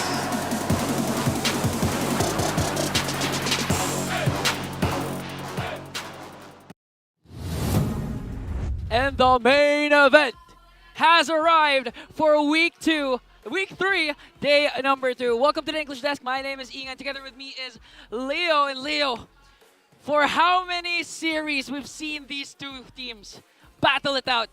The Titans of the MLBB world. Once again, Countless reunite. times, Jose Ingan, countless times. All across the world, through the ECA, through Southeast Asia, through the Middle East. It's them and them and them and them again. And speaking of them, both of these two teams have fought it out again across around numerous regions. But in MPL Philippines, we can recall that TLPH swept FCAP last finals. That's right. If I'm not mistaken, that was the last time that TLPH got FCAP's number. But real quick, let's go back to just a few moments ago, about 30 minutes, an hour ago, wherein RSG Philippines swept Blacklist International, sending the agents back to the drawing board, figuring out what to do next. So that should affect the numbers here, what the scores look like. And again, based on match number, Blacklist International is at rock bottom, at 8th, given that they only have 1 game win and no series just yet. Yeah, for RSG Philippines, luckily picking up their 2nd series win. But apart from that, of course, Irad, the Eradicator, the mechanic. That's a headline. Really shined with the Lancelot. According to Midnight, he's the only remaining pro player who uses the Lancelot. The last Lancelot main. Yes. There is. Is Wow. that true? Is that what? I think it's true, and even for MPL Philippines, he's the only one who released a Lancelot. But for you guys, if you want to win 90,000 diamonds, all you have to do is go to the MPL Arena, post your pictures, post you are enjoying, and of course use the official hashtags, post it on Facebook, TikTok, with the hashtags MPL S14 Live Experience. Make sure that it's also posted public so everyone can see and everyone can get envious of how happy you are in Green Sun Hotel. And make sure you tag the official channels of MPL Philippines. I mean, I'm really excited, really envious for the... I hope the people watching at home are envious because the atmosphere here is amazing. Again, it's FCAP going head-to-head once again with Team Liquid Philippines. I know the panel has a lot to say. That's why, guys, let's throw it over to the Infinix Game Tambayan with our panel. Ah, yes, the young Ingan, very enthusiastic today. I'm Isn't so he? envious of him. I am very envious of you too, my good sir. Welcome back here to the Infinix Game Lounge with me, Rockhart, and of course, we got Nice here. We got a bear, guys. Hey, we got one of them. You got one of the bears, just like the one on top. The other one's over there. I gotta say, welcome to the main event. Actually, that's something I really agree on. This is definitely the main event for a lot of reasons. Like, the moment you see the marquee, you can feel, it feels like, oh my god, are we in an international event again? It just feels that way. Feels like it. You know, they've been battling it out across the globe pretty much at this point, like Leo mentioned there. And it's funny because, yeah, the atmosphere by the fans are definitely there too. Because when you walk in here, you already hear them cheering for the Titans. Of course, these two titanic teams, of course, Falcons, APBren, and TLPH, Team at Liquid Philippines. Time and time again, they have fought it out, and this is the standings for all of them. Yeah, and these are, again, just so many matchups in the past few months in so many different tournaments. It's going to be hard to keep track of them if you're not like an avid viewer of like all international tournaments. But right now, obviously, we've got, in terms of scores, I feel like APBren has picked up a lot after that Season 13 Grand Finals where they got 0-4 by Team Liquid PH. I was going to say, man, I feel like, you know, they kind of had their own vendetta. They got swept, of course, in the Grand Finals of last season's MPL Philippines. And then ever since then, it's just been Falcons, APBren, Falcons, APBren, Falcons, APBren. And, you know, so even though this is regular season, we get a preview, I would say, of what could possibly, I don't want to say this because we know who's on top right now. Fnatic Onic is on top. Fnatic Onic, right. Neither of these teams are just yet. But who knows if this is a preview of a possible grand final. They have their work cut out for them, but either way, one of these teams is going to come out with a loss. And who do you think is going to come out on top? Let us know in the comment section. And we also have an online poll, by the way. So try to go ahead and show your support. Vote in poll right there so we know and we can count how many of you voted for FCAP or TLPH. Who would you go for here, Rockhart? Man, it's a hard FCAP for me. Unless TLPH comes out with a banger, and I hope that the offseason or the week has gone better for KarlTzy. What about you? I hope so. I'm always gonna, as much as I love Liquid, like as an org and everything. Yeah, I love it. I'm rooting for FCAP here for sure. I just love this group of players and how they're gonna perform. Yeah, and of course, to kind of just elaborate further, we've actually prepared a video, apparently. So special video. A very, very, very special video with this team intro. Well, big fight deserves a big vid. So let's check this one out.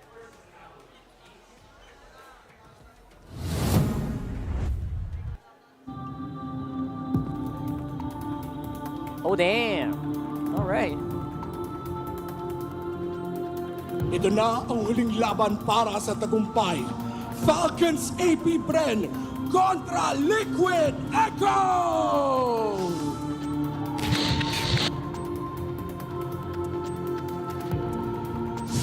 Ito yung malupit kasi dinala ng TLPH at FCAP yung kanilang rivalry through Pasay, Riyadh, ngayon sa Kuala Lumpur.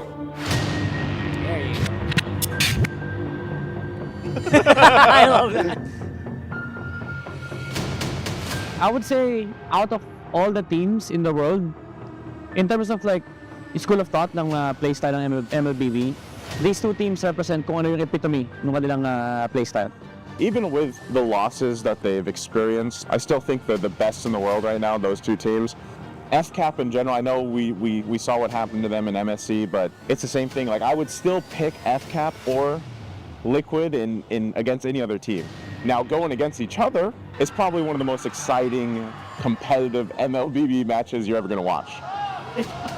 The fated matchup between Liquid Philippines at Falcons APBren sa international tournament ay mapupunta sa Game 7! I can tell from these two teams, through their players, that they're really out to get each other. So yes, definitely rivals for sure. Tingin ko sobrang big threat talaga nila sa amin kasi, ayun nga, sobrang taas na rin talaga ng chemistry na hindi sila nagpapalit ng player. Lalo na nadagdagan pa yung coaching staff nila na kilala naman natin si Cyrus. Sobrang talino rin talagang taong yan. Which team someone that you're looking forward to na durugin? Siguro yung Bren. Falcons APBren are moving on through the grand finals. GG, well played. It's Falcons APBren in a successful 3-1 match to end this BL5 and representing PH in the grand finals. Masabi ko na halos pareho lang yung game style namin ng FCAP and ng TLPH. Sobrang aggressive namin kaya lagi kaming nasanay. Kumbaga, kasi international, kami pa rin nagtatapat-tapat Nagstorya ng pinakamalakas! Isa lang ang mananatiling matikas at nasa taas! Team Liquid Echo, ang kampyon ng MPL Philippines Season 13! Healthy na competitive. Kasi recently, parang nag-grow siya. Parang before, di ba, nanggaling tayo sa MPL Philippines or last season, 4-0. Tapos biglang next na mga naging laban nila, umabot ng 7 games. So yung pagiging rivals nila is parang nagkakaroon sila ng hunger na mag-exceed pa doon sa kaya nilang gawin. So in a way, tumataas din yung level of play for both schools.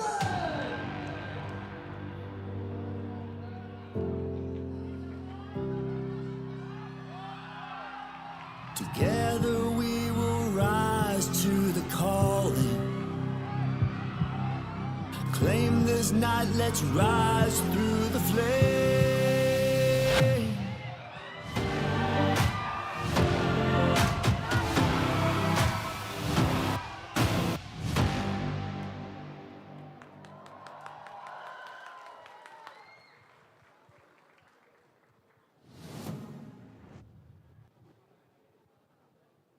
World-class competition demands a world-class authority. Here are your marshals for this match: Jeff, Ems, Pat, and Wilbert.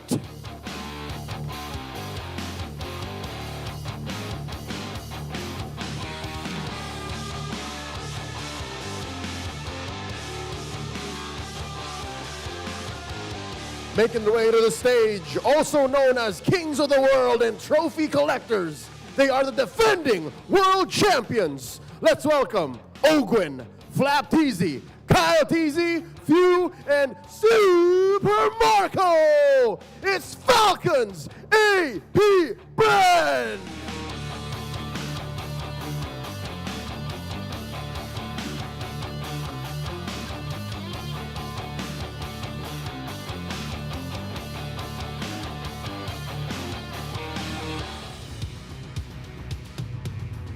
And their opponents. Together, they are the Titans of MLBB, former world champions and the defending champions of MPL. Let's welcome JP, KarlTzy, Sanji, and Benny Cutie, alongside the human calculator, the apex predator, 40.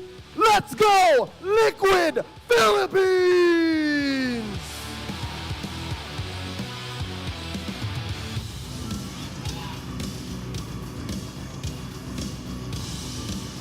And their coaches, Coach Ducky for Falcons APBren. And the new recruit, Team Liquid Philippines, Coach Cyre.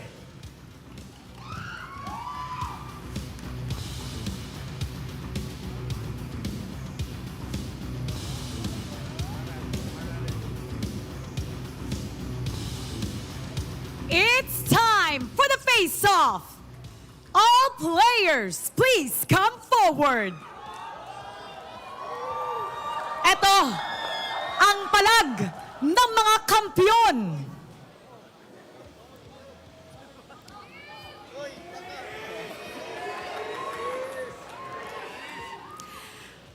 FlapTzy, ano ang palag mo? Mahina lang ako. Sanford, ano ang palag mo? Mas mahina ako. Ogwen, palag. Di ako makasalanan.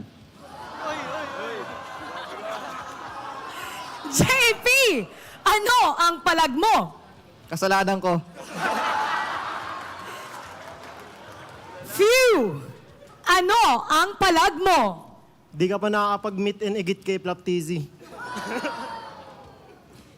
Sanji, ano ang palag mo? Ang lupit. KyleTzy, ano ang palag mo? Mas malupit ako.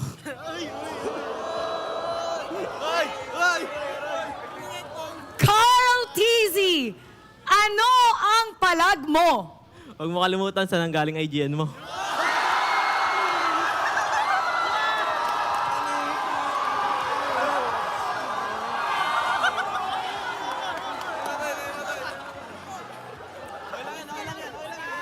Super Marco, ano ang palag mo? Sana di kami baguhin. Benny Cutie, ano ang palag mo? May dalawang payong. Palag kong palag, fist bump! The Titans of MLBB will face each other once again, and this time in our home soil. World champion versus world champion. Panel, pasok!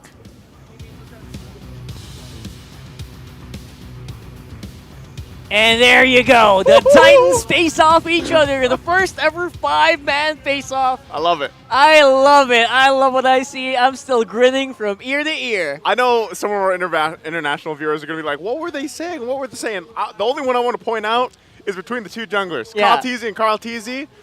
KarlTzy said, don't forget where you got your name from, basically. All the TZs out there, of course.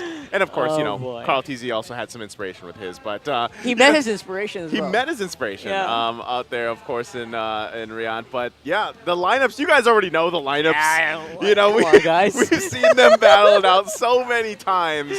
And you can see that even in the face-off. I love that because you can see that rivalry, but the respect between each other, too. And, you know, they'll say it because in the countless interviews, like, these two teams really feel like they're in a league of their own around the landscape of competitive MLBB. It basically feels like every team is at A right now. Yeah. Class A, there's a Class S, and they're at S+. That's what it feels like, at least. Obviously, the scores have been reflecting a bit differently with Fnatic, Onic, PH kind of just going crazy. But in terms of their own scores here, you can really tell the priorities for both of these teams are actually quite different inside the Land of Dawn. Yeah, and again, when you look at just kind of the deviation between the two and the team head-to-head, like, it's going to be nearly as close as it can get whenever you see two teams paired up together here against each other in the MPL Philippines.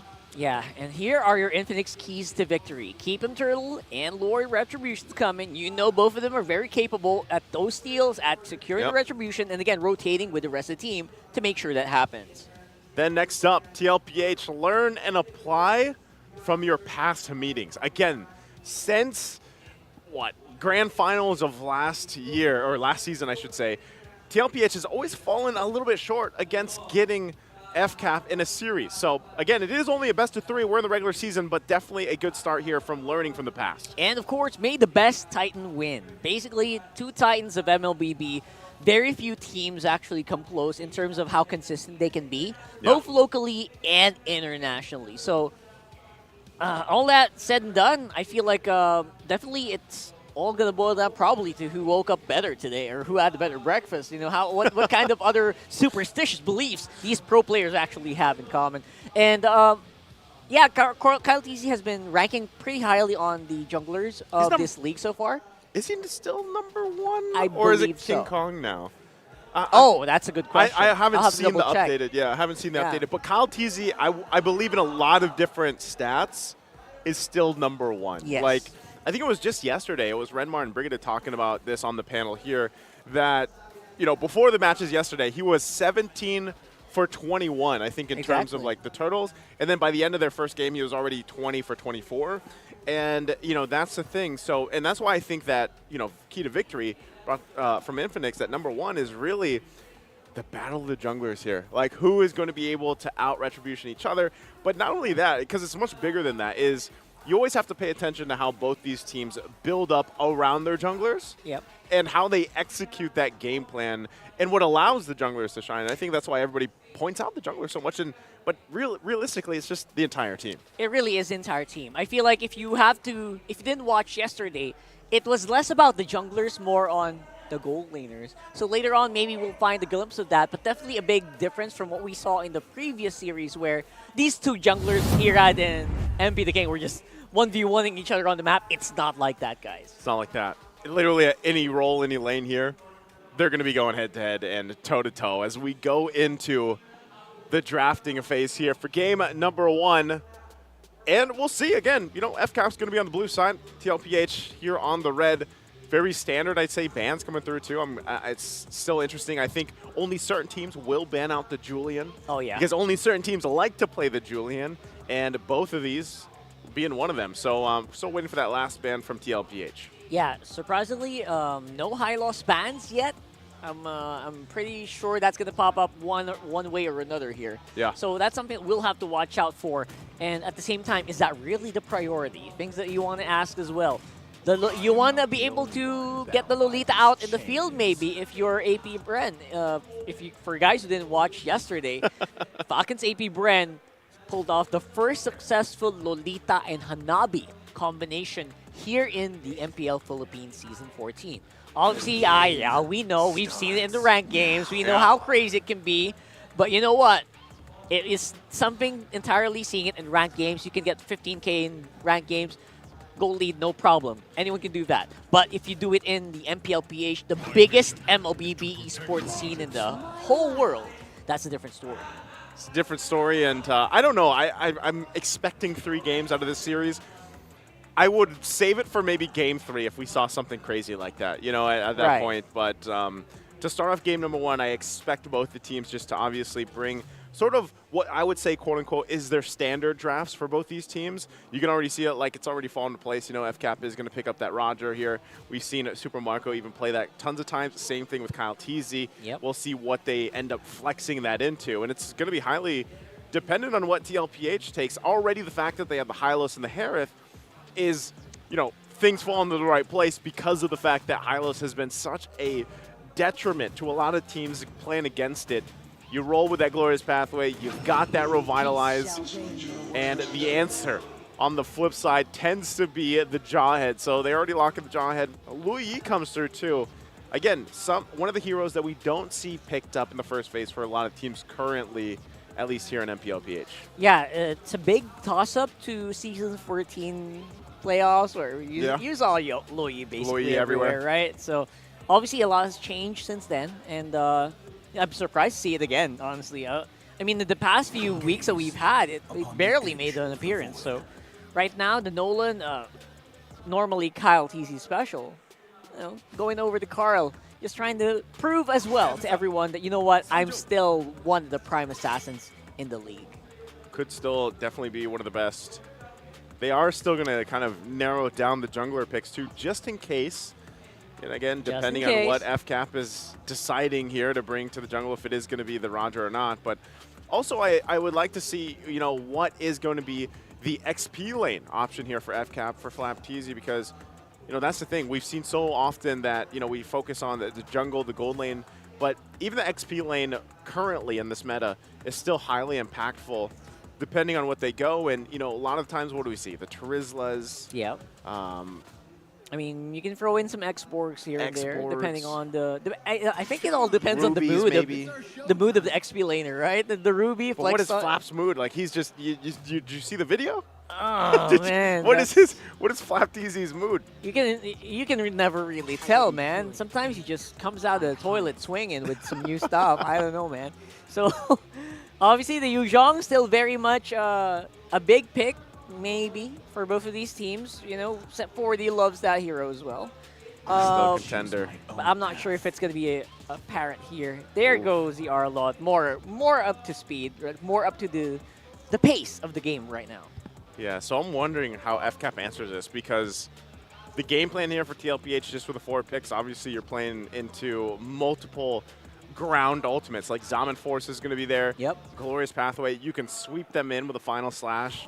with this Arlet pick. So Oh my there's so goodness. much, like, you're literally sweeping them either into the Dominant Force setup or a Glorious Pathway.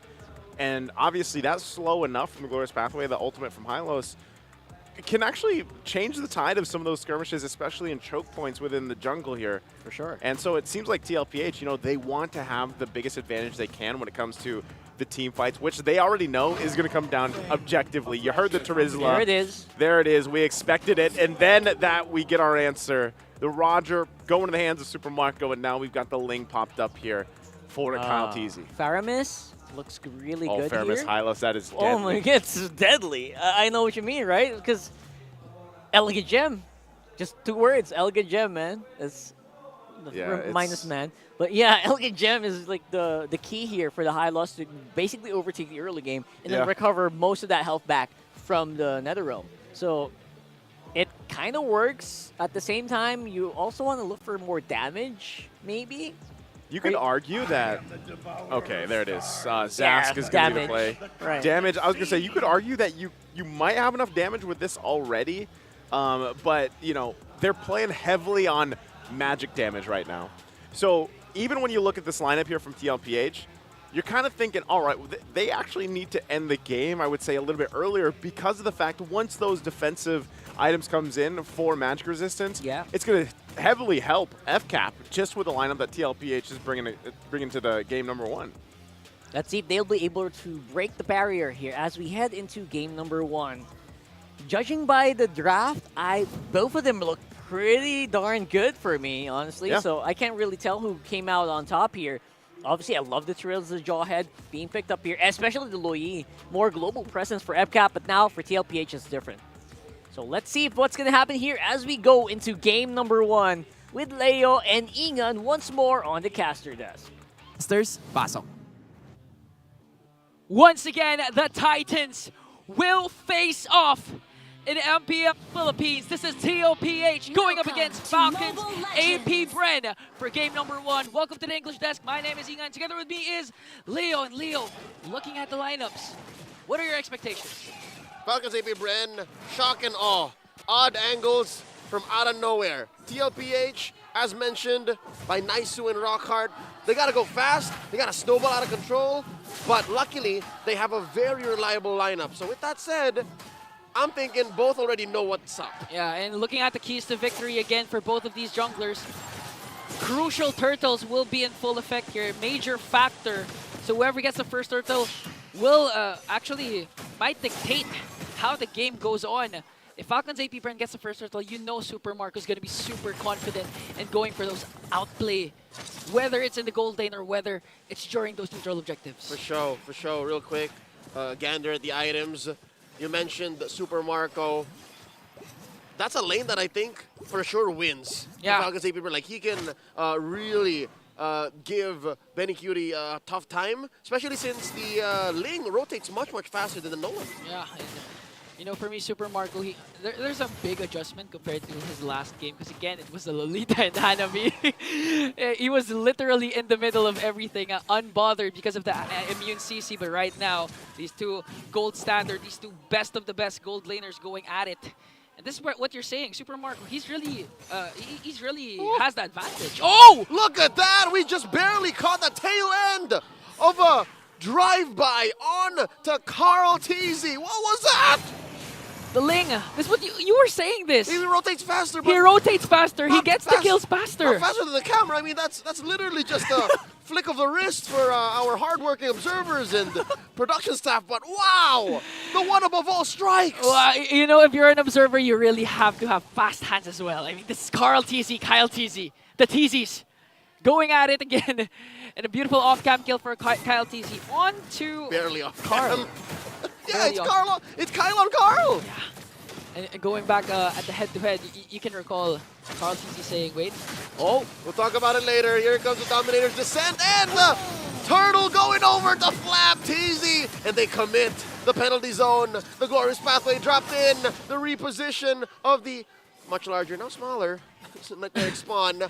FCAP walking away with a lot of wins here. 500 gold up. M5 Finals MLBB picks up the first turtle for Falcons APBren, but the clash is not yet done in the middle lane. The flicker back by few. idol ng mga kids refusing to accept that his fingers are locked in Zaman Force on the Marco. Pouncing away. A lot of action right on 3 minutes in, but Super Marco says that he's not afraid of Benny Cutie. Not afraid. To take a stand.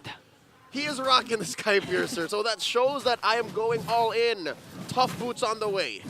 If there's an item built for Super Marco, it's a Sky Piercer. Literally bulletproof, unkillable. And we all know if you have the Sky Piercer and you don't have deaths. You shouldn't. It's a bang for a buck. That is literally counterproductive to what the item is trying to do. About a minute until the next turtle, second turtle scored. Again, once more, upper quarter of the map here, which doesn't really matter for Falcons APBren because, again, they have better rotational speeds.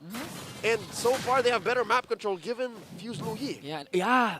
I like that you mentioned that because apart from the Ling, there's also the Luyi with the crazy diversion plays. And if you know Few, El Capitan, he always knows where to place the diversion plays, the perfect timing, catching TLPH by surprise, even if they know each other for so long because of the numerous years that they had, on and on and on. That's why we call this a clash of the Titans. JP playing footsies here with Ogwin, letting go. Rather prioritize the turtle spawning at about 10. All right, quick story while we're waiting for this fight. Okay. Clash of the Titans comes from a personal story wherein, short version, I spoke to a person who barely knows how to speak English, and they said, Falcons APBren, Team Liquid PH. I remember that. Titans of MLBB, that's it. You posted that for the glorious pathway from JP. Here we go! Few! Stop the distracts, but then again the reposition! KarlTzy falls! His former teammate gets the kill on him, Few! Trading out for Ogwin. 1-1, no retribution for Team Liquid PH. Sanford and JP pushing flat back down bottom though. Marco. Benny might take down Marco, but the bulletproof one refuses to fall. In comes Few to the rescue. Benny still standing. The storm has been quelled. El Capitan making sure that the bulletproof Marco will stay alive. Still no answer from TLPH as they try to get this turtle away from Falcons APBren. Glorious pathway is there. Daddy JP laying down the cover.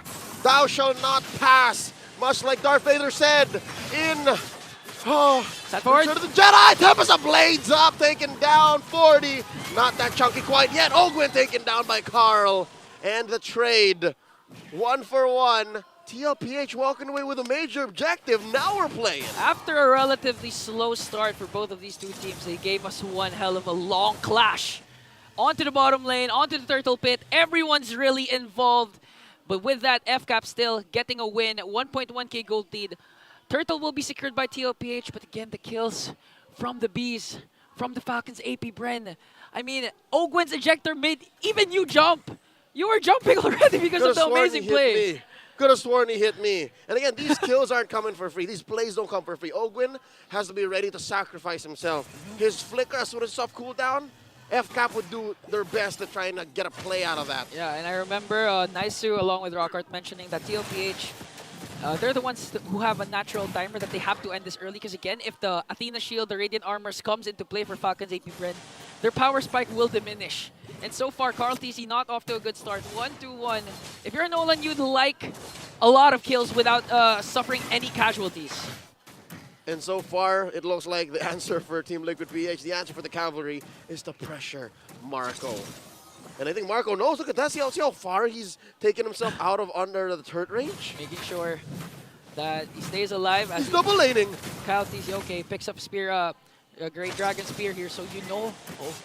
Diversion from behind. Catches Benny Cutie, forced out of defensive. Zaman Force right underneath tier 1. Benny stands it. Tempest of Blades here by Kyle, trying to get a kill. Finch Boys out underneath the glorious pathway. FlapTzy might fall here. KyleTzy falls first. Sanji gets a kill. Now Flap running away. Flap taken down by 40. 2 free kills for Team Liquid. 2 kills to none, setting TLPH for this last turtle take.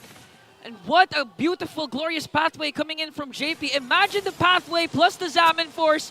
Where would you go? A sword and a carpet. A lethal combination from the Cavalry. The pendulum swingeth. The final turtle scored by Team Liquid PH. The combinations of TLP. Imagine Zaman Force, glorious pathway, ultra slow.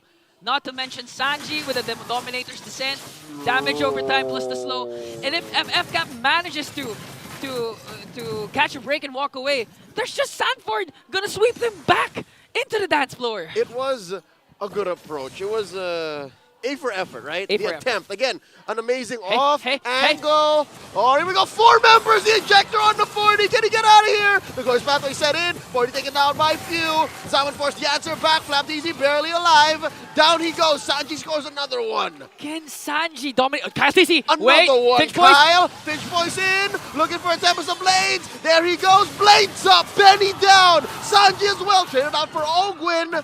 And Kyle, JP falls as well. Only KarlTzy stands. What a play from KyleTzy. Look at that grave. It's just bodies underneath that turret. KarlTzy, want to look at kill for looking at the instant replay, man.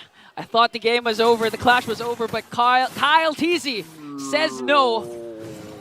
As Leo replays the sounds there with slow motion. I mean, he wasn't part of the diversion play, but with the Ling, with the Finch voice, he was able to make it back. He was able to win that clash, wherein TLPH was supposed to win that because they lost FlapTzy. I think they lost another one, but Falcons APBren saying that we're still the champs. Yeah, we're still on top of the world. It was a high-risk maneuver that could have really only been much cleaner if they juggled turret aggro better. Yeah. But I'm already just splitting hairs here. It was a great move. Like, they won that trade out, and they scored the push, and now this Lord here is looking, it's a little more green and yellow, if you know what I'm saying. And most importantly, they were able to shut down Sanji, because Sanji so far, prior to that clash, 3-0-1. Deathless. Deathless, and now FCAP handing him his first death. Now the first Lord up for grabs for both of these teams. Look at the gold lead. It was a 199 for FCAP a while ago. Now it's back with FCAP's non-existent. Swingity swing. Swingity swing. The only real player who has no deaths yet is Bulletproof Marco. As usual. It would be best for him to keep that the way it is and figure out why exactly TLPH can't find him. Number one, my theory is TLPH is very honest. Yeah. You know what I mean? Like, if they were to catch you, it would be off of a Glorious Pathway. Yeah. Or else a flicker. Or Final Slash. Final Slash, exactly. That aside, Marco can just play with that range. Marco can just, keep himself scarce and then bite back when it's clear. Agree, and in terms of versatility with the setups FCAP, they have the FlapTzy penalty zone flicker, or even the ejector coming in from Ogwin, so they have a lot of variety when it comes to setups. Not just, they have the equivalent of Batman prep time in MLBB. The diversion play, like they can just literally pick any bush in range and put 3 or 4 members in there, maybe even all 5. Yeah, not to mention KyleTzy. That Doesn't idea even to have do to be 5. part of the diversion. Exactly. Just did a split push on top here, getting a second. Oh, look at that, Sanford! Whoa! Suddenly, Ogwin got in a blink of an eye, and FlapTzy trying to do some damage control. JP down to a 1/5 of his health, heals back. Imagine.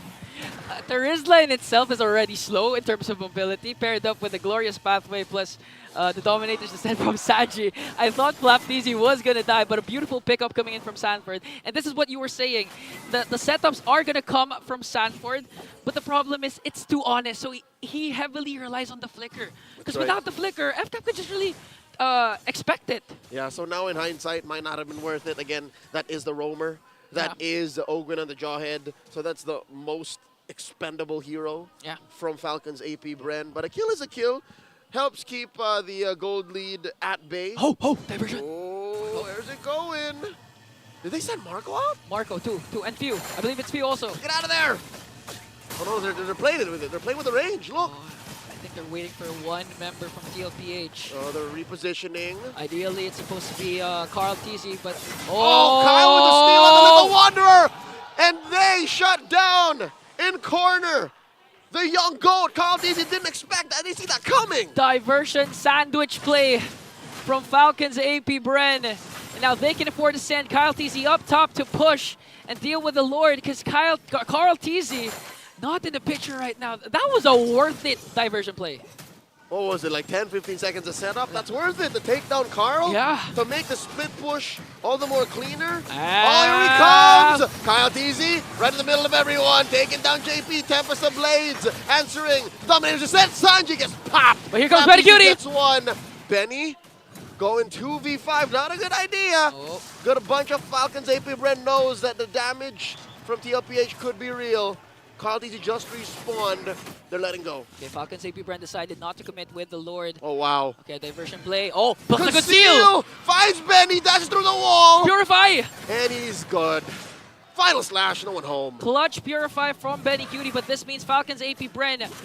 A Lord opportunity is wide open. Ogwin still zoning out Sanford and KarlTzy here. The burst down, 40 dashing through. That's the Vengeance, Cyclone Eye in. KarlTzy looking for the cheeky retribution. Ogwin very low. KarlTzy in death's range. Down goes Ogwin. They lay down the glorious pathway. Few is out of the picture. KarlTzy does not beat Kyle in the retribution. Oh, Marco! Hunting down the young goat. What an exchange! A 2-for-2 for the Titans. And KyleTzy secures the first Lord. When you thought the clash is over, either KyleTzy or Super Marco will extend the clash, and in that case, KarlTzy was the target. And now TLPH has to deal with the 3.6k gold lead that the Falcons have established. Look at Super Marco, Diversion again. 404. Death's not found. He's just gonna keep on getting stacks on his Sky Piercer and this Lord push up top. It's a Lord that jumps in, so I'm expecting FCAP will walk away with maybe both one inhibitor, both turrets in mid, and then maybe a kill or two, unless TLPH has something to say about it. TLPH, I know they have something to say about it. They can still defend this. Inhibitor turret still intact. But here comes JP, soak up the damage. Glorious Pathway will be casted. JP putting up a wall. KyleTzy coming through. Penalty zone by Flop. Tempest Ablaze up into the air. Someone forced the answer. Benny Cutie taken down. KyleTzy's out. JP as well. 40 still alive. 3v4. The defense of a lifetime. Team Liquid PH holding on. Dominator's descent. Pushing back. Falcons APBren. And again, a worth it trade for the Falcons. Losing KyleTzy, but in exchange for an inhibitor turret onto the top lane. Wanting to force a takedown again in the middle lane. I think they want to go for the end here. They're all in. Base at less than half health. Minions getting cleared out. Sanford holding on to an ultimate. The final slash. The penalty zone. The answer back. Look at Marco taking down Sanji. And they're still going. Taking down 40 as well. The ejector on to Karl. Karl is holding on. Taken down by few. The glorious pathway. Where's the punish? Benny Cutie drops the Sound Force. Taking down FlapTzy. Ogwin. Immortality out. Few still laying down. The spells, the free hits. Marco staying in range. The diversion play fainted out. In comes Kyle. The base is regenerating. Kyle dropping from the skies. That's the last inhibitor pop down bottom. JP is down. Serving up another kill to Marco. Sound Force in by Benny. The only defender left. That's a minion. That's Ogwin down. KyleTzy and the rest of Falcons APBren will end it right here, right now. 1-0 for Falcons APBren.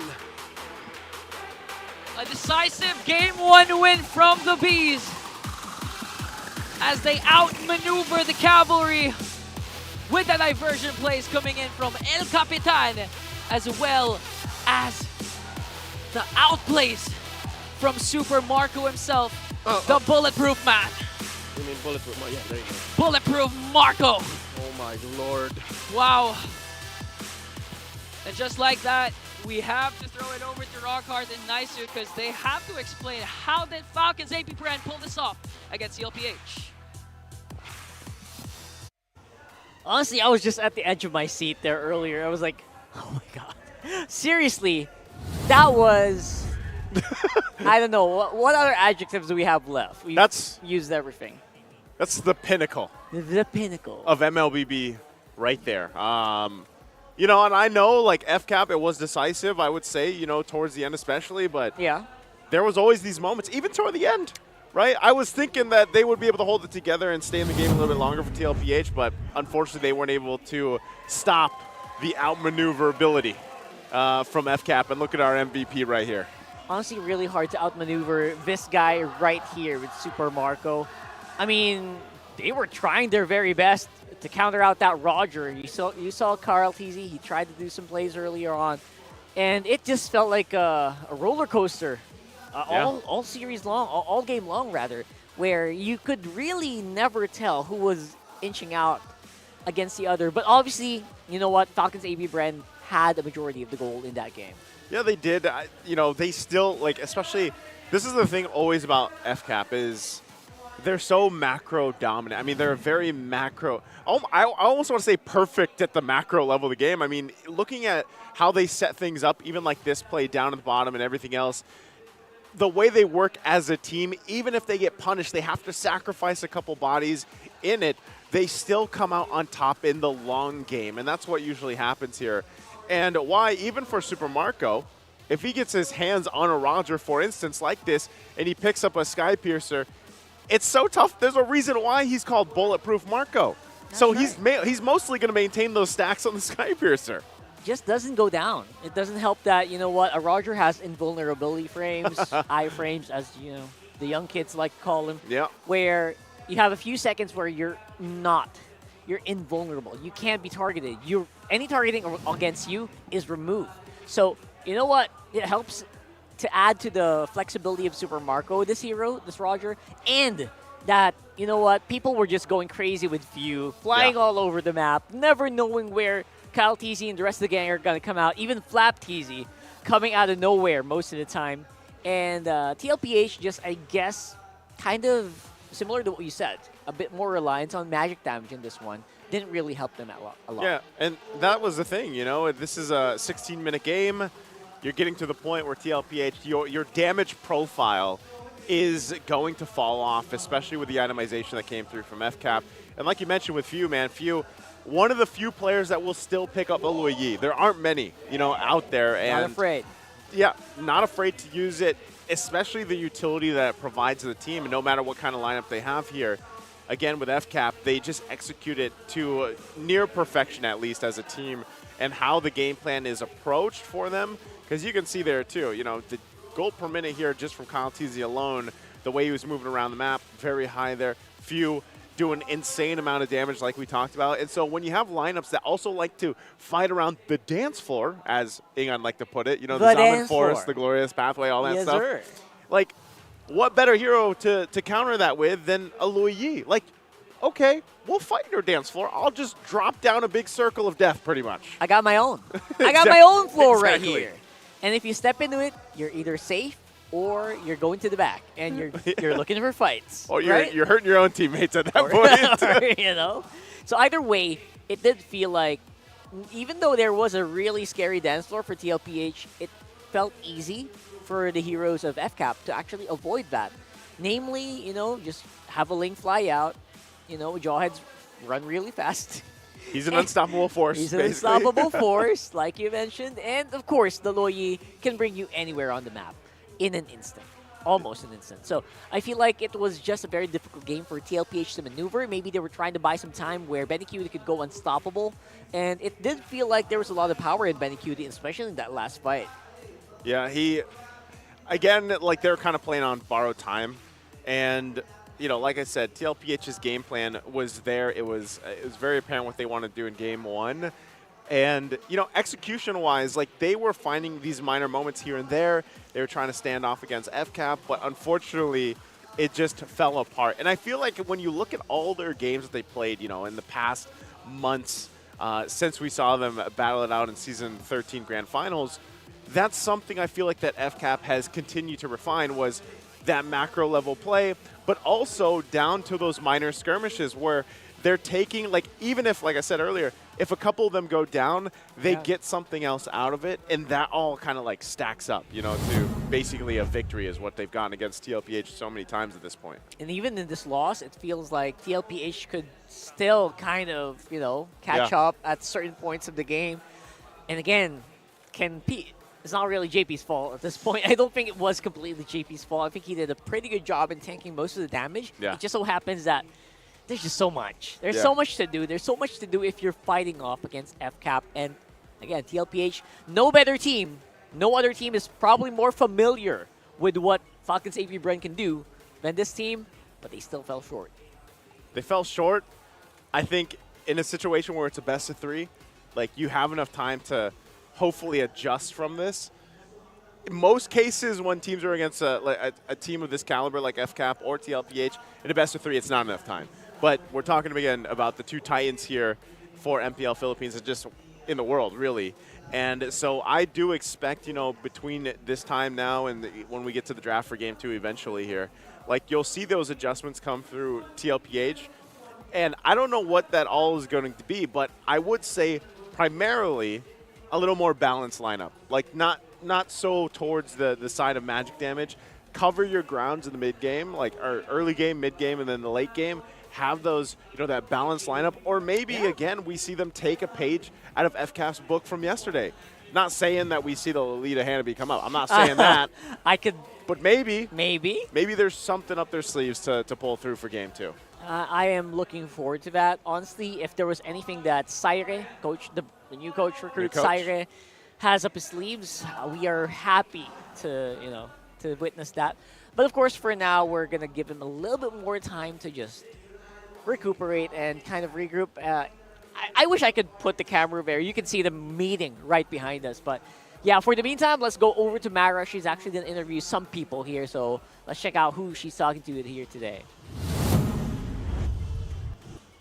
We're here with the commissioner of UAP in esports, Miss Unique Monasterio. How are you? Good, thank you. It's my first time watching MPL live this season, and I have to say it's actually very exciting. The crowd's really, really lively. Oh yeah, they're really pumped. And let's talk about UAP because it was the first time having esports, particularly MLBB, in the UAP. What were the deciding factors that led to this? Okay, so since it was the first time having esports in the UAAP, we wanted to be really inclusive. So we looked at having multiple platforms. So definitely mobile was one of the platforms we wanted to include. And of course, we decided on the most popular mobile game in the country. So it was definitely a given that MLBB would be a part of UAAP esports. So what are your thoughts about the future of esports and MLBB, particularly with UAAP supporting this? Actually, I think that the future is definitely looking bright. We're seeing a lot of support from the schools and the families of the student athletes as well. So I think that the level of play will definitely be elevated since we're looking at a really high level of competition in the collegiate league. And then I think that the professional teams now will also have another way of scouting for talent. Now, what do you think about the experience? It was such a unique experience for the players, the students, and the crowd. How did you find that? How was the crowd for you? It was eye-opening. It was a lot. There was a lot of strong emotions from all the teams. I have to say that all the student athletes, their attitude was very positive. They did their best to really make the event a success. But I think that aside from that, what I really enjoyed seeing was the support from the schools, their professors, the board of directors of the UAAP themselves, and of course their families. Like a lot of the families of the student athletes and their friends came over, they watched the games, they cheered the pep squad. And imagine seeing the cheering squad and the pep squad of your school in the audience cheering for you. So it was quite the experience, definitely. And for us, it was such a big deal having MLBB in the UAP. Thank you so much. And congratulations on a successful first year. Thank you. The team's actually here with me. Nandito ang ating champion, ang ating UE Zenith Warriors.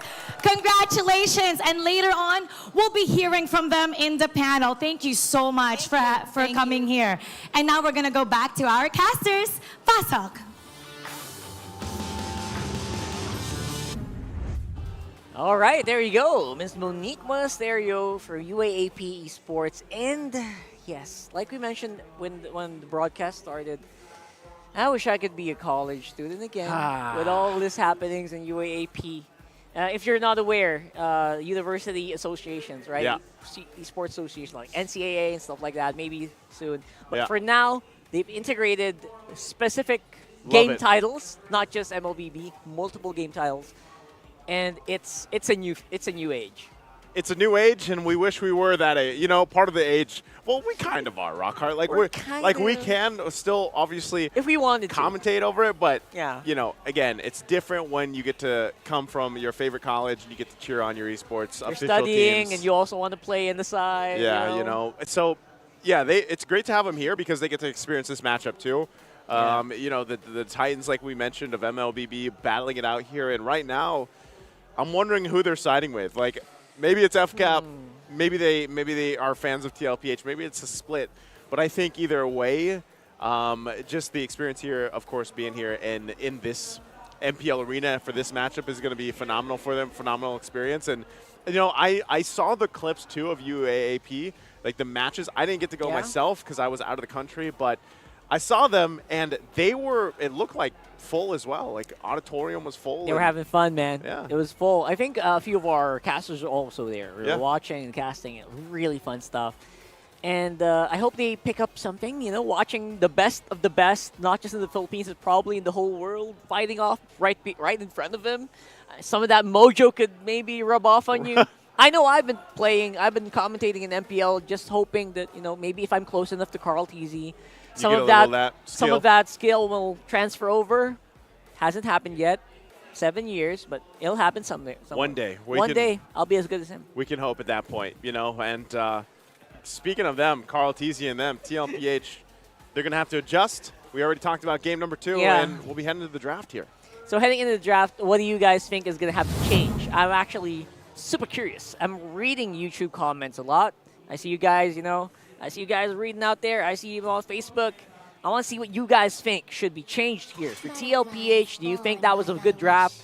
Do you think it was just like a macro maneuver kind of thing that happened where it just felt like if I was on the receiving end of what FCAP did, I would be catching my breath because it felt like there was just fights happening every single minute. That's what I love, though. Remember a time, Rockhart, when we were in a meta in seasons when it was just slow pace, 2 kills a game, Lord dancing. Right. I would much rather have this. So, like, I'm still gonna say it. You know, even like I said with FCAP, the way that they kind of eventually dominated that game later on. Yep.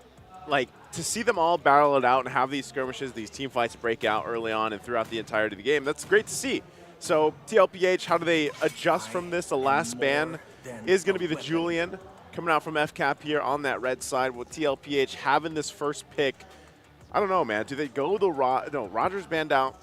Do they go and pick up something that's going to give them that sureness, that confidence to go ahead and lock in the early game? Because that's what I say they kind of needed to fix from the last one, is locking in the early game for them. And there's a couple choices that they could pick up. Edith would have been great, but they're going to go with the high-low since it's open here. Right. And honestly, I still have to maintain that.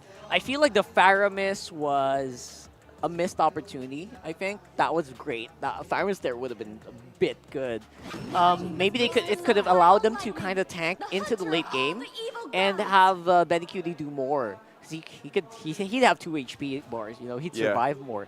And same with the high loss. Maybe JP wouldn't have died as much, but then again, what's done is done. But maybe they can do that here. Although I'm not sure if it will go through.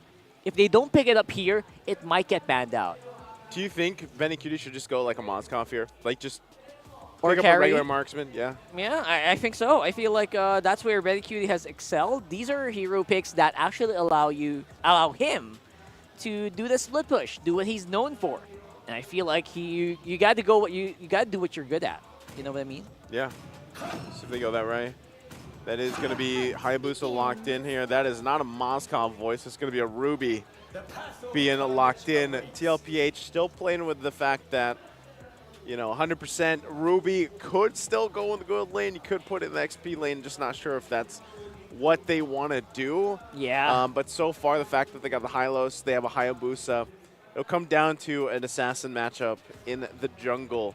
And we'll see if FCAP wants to go ahead and lock that in because, again, if they don't, there's probably going to be a couple more bans towards KyleTzy. You already have a great kind of rounded out lineup, too, this early on. There's the Ling, like we were talking about. So perfect. Why not? You know, this is also, I would say for TLPH, the number 1 point from the last one was just make sure you have your damage profiles in check. It's, at least this time around, they got the Hayabusa, you know, like, and they can play around a little more sturdiness, I would say, or like we said earlier, vitality between the Ruby and this Hylos. The vitality, huh? The vitality. Very foreign sounding word, but it just means you're tough.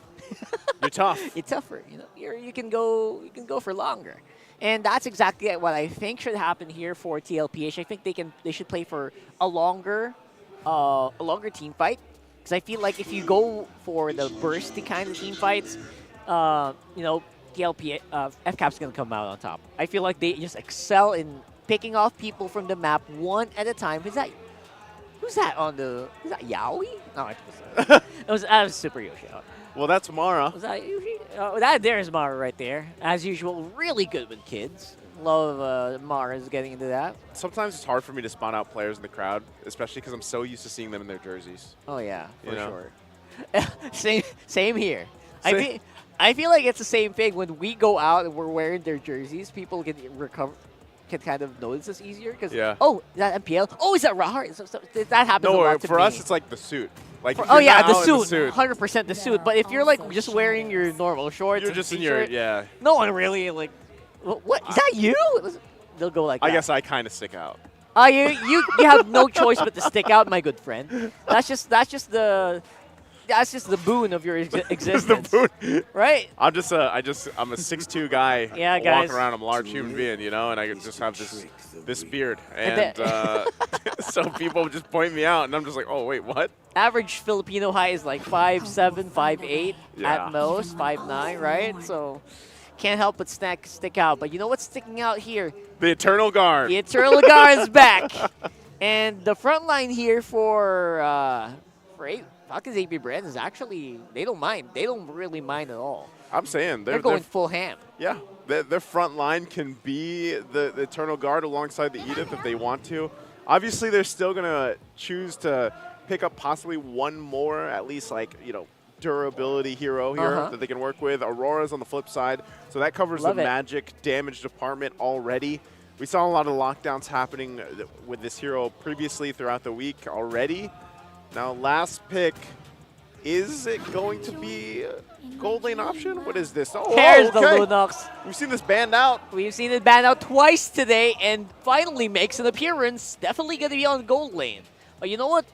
You can also kind of swap out the Ruby and the Hylos for XP and Roam. Yep. Interestingly enough, for TLPH, so you're not 100% sure which one's going where. But definitely Hylos on Roam is better. But right now, what's the answer going to be here for if you're FCAP? I don't know, honestly. Well, it sounds like it's Tigreal. Tigreal, there it is. All right. You know what? You're getting Chaos bolted in the face. Tigreal doesn't care. Might as well. Might as well pick a hero that doesn't mind getting Chaos bolted to the face.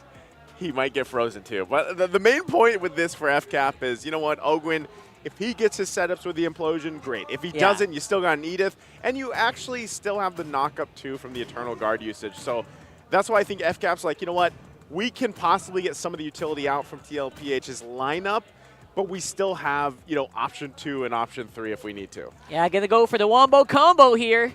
And I'm not gonna lie, it looks pretty spicy here for Team Liquid PH as well. Having that gold lane Ruby here should definitely help out with damage that we were talking about earlier. But again, it's still magic, right? So let's see if FCAP can do it, or if TLPH can come out on top. Let's see what Leo and Ian thinks about this. We're heading game 2. Wow! The fans in the venue are going wild for game number 2 again between the Clash of the Titans. Falcons APBren match point going up against TLPH. The big guns come out, and by the big guns, I mean the Lunox. The Lunox. It was banned in a series, I believe, earlier today or yesterday. Whoa! The details kind of just blur together, but look at this, Ogwin asserting himself between JP and Sanji.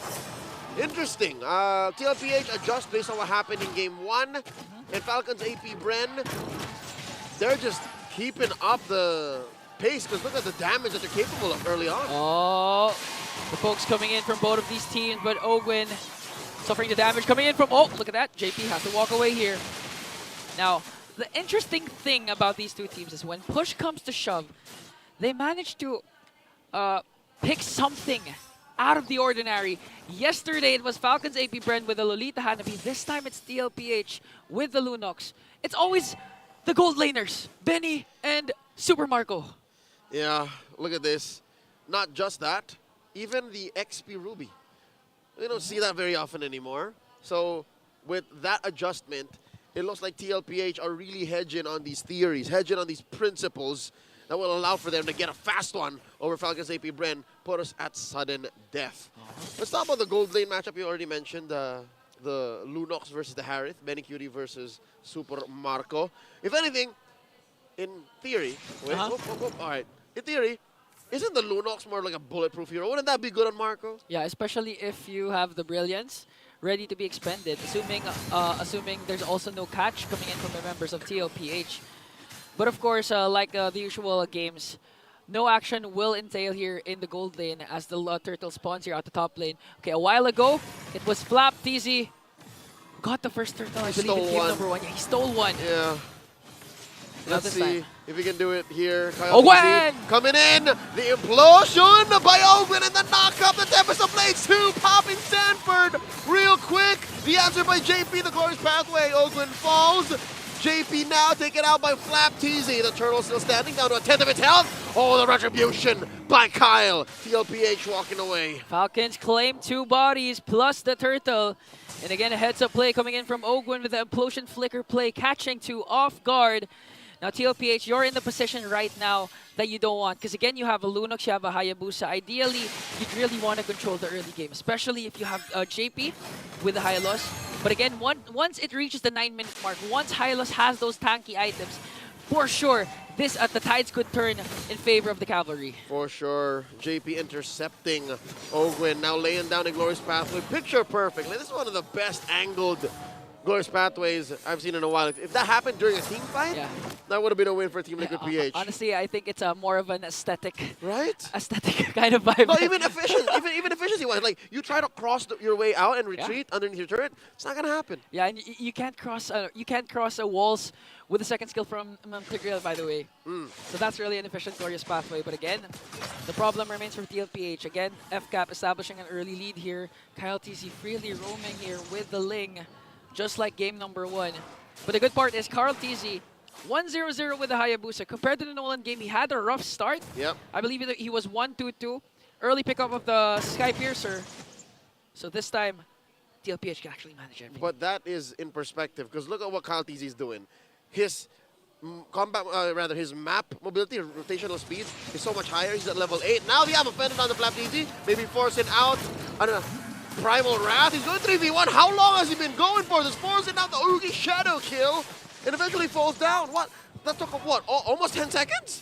10 seconds and 3 ultimates from TLPH. But still, that was a worth it trade because they got a kill onto the XP laner. And as the turtle will spawn in 10 seconds, Falcons APBren a while ago, the reason why they got the first turtle was the mid-bush control. Ogwen was there, ready to expand the implosion plus the flicker play. And with the flicker available, they can actually do it again. All right, luckily, FLAP-TZ has spawned in time to contest for the second turtle. Now they're deep into the pit. Mind you, KarlTzy already picked up his Hunter Strike, so he's playing with 2. Again! The implosion by Ogwen! And the push out the Sacred Hammer. Down goes 40.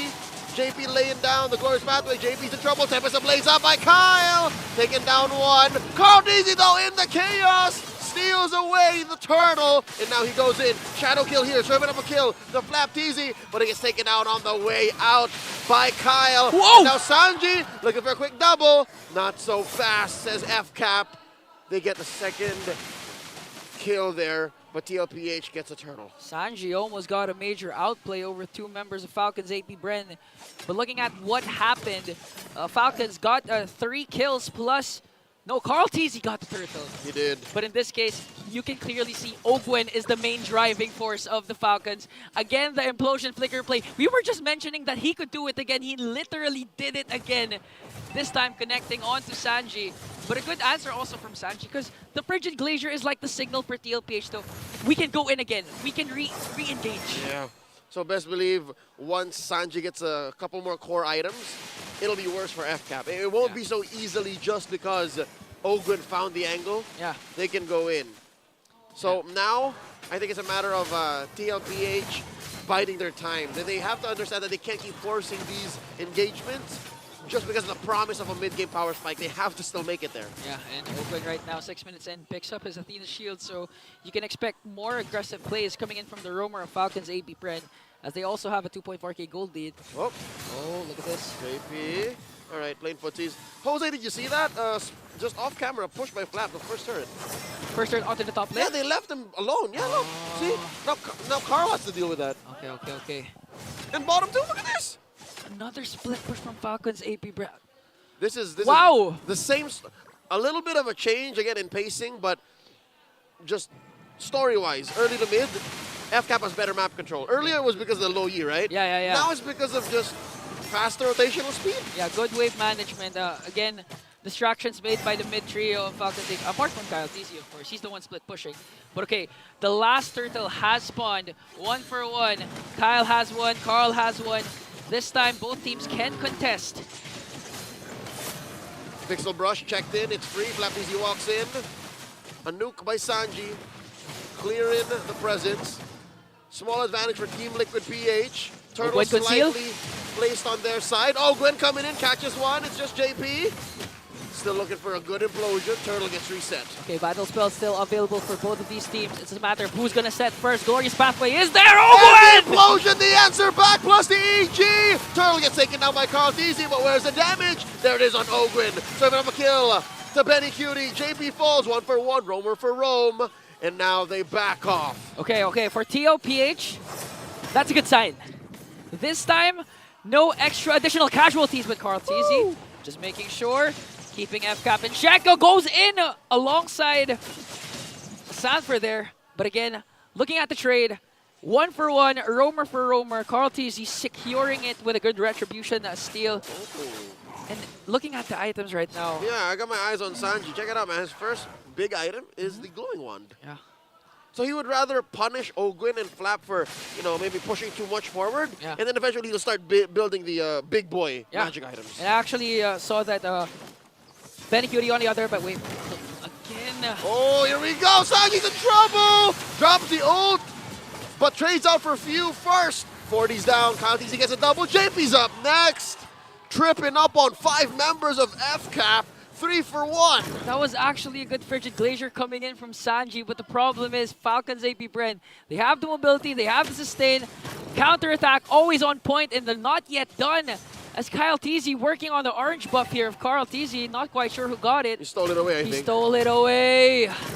He stole it away now. And now they're working on the middle lane turret here. And they're able to push it. Okay. One more from the Ballista. Ooh! One more. Literally one more. Just one more. Uno mas. Now Falcons APBren, 3.5k gold lead. So far, so good. They can out-sustain the Frigid Glacier. Even if Sanji places it right on target with 3 members, they can still outplay TLPH. Definitely helps now that there's a winner count on few. And Yeah. Marco, I think, just had to click the Purify once all game. Yeah. Again, bulletproof. Shades of game number 3 yesterday wherein he has an Aegis with Hanabi, but I think... Rarely had to press it. I didn't even think that he pressed it once. Talking about last night's game, we saw a lot of Blood Wings now on Benny Cutie. So he knows that he's a prime target as well. He knows that KyleTzy might go for him. Yeah. Right now, TLPH really looking for the momentum, really looking for an opening here. And again, KarlTzy with the last 2 neutral objective takedowns. Still believe he's confident enough to steal this away from KyleTzy. But FCAP again has the high ground here onto the Lord pit. KyleTzy zoning out the members of TLPH as they start things off with the Lord. But look at that position of KyleTzy. You can see a play coming in from Ogwin. He has the flicker though. Coming in. Spots him in that fence bush. And now 40 reclaiming back a little bit of ground for Team Liquid PH. Because of the whole Lord shuffle, Benny Cutie was able to take care of that long lane and then come back and join in. Still managing the waves. Again, one of the best split pushers, backdoor enders of MLBB, Benny Cutie. He knows how to manage this, the lanes. So TLPH still confident enough that they can contest for this Lord. But again, Ogwin, they have the battle spells. 2 for 2 so far for the roamer of Falcons APBren in terms of flicker implosion plays. And now, few Super Marco. This is the patient game again. The patience of both of these 2 teams in full display. The Land of Dawn is really quiet, Leo. It's really quiet. The tension is building. And look at this. Because of how unsure both teams are of being able to take this major objective, they would rather play the bushes. Look at this. Look at this. Flap is crossing over. But again, the Flap advantage. I mean, they know now at this point, you know? But again, the advantage of the Ling. You can clearly see it. And he can join in quickly. Look at this, the push! Look at this, KyleTzy again, working on the bottom lane. Just one more turret out of the base. That's up top. And that's up top. Falcons APBren still making the most out of the patient game. 2 mid still standing. Okay. Still has an outer turret in the middle lane and also the top lane. But again, this is where Owen loves the position when he's the Tigreal. The mid lane brush. Again, he has the flicker. He has the implosion as KyleTzy picks up a BOD. Yes, it hurts. I mean, I'm just thinking about it. It hurts. As the game progresses, Falcons APBren's lead just keeps on going and going, getting bigger. Now 4.5k. Lord Shuffle engaged. JP and FlapTzy, the frontliners. Ogwen going for the conceal. Spotted by Sanford. Cancelled out. The implosion preemptively used. FlapTzy now at less than half health. Can he press the Primal Wrath? He's already in it. The Glorious Pathway. The retreat. Back aboard, says Team Liquid PH. As they play with the range. 40 and Sanji. Gotta be sent back home while FCAP stand their ground. Oh, this is an opportunity for Falcons APBren to burst down the Lord. But again, KyleTzy working on the mind games, working on the macro. He wants someone from TLPH, specifically Benny Cutie, to work on the minions as they try to take this first Lord away. It's not as free. It's not as free. Unless they know where Benny Cutie is, it's never free. Okay, but he's going to work on first his purple buff. Ooh, Karl just picked up the Malefic Roar, so he's about maybe a half step behind half a shadow. Kyle now. But you know what? I can't say that because Kyle is at about 11, 12k. Yeah. Karl is barely past 8. Yeah, but again, this is still KarlTzy. Still go for the steal, but Ogwen! And here we go. The Glorious Pathway let in, but look at the back line. Sending away KyleTzy. Down goes 40 and JP. Not a single soul taken out of Falcons APBren. And this is a clear go signal for Falcons to secure the Lord. A third consecutive flicker implosion play from Ogwen. He is the inevitable. Same spot, the Thanos of this game. A literal titan as they work on the middle lane turret. And now TLPH not looking good for the cavalry. There's not many factors that could have changed Ogwen's approach. Sure, you could dodge him via bushes. Sure, you could outnumber him. But at the end of the day, as long as the approach remains the same, you can't change the results. He was going to get away with it. And amidst of it all, look at Super Marco's battle spell. Has yet to be pressed. Wow. It's still deathless. Same with Benny Cutie, though, so they can hold on to that. But up to what point? Up to what point can you say Benny not dying is a good thing? There's a Lord down bottom. He's going to crash into that inhibitor. Down to less than half health. TLPH is going to stare at their inhibitor get taken down. JP! And as well for one, JP will be able to drop his ult, but will go down himself as Falcons APBren get their eyes onto the next objective here. The orange buff, the turret in mid.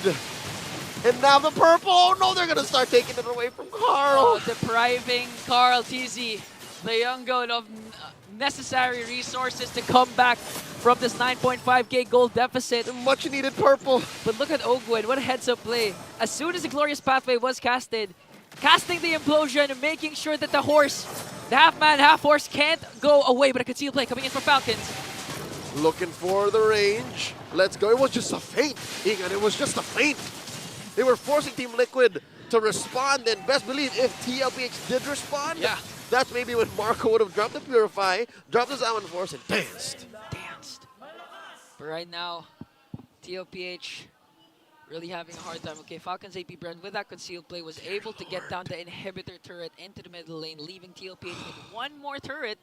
And looking at the turrets of Falcons APBren, they only lost one, and that's on the top lane. Just one. I'm looking at the gold lead here, 10,000. Half of that is between Kyle and Karl. There's literally 2 economic classes between these 2 junglers right now. Exactly. 5,000, that's like an item and a half for an assassin. Item and a half lead for Falcons APBren. Looking at the KDAs, you're not going to wonder why. Still deathless for Marco, still deathless for KyleTzy. And now TLPH, they still could turn things around. Again, they have Sanford with the Ruby. Not the usual role where you placed in Ruby, the XP lane. He has to build kind of tanky, which explains the dominance ice. Yeah. But at the same time, I think TLPH kind of lacking damage because Sanji has the Frigid Glacier. It's always connecting to 3, but for some reason, Falcons APBren, they're still able to sustain the damage given in by Falcons. But look at Ogwin! Ogwin catches one, gets the flicker in, the Revitalize, and the Glorious Pathway. They take out his immortality, and down he goes. Now look at the back line. KyleTzy, hero landing on the Benny Cutie. Down goes JP, the trade 1-for-1. Tempest blades up. Can 40 survive? The answer is no. Marco gets 2 kills. 2 kills for Ogwin, and they keep going.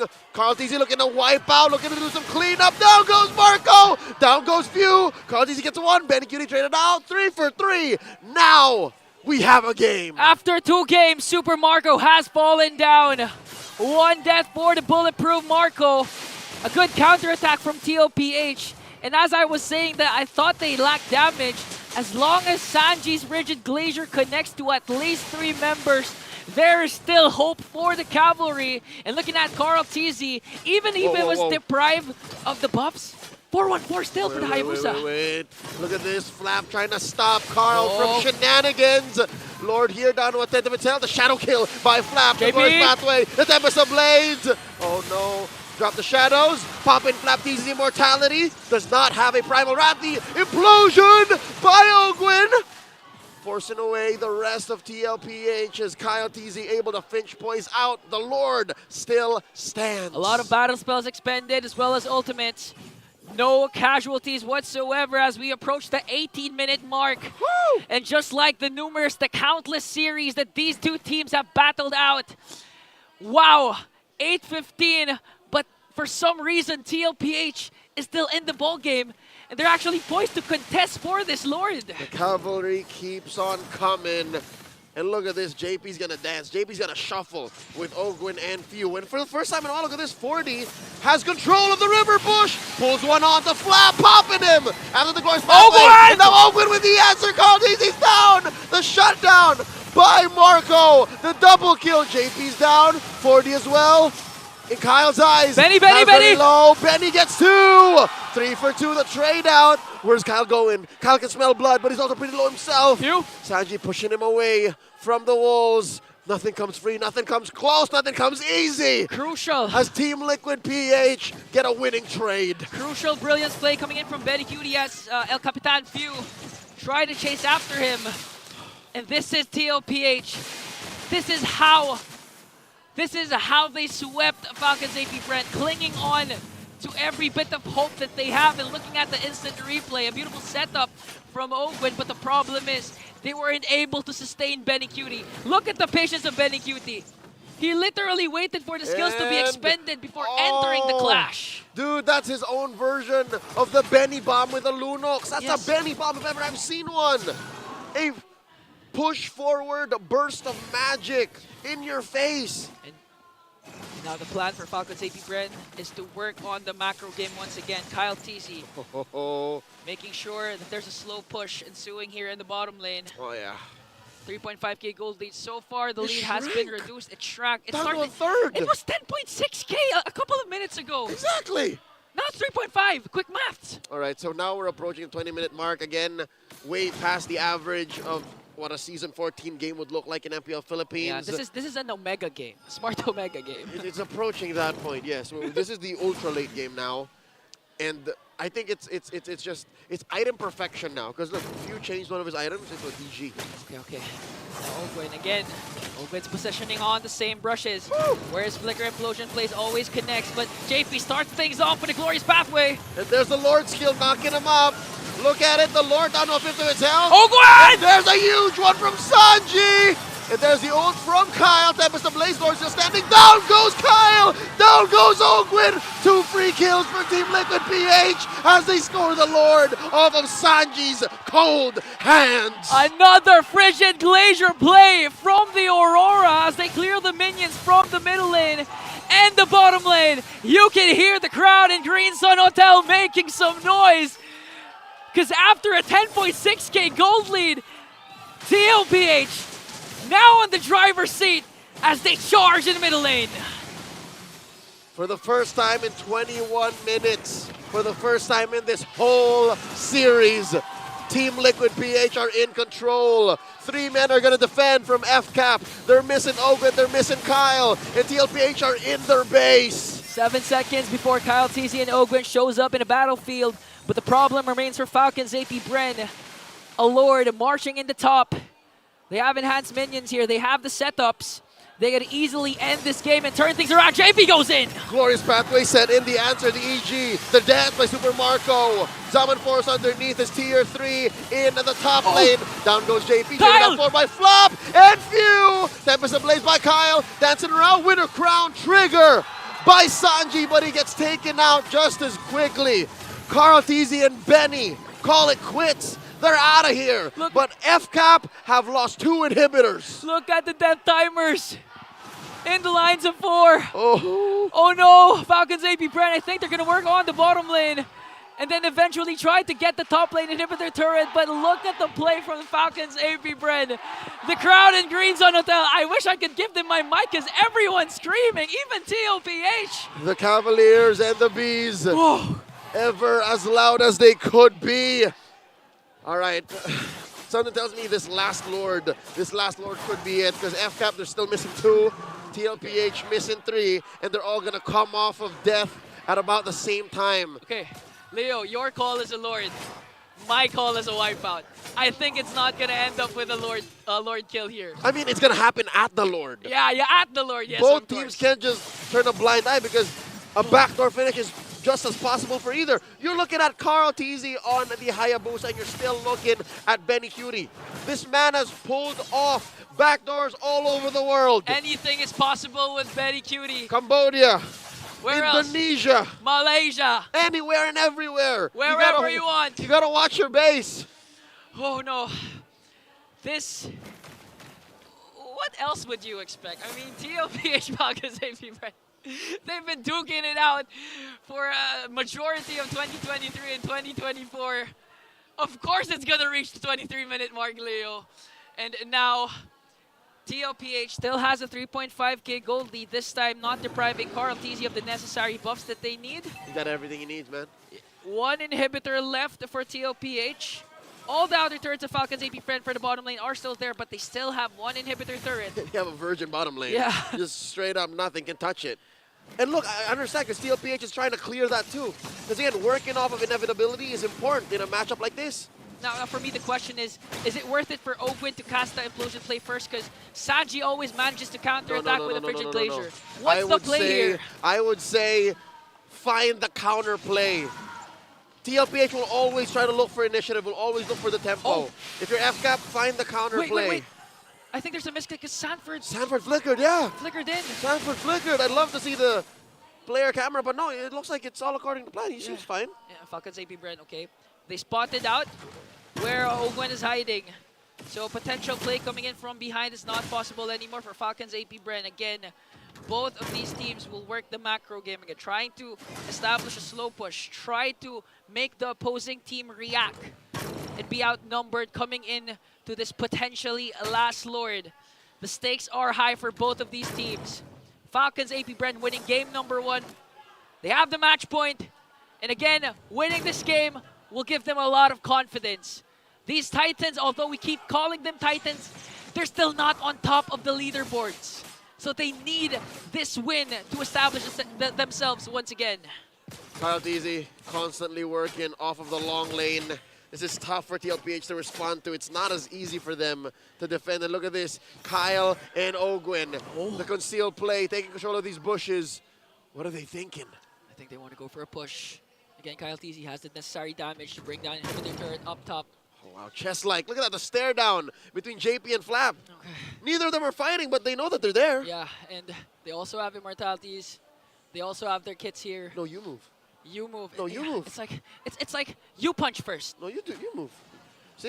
But I do agree with you that whoever punches first, I think will lose. But KyleTzy working on the top lane inhibitor oh, turret here, and wow, they get look it. At that. It's possibly a free. Oh, KarlTzy! KarlTzy midair gets the shadow kill, unpunished, with impunity. That's goated. What a goat move! saves the inhibitor turret up top, evades the implosion of Ogwen, and now sets themselves up for a potential last Lord takedown. And here we go, the glorious pathway set in. Winner crown Fu by FLAPTZ. And they are playing with range. Check the long lane, Super Marco, Lord here down to a fifth of its health. Retribution for KarlTzy, off of cooldown. Who's gonna take it? Check that long lane, eyes on Marco. Turtle, Lord standing, now down to a tenth of its health. And that is CC on the 40. What's 40 doing? Where's he going? He's letting them push back. And look at Sanji. Sanji's going for a backdoor himself. Down goes 40. Look at the Lord, scored by Karl. And they reset. The inhibitor up top finally falls. Winter Crown play coming in from Sanji and manages to flicker out. There's the ult. Ogwen gets caught by the tail end, and they let go. The most crucial sacrificial play from Sanford. TLPH secures that Lord, but Falcons APBren, 5 members are still here. No potential split push play. Falcons APBren, they know that they have to defend first. Jose, the best offense for them is defense. Jose, I gotta say, man, look at all the battle spells. 40 doesn't have one. 40's not even on the map. Sanji doesn't have one. It's a minute and a half before that goes off of cooldown. And look at FCAP. Ogwen's waiting about 20 seconds. 26 seconds to be exact. And the rest of the members of Falcons APBren all intact with their kits. And now they're trying to attempt a fast clear of the Lord here. Whew. Can they? Look, Lord standing. I think they can. It's 40k. It's 40k HP. Okay, Glorious Pathway will be casted here. TLPH as much as possible trying to delay that the Lord will be bursted down, but here comes Falcons APBren! They're revitalized by JP, pushing back the rest of FCAP, and they stand their ground, and they're still going. The immortality's keeping him alive. He's burning, and he's gonna be calling back. Lord, barely standing, barely taken out, just like that. And now, the lead, gone.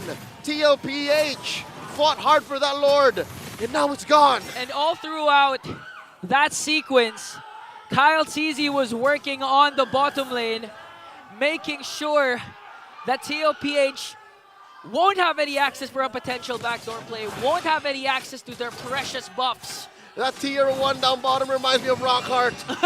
Still standing. It's still here. Since the very first second of this game, Rockhart is still here. It's still here!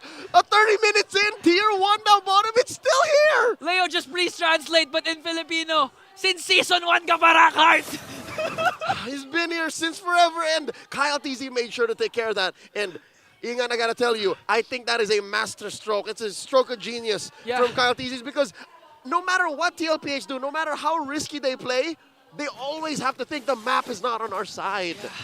And again, credits also to Ogwen for making sure that they get the pick-off. Because honestly, that was lost cause na for Falcons APBren prior to KarlTzy securing the Lord. But with the kill onto Sanford and with the death timers reaching up to 60 seconds, they weren't able to utilize that Lord. Wow. And okay, battle spells are ready for Falcons APBren. Okay. 24 seconds before the 4th Lord. Looks like it's still it's an equal ball game aside from the bottom lane. No, I'll tell you, it's an equal ball game because I'd say 3 out of 5 team fights TLPH can win. Yeah. So the only real thing that FCAP are playing off of is the macro game. Macro game. Because the Cavalry has figured out Ogwen. Yeah. They know exactly how to deal with Rogue Inigo. Yeah, honestly, they're not scared of the Flicker Implosion play. As long as Sanji is not caught up in the Implosion, they can always counter-attack with the Frigid Glacier. And again, JP still has that glorious pathway, so at any given moment, they could go for a charge, go for a kill. But again, it's a chess match between the Titans. It's not just a matter of who has faster hands. It's a matter of who has a better play, who has a better macro gameplay right now as we approach the 30-minute mark, Leo. Oh my gosh. FCAP taking control of a majority of that Lord pit. And that was close. That was close. KyleTzy, that was close. Patience game. All right, so far no battle spells spent, no ults. And the map is, I'd say, mostly red up top and down bottom, but that's it. Now JP, spotted here by Marco. Let's go. No room for errors here. Purple for Karl. All right, see, it's still pretty 50-50. And look at this, the Clash of Titans delivers. This game is officially the longest game of the season, beating Omega versus FCAP, 24 minutes game. FCAP again, every single time Falcons APBren plays, expect it to go to the late game. They put on a show. They put on a show. They're here for the people. In the MPL, they're here for the people all around the world. That's why they're called the Titans of MLBB. And I'm sure the fans are loving what they're seeing now. 31 minutes in, the kill scoreboard hasn't moved. Nothing has moved. No one's making a move. Everyone's displaying patience from these two Titans. Whoa, look at this. Huge rotation. I don't think JP knows that there's 5 members of FCAP in the vicinity. They could actually go for him. It doesn't matter. He has a Revitalize and Immortality. a Glorious Pathway and an Immortality. Sanford juggling here with the Blade armor. And now gets caught up by 1. And the Earth Shatter looking for it. The Revitalize has been used and nothing. JP stands tall. Nothing. And just like that, 16-21, 32 minutes in. Yeah. Fourth Lord still here. Again, at this point, the veterancy will come into play. The maturity will come into play. Across the board. Yes, and most importantly, the mental fortitude of both of these teams. The physical endurance. Yes, the physical endurance. Y'all ever played a 30-minute game of ML? Try doing it with millions watching. Doing anything at 30 minutes is already exhausting regardless of what you're doing. Talking about cardio, huh? I hate cardio. I hate cardio. But I love MLBB. I love these two teams play. And they I can love go the Titans. for a best of 5, a best of 7, anywhere around the world. And best believe I will be there. FLAPTZ, once again, checking range with JP off camera. Again, it's the same duo. Ogwin and Kyle. Kyle and Ogwin. Are we going to see the same thing from Karl? He's just trying to assassinate. Oh, wait a minute. Glorious Pathway's already committed here. Forcing out a flicker from Few. Okay. Major resource spent. FLAPTZ with the onward and the Earth Shatter combo. Super Marco making sure that he doesn't overcommit. And we're back at neutral. But the best part is for Falcons APBren, there's a huge minion wave there. Fat wave. Fat wave up top. And the best part is the Glorious Pathway was expended in exchange for Fuse Flicker. So All Falcons right. APBren poised to get this Lord. Let's see which goes off a cooldown first. JP just keeping tabs, watching all 5 members of FCAP trying to burst down this Lord. Lord currently at half health. At this point, you can't hold this Lord for this long because eventually it's going to hurt. It's going to hoit. True damage every single second. And now Sanford! And now answered back. I'm offended with the Glorious Pathway. Ogwin still alive. Zaman forced by Marco. TLPH playing with range. Times out the massive ults. KyleTzy trying to jump in on Sanji. The answer, the Winter Crown. No one falls. But the question is, will Falcons APBren burst down this Lord? I mean, looking at the map, the minions, they have control. It's a hard resetting, and it's a hard reset. Another hard reset.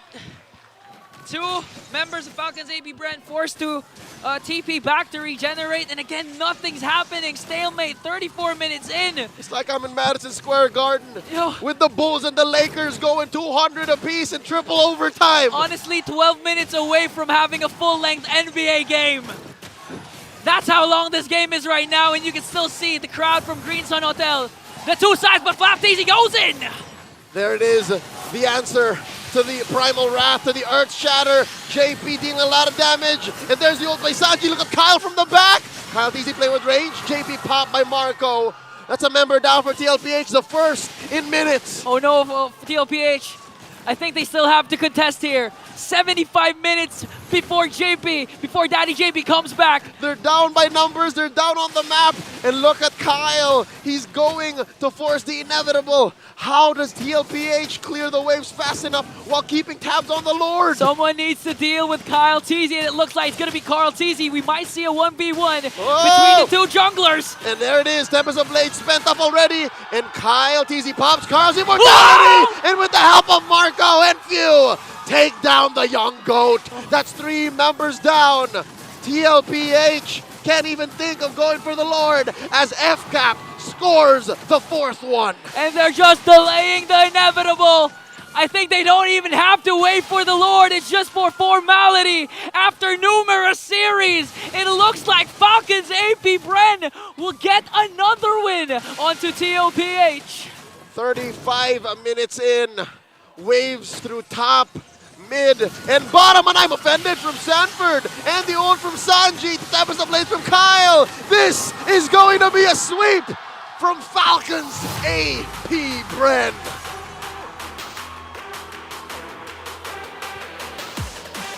Even after 35, 36 minutes, the crowd still roaring on the top of their lungs with the excellence displayed by the two Titans.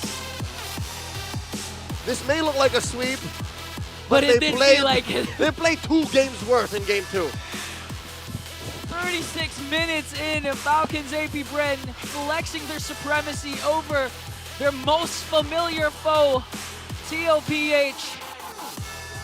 And again, the camaraderie of both of these teams. They both had their licks in Ingan. They both had their moves. They both had their highlights. But at the end of the day, Falcons APBren had one thing that TLPH didn't. They had the map on their side. They had the map. They also had the ling. But most importantly, they got the win on these guys you're seeing right now. TLPH still standing strong as they take their bow. GG, well played to the defending champions. It's amazing that we were able to be a witness here. Ingan, I am honored to be by your side. I'm honored to be by your side as well. And I'm honored to throw it away to our lovely host, Mara Aquino, because I'm really thrilled to hear what Falcons APBren has to say for this game. My goodness! Once again, give it up for Falcons APBren! I don't know kung aware kayo, that was 35 minutes and 34 seconds, the longest game we've had this season. Phew! My gosh! Para talagang palaging grand finals pagkatapat nyo yung TLPH. What makes Falcons APBren ba the Titans of MLBB in your opinion? Para sa akin siguro yung chemistry namin. Para sa akin yun talaga kasi nung nagsimula naman kami, hindi naman kami parang mga star player sa mga role namin. Pero dahil matagal namin magkasama, nabuo na yung chemistry namin. And in your opinion, how was that game 2? How was that for you? Nakakaubos ng laway. Gusto ko na nga mangingi ng tubig kasi dire-diretso yung comms namin. Nagkakagulo ba kayo sa comms? How was it there? Ano yung mga nasisigaw doon kanina? Hindi naman nakakagulo. Lagi lang nag-overthink sa mga bush kung sino gagawa ng play. Sige nga, favorite moment doon sa 35 minutes na yon. Ano yung paborito mo doon? Yung favorite moment siguro yung napatay namin si Karl nung last. Ayan. Oh, nung last. Dun sa, last. okay. Actually, speaking of Karl, bigay natin to kay KyleTzy. Nakalimutan mo daw ba kung saan nanggaling yung IGN mo? Hindi po. Okay, how was it na simula pa lang nung game na first blood mo si KarlTzy pagkatapos ng palag? Na first blood mo siya? Chamba lang po yun. Chamba lang. And how is it like for you na simula pa nung last season's finals, hindi pa rin nakakaisang match sa inyo ang TLPH? Hindi pa rin nakakaisa sa'yo si KarlTzy? Siguro po kaya ganun po lakas po ni TLPH. It's such a joy watching both of you going one-on-one. Nung nakita namin kayo sa top, ayan na, one-on-one. Talagang nakakakilig pag kayong dalawa always going off face-off. Now, i-announce natin ang ating MVP of the game. Can you guys guess who it is?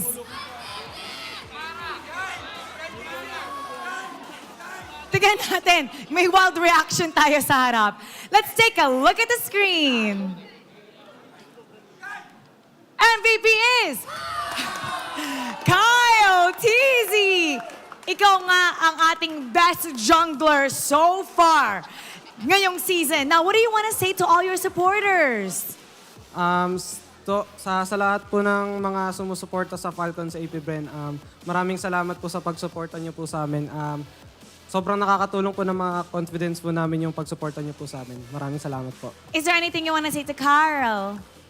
Kay Karl, nice game. Idol pa rin kita. And that was really a great game.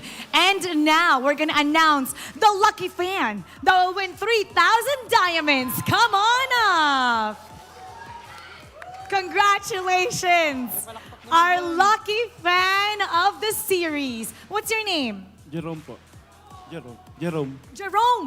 Jerome, sino dito ang favorite player mo? Sino po? Ogwen po. Si Ogwen! Okay, bakit si Ogwen? Actually, M2 pa lang, brand name gusto ko si Lusty. Ngayon si Ogwen naman. Kasi gusto ko talaga yung makunat. Bakit nga ba ang kunat mo? Sige, dito ka muna. Tabi ka. Ikaw yung idol niya. Anong gusto mong sabihin sa kanya dahil talagang fanatic siya ng Falcons APBren? Thank you sa suporta. Tsaka tuloy mo lang sa pagsuporta ng APBren. Thank you. Congratulations! Bigyan ng diamonds! All right. Falcons APBren, you may now take your bow. And take your walk of victory.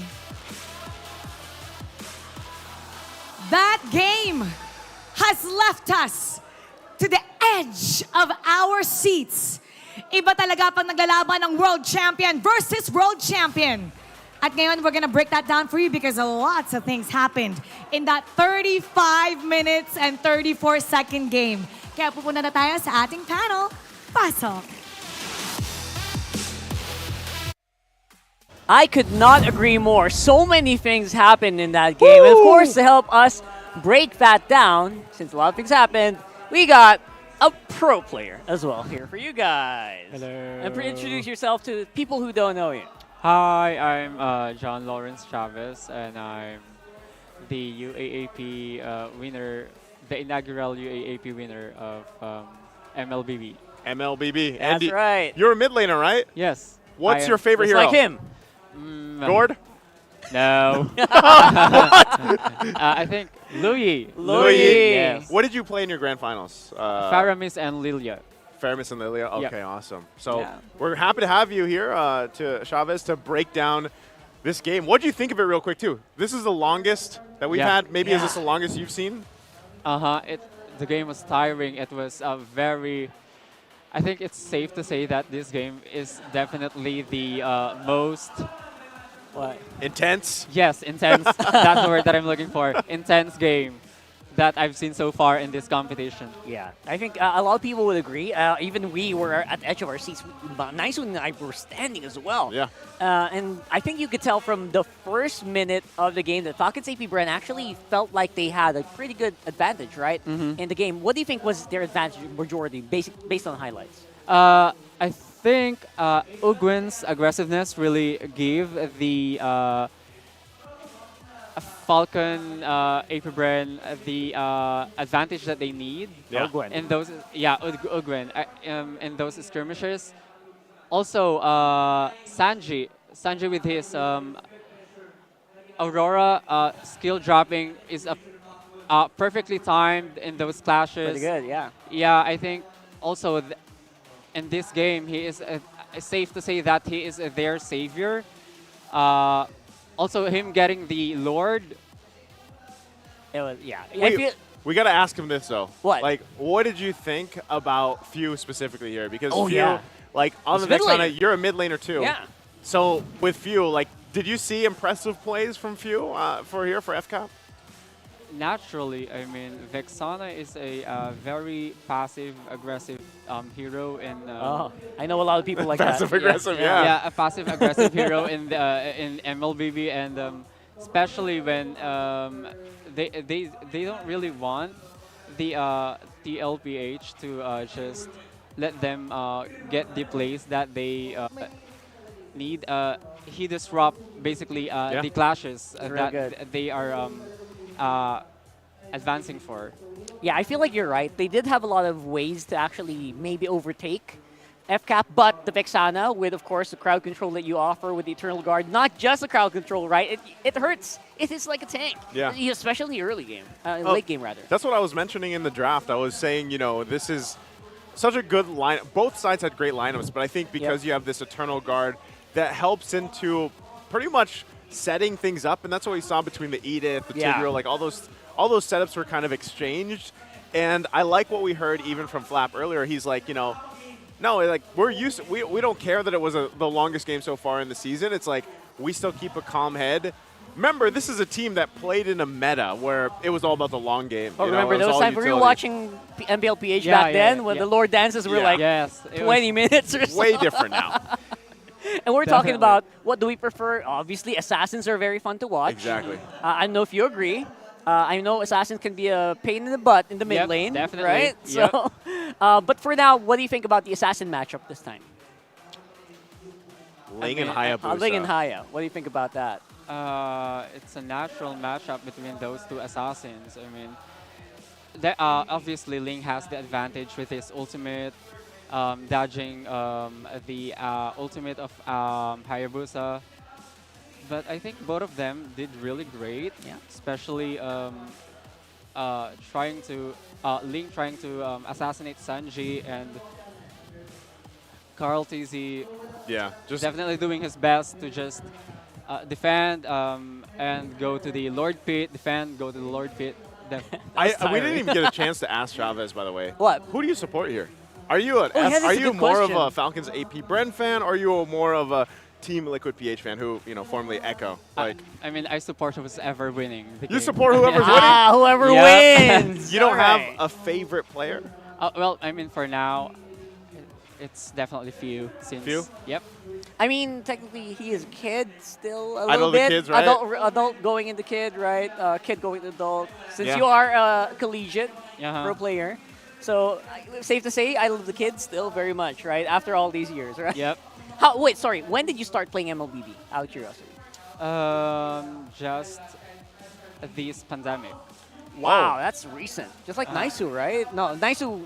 No, I started when the game came He out. started when the game came out, but Yeah. he really like started I streaming. really started And- pushing yeah. rank and stuff Oh, like during the okay. pandemic and everything. Cool. That's And why I you're both asked you mid about laners. Gord, by the way, because I'm a Gord. mid laner, and Top I was PH. global #1. Oh, nice. global, So sorry. yeah, so In case you It's a missed pleasure it. to meet. I'm not Edward. just I'm not It is a pleasure to meet. I'm not throwing that out there or anything. I'm not challenging you. That was in my heyday. I'm much older now. You know what I mean? So 100%. So that's why I was like, oh, Nice is going to have a fun interview here today. But at the end of the day, obviously, team play still came out on top here. For TLPH, they still kept it pretty competitive, even until the very late game, where you saw some minor, minor miscoms that might have happened. I think you picked that up as well. Some small miscoms, obviously, resources that they could have used in a team fight was used like to check bushes, to kind of just push back FCAP. So it was a really resource-intensive, heavy battle, right? So I feel like I was in for a roller coaster. I was sweating all throughout that. I don't know about you guys, what you felt about that game. it was amazing. And I know Chavez was really paying attention to that too. And once again, for all of you guys, again, this is mostly international viewers here too. Yeah. So that's why, this is a player. Chavez is from the University of East Zenith Warriors. They just won the first ever official UAAP MLBB tournament. They went to grand finals. Was it a best of 5? Nope, just best of 3. Best of 3? Yep. Best of 3? Yeah. And what'd you guys end up doing? Did you go 2-1, 3-0? Like 2-0. 2-0? Yep. You went 2-0? Okay, they went 2-0. And, it's great to have them. Real quick, though, how was your experience finally watching this in person? It was, it was fun. It was exciting. Right now I'm very excited to see more of this in the future. Would you want to play in the Oh, MPL yeah. one day? Future plans. What about it? MPL I page think- player? Sure. What's why your not? course, by the way? Your course? I'm BS Tourism. BS Tourism? Okay. Yep. All right. We'll probably see a lot more of you then. All right. So hope so. cool. By the way, immediate plans after this. Like, what's the next for you personally? Like, do you want to pursue? Do you have like a few years left for UAP sports, or what's next for you? For now, I think I want to. I visualize myself finishing the school, obviously. and- Obviously, 100%. Education, Yeah. stay in school. Education. Stay in school, boy. If and grow. given a chance, why not? Why not play the game?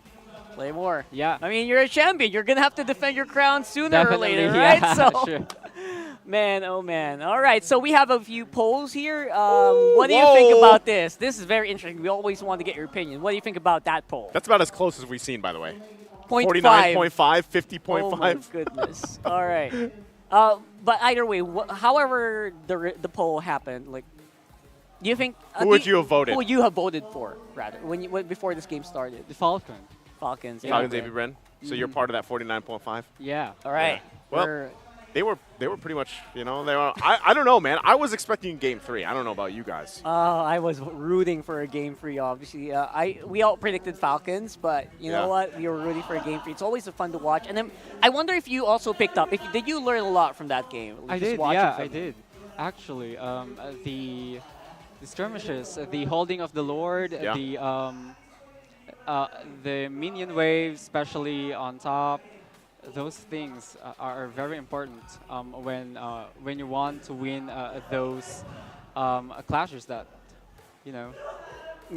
You know what I was thinking when he was watching? You know what? He's probably picking up a lot more than we are because he plays. He plays a lot. Constantly? Yeah. Yeah, he plays constantly on scrims, right? Do you guys plan? So I didn't ask. What year are you in college, by the way? I'm second year. So you're second year. Yeah. So you're basically for international. He's a sophomore in college. Sophomore. And so at that point, like, is there a guarantee that your team, or at least you, will be playing next year for UA or the next UAP? I'm not sure exactly the plans for it, but if you can, I guess balancing the studies and competing for UE, are you still going to do that? Like, do you still want to pursue that too?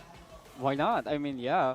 I think the roster might change, but I'm going for it. Do you guys have some seniors on the roster, or awesome? We have fourth years. Yeah, we do have a senior in our roster. Okay. I think it's called the Team A, and we are the Team B. Oh, so you got two teams? Yes. But you're technically varsity, right? Uh-huh. Is that right? Oh my God, what a feeling to be a varsity player for as a sophomore. As a sophomore for a university. Yeah, I mean, that's awesome. You know what they need to do now? They just need to start giving out scholarships. College scholarships. University of East. For the MLBB players. Absolutely. Come on. Let's do it. The rest of the world does it. Why can the Philippines not? Well, you know what? That's what we got to petition, man. That's the next step. We'll talk to the commissioner about this. I don't know how much pull we have. But I don't know how much. Yeah, I know exactly. But we will definitely try. And for you guys, I'm sure, maybe check out your university. Maybe they do have a local esport as well. So we'll see. So right now, though, we do have a question for you guys. Oh, which match do you think should be Week 4 star matchup? So, I don't know. A is Blacklist versus TNC. That's going to be an interesting matchup. I don't know about you guys. They're at the bottom of the standings. Interesting. TLPH Aurora, Omega, TLPH, or FCAP Falcons, FCAP Onic. What do you think? A, B, or D? A, B, C, or D? Sorry. A, B, C, D. So this is what we asked. Okay, we asked the. Did we ask this yesterday? I think it was yesterday. I think we asked yesterday. Okay, it was yesterday. So FCAP and today FNOP. FCAP's FNOP. It's a close fight, though. It is. Yeah, it is actually pretty close. But Falcons, APBren going against Fnatic Onic. I mean, people want to see continuously. I feel like almost every week, as long as Fnatic Onic maintains the win streak that they're on. Again, they're 5-0. They've been undefeated. People want to see if they're going to lose or not. Like, I mean, that's kind of what it is when you have a win streak. When like, you're undefeated. Yeah, people want to see if there's going to be a team that takes you down. That was FCAP before, so now so that's the place. You got to be careful because people want to beat you as well. You're champions. So here we are with the standings for Week 3, day number 2. Fnatic Onic still undefeated. It's a 5-0. But Falcons APBren, man, they're making the comeback. They're creeping up. Oh, and look at the bottom of the standings there. TNC Pro Team, Blacklist International, both at 0 points. I don't know if the agents out there expected this as we round out Week 3. Any other teams here, Chavez, that you enjoy watching or that you're a fan of, other than the ones you mentioned? Aurora and MLBB. Aurora? Yeah, Aurora. Why Aurora? All right. They play great. I've Any seen specific player? Or? Like a duo or something? Yeah, Is it V-Wise. V-Wise? Okay. V-Wise. All right. But unfortunately, they're not playing for this season, so. They usually show up, though. Like, if They you do? ever catch an Aurora game, they're usually here in the arena. Yeah, we'll definitely love to have you next time for sure. But what about you guys? I don't know if you guys want to come here. You can also join us for 5v5. So we 5v5. have 5v5s happening. It's called Fancy Laban. That's happening here by Infinix. And these are the standings for Fancy Laban, where the Bees are actually coming out on top right now. and the agents are actually playing a lot better. Yeah. If you're noticing. the fans are, because again, for our international viewers out here, what this is our fans. They come and actually compete in a 5v5 before the official matches start. So these are the fans of the teams out here competing, representing. They get to go ahead and join the Infinix Fan Siklaban. Yeah. Fan Siklaban. And right Something now, like that. Yeah, FCAP Bs are there on top, but Blacklist agents are there. And what is the winning prize there? There's got to be a winning prize at the end of the season, right? I think so. I'm assuming it's something. There's going to be something. You guys better watch out for that, because obviously all of this are happening. We're all in the spirit of fun, having the UE champions right here of UAAP. And I think it's been a pleasure, obviously, having you guys. Hopefully, we'll see you again soon. Pleasure. Yeah, and that's going to be us. I'm Rockhart. This is Chavez, and we got Naisu. We need to rest, because that was a banger of a game for sure. Let's throw it over to Mario Aquino over on the stage to close out the day, and what day it's been. See you tomorrow. My goodness! Today was a series of unforgettable matches. And you know what? We've all been witness to greatness unfolding right here at the MPL Arena. Third week pa lamang ng ating season at napaka-exciting na ng bakbakan na nasasaksihan natin. But tuloy-tuloy pa rin ang laban bukas. Kaya kita-kits tayo dito sa MPL Philippines Season 14. I'm Mara Aquino. Keep it good vibes, everybody, and see you tomorrow.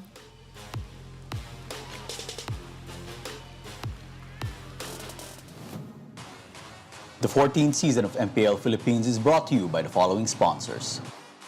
Smart, the official telco partner of MPL Philippines Season 14. The official tournament phone of MPL Philippines, Infinix GT20 Pro. Official suppliers, EMC Asia and Index Salon. Experience the MPLPH Season 14 action live at Green Sun, Makati City. Grab your tickets now via official MPLPH website. Don't miss any MPL action by following our official Facebook and subscribing to our YouTube channel. Follow MPLPH on TikTok for more content. And to ensure the equality and fairness of our games, MPL Philippines is also monitored and supervised by the Games and Amusements Board.